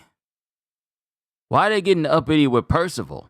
Did the civilians not tell him that Percival went up against the Church of Avia soldiers? Not only that, why y'all showing up late? Your own city, your own village is being threatened. How y'all show up late? Also, there's something I'm curious about. Since the world of GRANBLUE, every island is in the sky. The only ground you see are pretty much on the islands that everyone resides on. Like, see this? This is just one giant floating island. So my question is, does this world have a bottom? Like, has anyone decided to explore beneath the clouds? See, we're above it. We're above some of them. And pretty much this is like what you would call the quote-unquote ground level. But has anyone ever explored below the clouds? I'm kind of curious. Because looking down here, I'm like, there's endless clouds where you can't see the bottom in this world. Not specifically the boundary of this game, but in this world, it's just endless clouds. But has anyone ever gone beneath them? I know everyone is always trying to find Lucia, the fabled final island, this game's laugh tale of One Piece, if you will. But has anyone ever tried going beneath the clouds? Has it ever been explained what would happen if you fall off of one of these islands? Do you just endlessly fall? These are the questions I have. I wonder. I'll probably have to look it up somewhere. Maybe there's some lore on it from the mobile game that's been translated. But I'm just curious. That's something that's been on my mind ever since that guy said, "Fall to the bottomless sky," or "Fall to the bottom of the sky," and I'm like, does this sky even have a bottom? So that's kind of rested on my mind right now. I actually want to know, does this world have a bottom?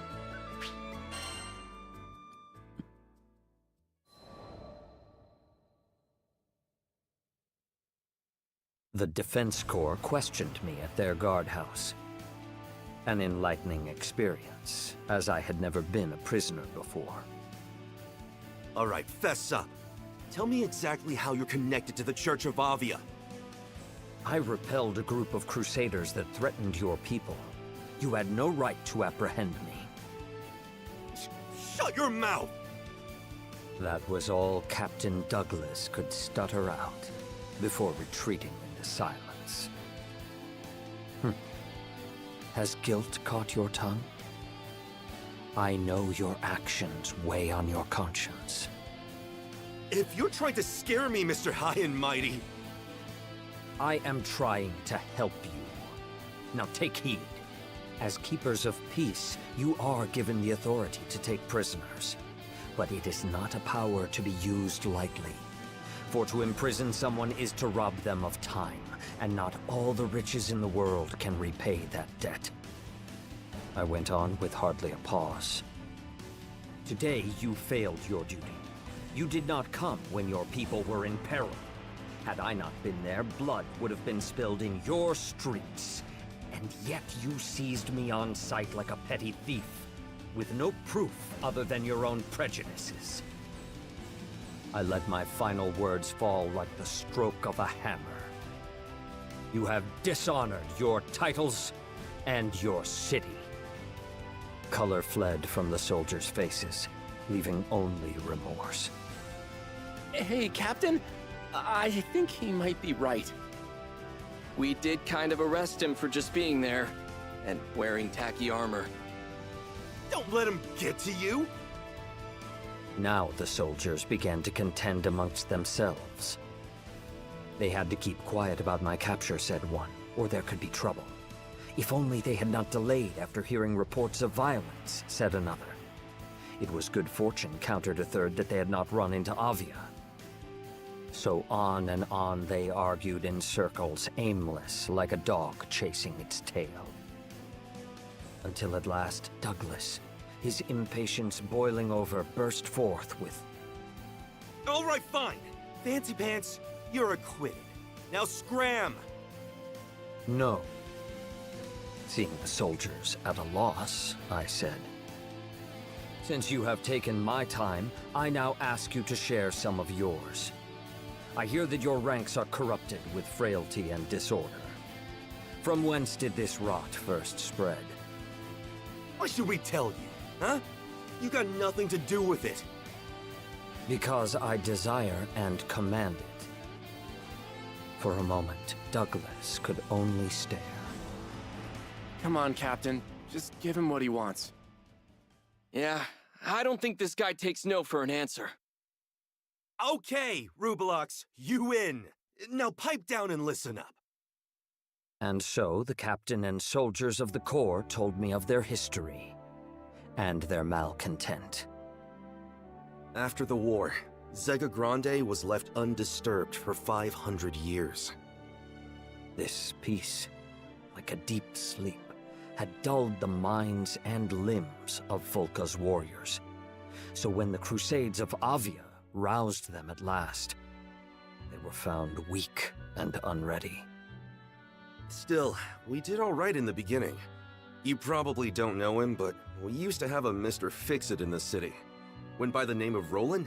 Angel of a man, but he fought like a demon. The strength of Roland was their fortress, to which the Corps could rally if the battle went ill. When he vanished, the soldiers were left without their greatest defense. So, there we were, a group of idiots who could barely tell the butt of a spear from its head, left to play this game of cat and mouse. Self-loathing seeped into Douglas's voice. I know what everyone thinks of us. I know what they call us. But do you think we're wimps because we want to be? Now that Roland's gone, sending my Corps to war, a real war, would be sending my brothers and sisters to death. Captain Douglas, you've been trying to protect us this whole time? I sighed. Why do the best intentions so often lead us astray? Very well.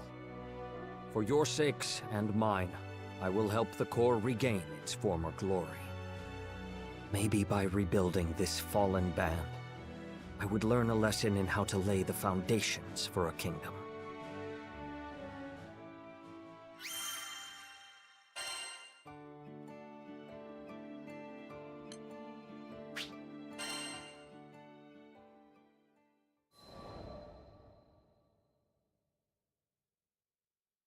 The next morning, I paid a visit to the Defense Corps headquarters. I did not receive a cordial welcome. You're that redhead. Why'd you come back here? To supply you with counsel. Now hearken to me. The soldiers could only look on in wonder as I continued. Order is the basis of any kingdom, great or small. It is what establishes harmony in music and builds peace out of strife. You are its keepers and conductors. Take pride in your duty. To this, the soldiers could find no response. I went on. You told me you cannot fight because Roland is gone. You are mistaken. Comrades give you courage, but true strength must come from within. You cannot fight because you are weak. There followed a moment of silence. Then the Corps encircled me. We didn't ask for your advice. Grab him! Throw him out! But I fixed them with a look. I have said nothing you did not already know.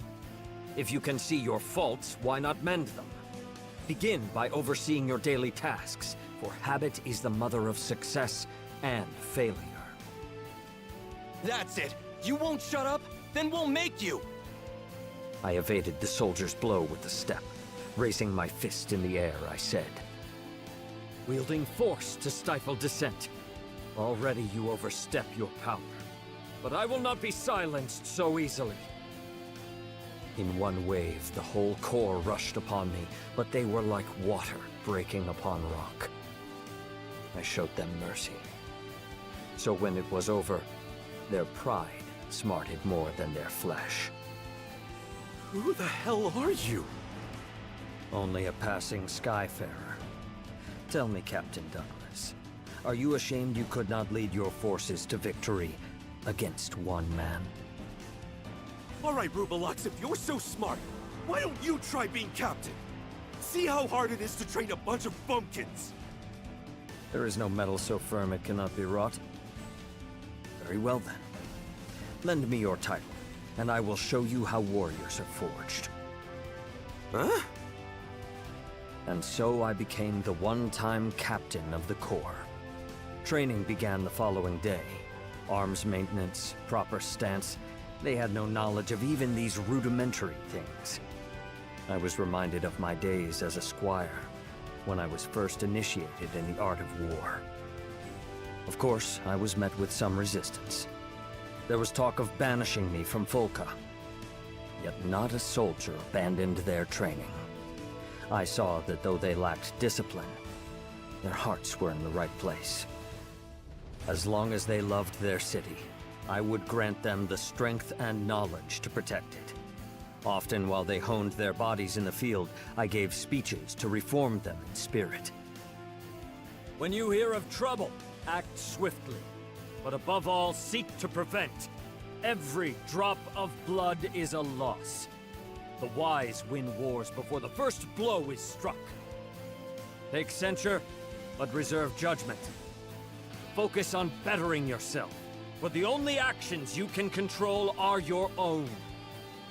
Always be ready to defend your people. Though peace may reign within your borders, there is no telling what perils lurk without. Within days, a new luster could be seen in the soldiers' eyes, and all talk of my banishment had faded.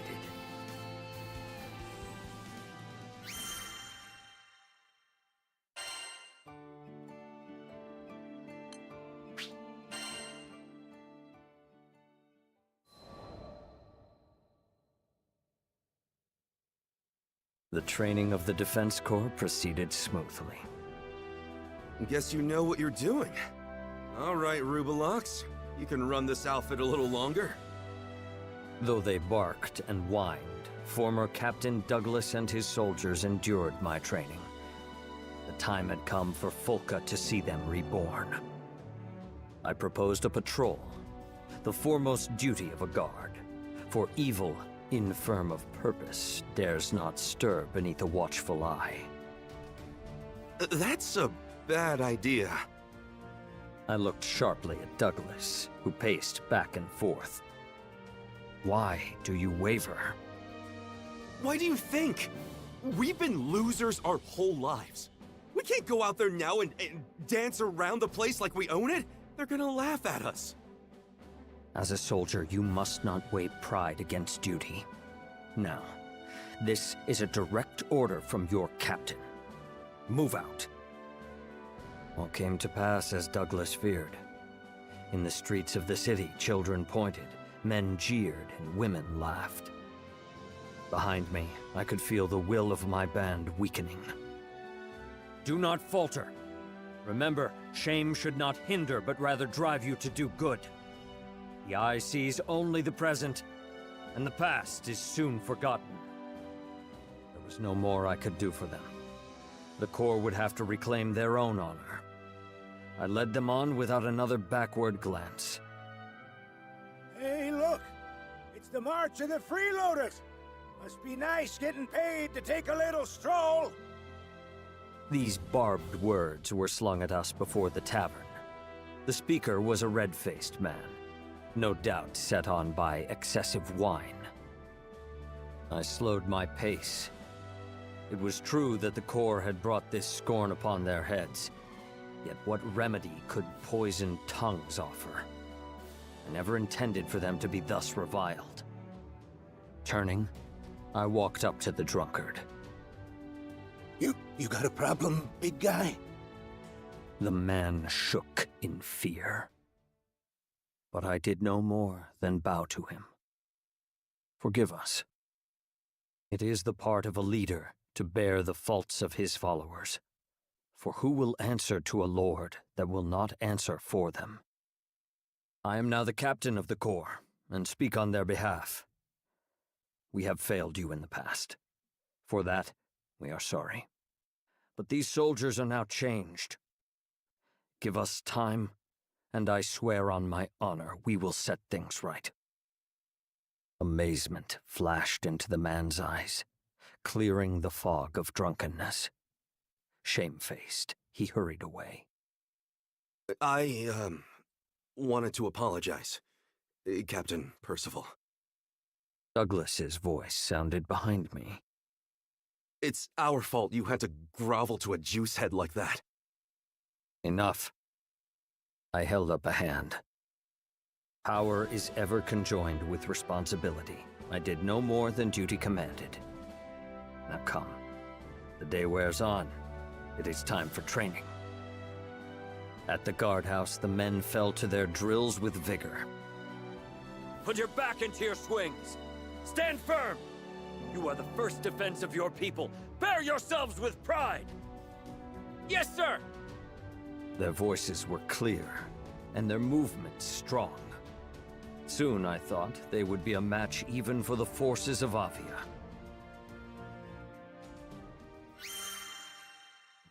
I have to say, out of every character I've been doing a Fate episode for, Percival's is currently the longest. This dude's got so much lore. Oh, good God, so much lore. So much lore!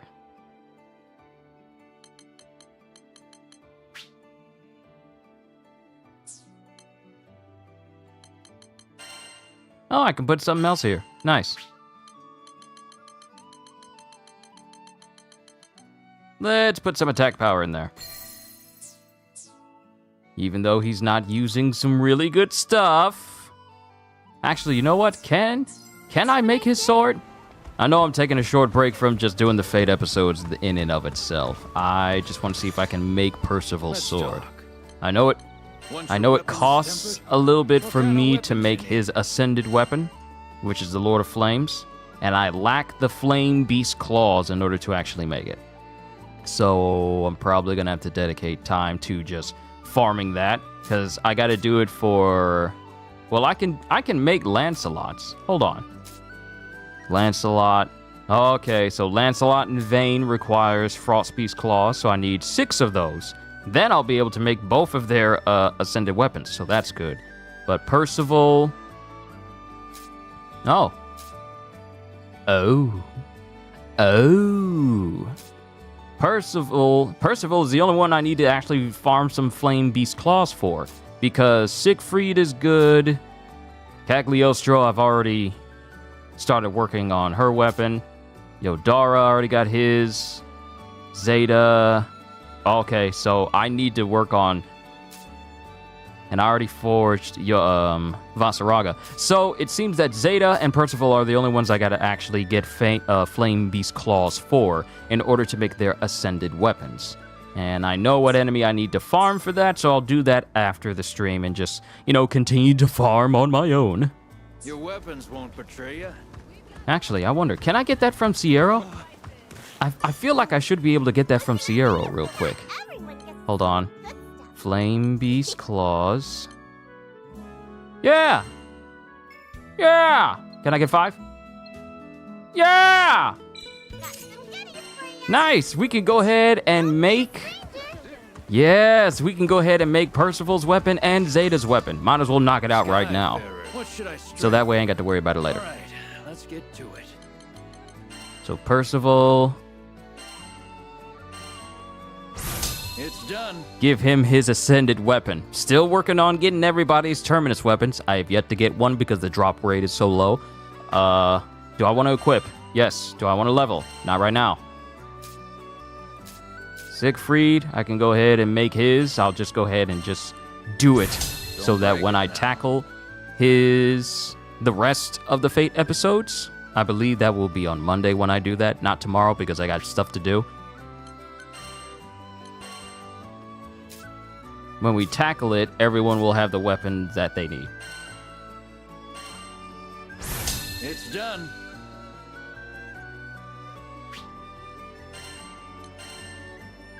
All right, so going through everyone's stuff.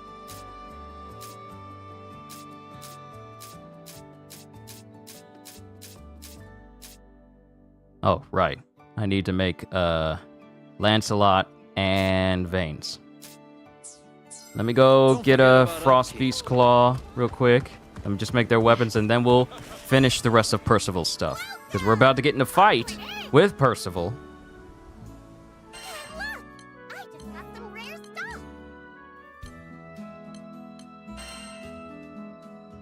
Yeah, I think I got more than enough.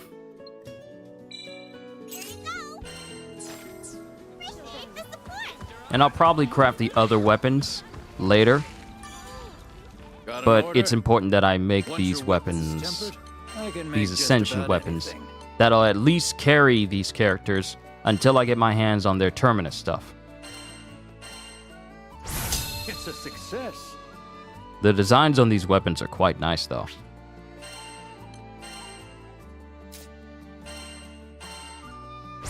Don't break it now. Okay.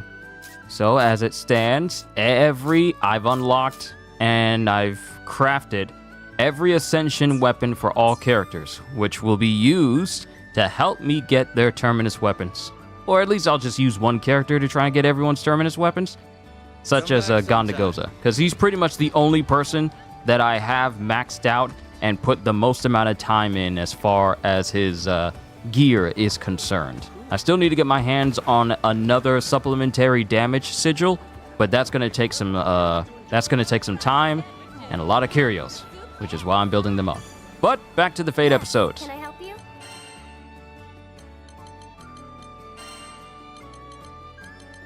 We're almost done. And then once I'm done, we can call this a session.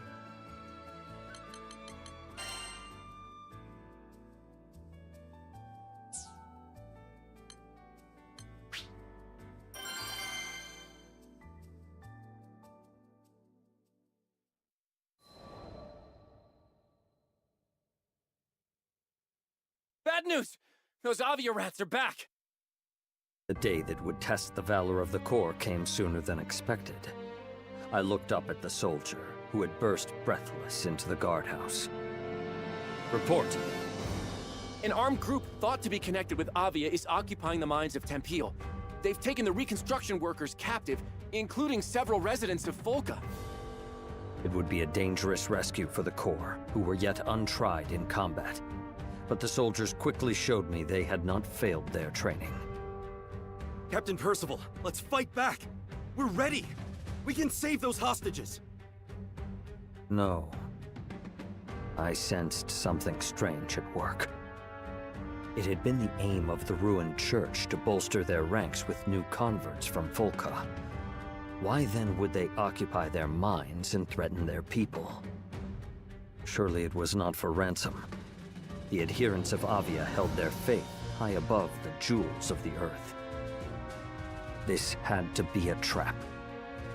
Of course, trap or no, the Corps could easily overthrow Avia, as long as I led them. But I could not stay in Folka forever. And so I said, do not let confidence consume your wisdom. Your duty is to protect your people, not to prove your strength. You do not know the designs of your enemy, nor whether your might can contend with theirs. You must call for aid. I saw that my warning had disheartened the soldiers. I could not blame them. They had struggled so far, only to learn that they still fell short. But glory must not be bought with blood. The lives of the islanders came first. Drawing myself up, I strove to lift their spirits. Your city needs you. There is much work to be done. Learn what you can from those that escaped the mines. Muster the defenses. Let your people know they are safe. Yes, sir! But Captain Percival, the clock is ticking. What if the Skyfarers and reinforcements from Seed Hollow don't make it in time? I could not hold back a smile. Do not worry. I know a crew of Skyfarers already at hand.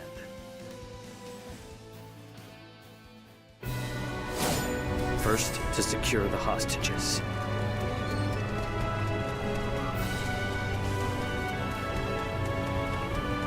Wait! There will be blood! It's the Roosterhead from Folka! The armed brethren! Sentries. You will wish you never saw me.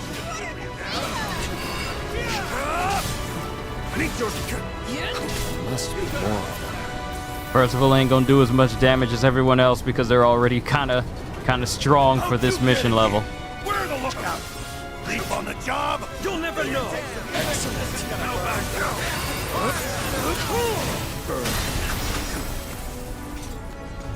There are too few of them. Their main force must be headed for Folka. Perhaps I should turn back. No. I must have faith in my comrades.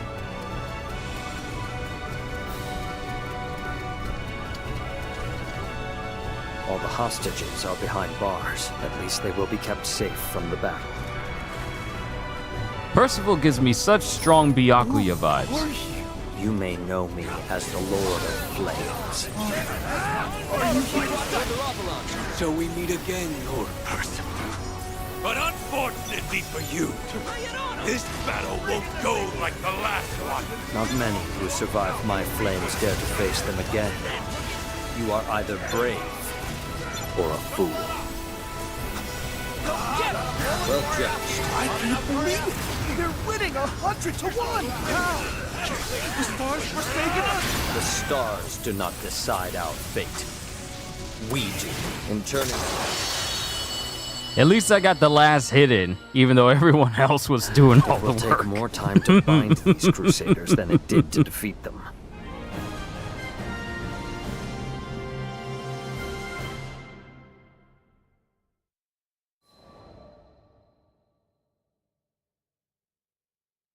I bound the hands of the crusaders and turned them captive toward Volca. Why, here's a stalwart little interloper. You could do far better than skyfaring, you know. Keep silent. I will not listen to the lies of a false prophet. Then I guess you won't believe me when I say the mines were just a diversion. We sent our main force to Volca. They'll have captured the city by now. We'll raze it to the ground and build a new Church of Avia on the smoking ruins. The preacher continued to lay bare his plot, though I had no desire to hear it. I know this backcountry is filled with scurrying field mice. You skyfarers were the only real threat. If we could keep you busy elsewhere, say, in some nice, dusty mines, then taking Volca would be like stealing candy from a baby. Even now you know not of what you speak. I had already made out that the mines were not your true purpose, and you misjudge the people of Volca. There is great strength in that city. It will not fall to the likes of you. That's hogwash! If you will not trust my words, then perhaps you will trust your eyes. We had come to the gate of Volca. Captain Percival, we've captured all the invaders. You should have seen us, Captain. No one messes with us on our turf. There, trussed up before the city walls, were the remaining crusaders of Avia. The soldiers of the Corps stood over them, bloody but triumphant. And the air was bright and filled with rejoicing as the people of Volca cried glory unto their defenders. Impossible. How could country mice have overthrown the high hogs of Avia? With that, the preacher fell to his knees and spoke no more.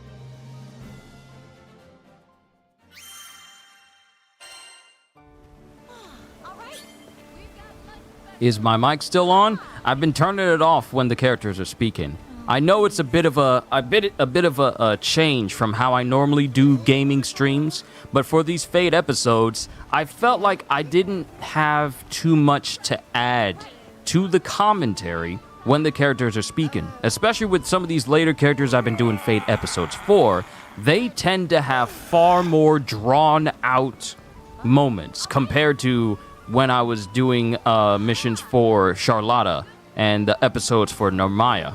Ever since I started with Lancelot, all of the Dragon Knights have had some extremely long speaking parts. So I didn't want to intrude or ruin any immersion anyone may have had by hearing my voice and in between when they're speaking. So I've been quiet so that you guys could just hear their voices. And I only offered up my commentary when they're done speaking. But yeah, I'm still here. We're just going to finish up this last couple of episodes for Percival. I think we only got 2 more.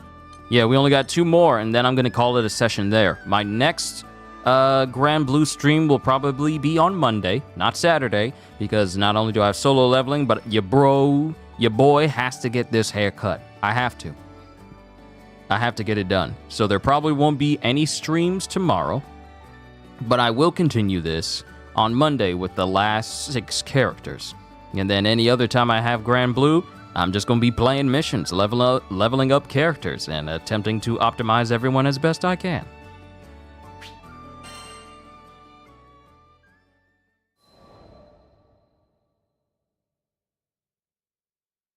Several days later, I walked into the guardhouse for what would be the last time. The captain's here! Attention! In a moment, the soldiers were lined up before me. At ease. My friends, you have found your strength and your courage. The time has come for me to step down as your captain. For the space of a deep breath, the soldiers did not stir. I read in their eyes that they had long seen this day coming. Captain Percival, That title is no longer mine. I return it to you, Captain Douglas. You have become a worthy leader. I turned back toward the body of the Corps. I'm but a traveler. My allegiance lies with a distant country, a kingdom of peace that I shall one day build. But I believe that all who dwell in the skies are brothers and sisters. Though our time together was short, it was an honor to serve with you.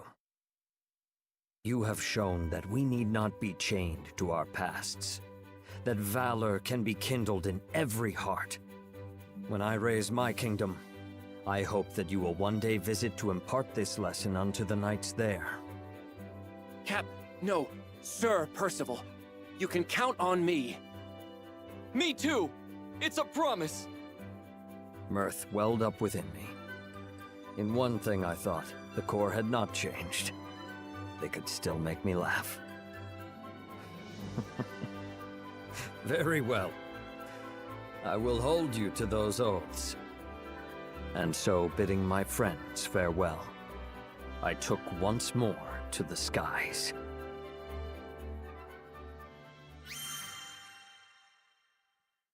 All right, that's one more for Percival. And you say random voice question. Can you do Steve Fox from Tekken? Sure, real quick, because I'm trying to focus on the Fate episodes. When it comes to who talks most, you definitely win. I could beat you with one hand, old man. And those lines were directed at Horong and Law. That wall of muscle can't stop me. Come on, come on!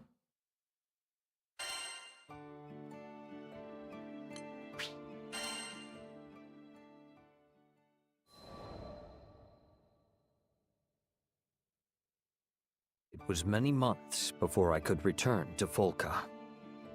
This city is still the same.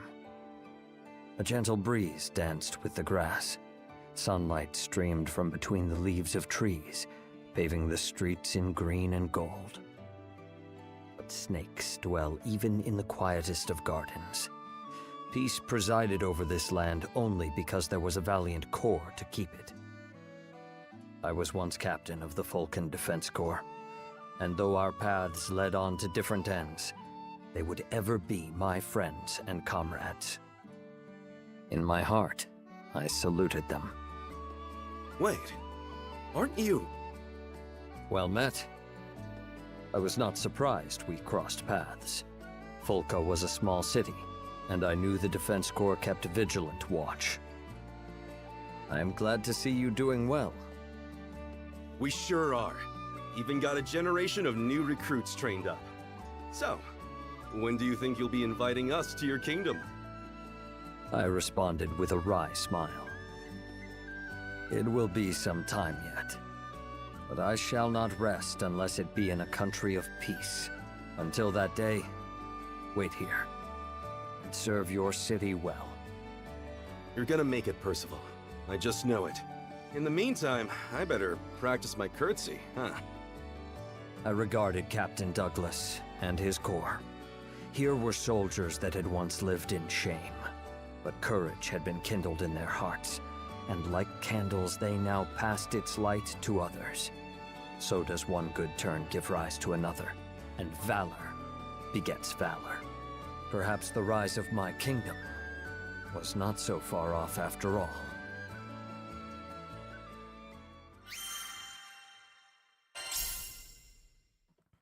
Fitness training program. All right, ladies and gentlemen, we've reached the 6 for this particular stream. We only have 6 more characters to go down the line for, and then we will have completed all the Fate episodes this game has to offer. And the reason why I haven't done these Fate episodes off camera is because it's something that I've wanted to be on channel. You know, so just in case you wanted to check out the Fate episode specifically for this game, then you have that venue for you. Because I didn't want you guys to be left out of any information, especially when we can talk about the certain characters and everything. But we are done with the 6th of this round. Next is Siegfried, all the way down to Id, and I actually can't wait to play as Id, because playing him in like the training, that and how he has like a full-on dragon mode that can shoot a laser out of his mouth, yeah, I feel like it will be fun to use. But that's all I got for you guys today. It's been a solid 5 hours and 10 minutes, at least from my time, of me entertaining you for today. Still don't get why the kings don't talk but just grunt, roar, and howl. Also, since the first king, you have rarely seen even the backs of their heads since 4 or 5. It's a mystery. But then again, isn't Tekken just steeped in mystery for certain characters, especially the kings? Their faces are even more unknown to people than Rey Mysterio's, and Rey Mysterio's, at least you can see his eyes and his mouth, but you know how that is. But I'm done for today, ladies and gentlemen. It has been a fantastic stream, just seeing people pop in, seeing my regulars pop in, and also noticing some new people pop in. You may not have said anything in chat, but I know you're new, and I just want to say thank you for stopping by. It is an honor and privilege to be your entertainer today. So to you, I say, hope you all enjoyed.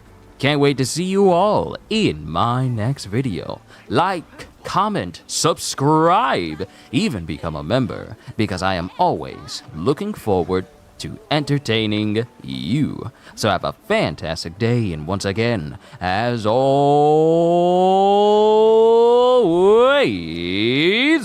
later, peoples!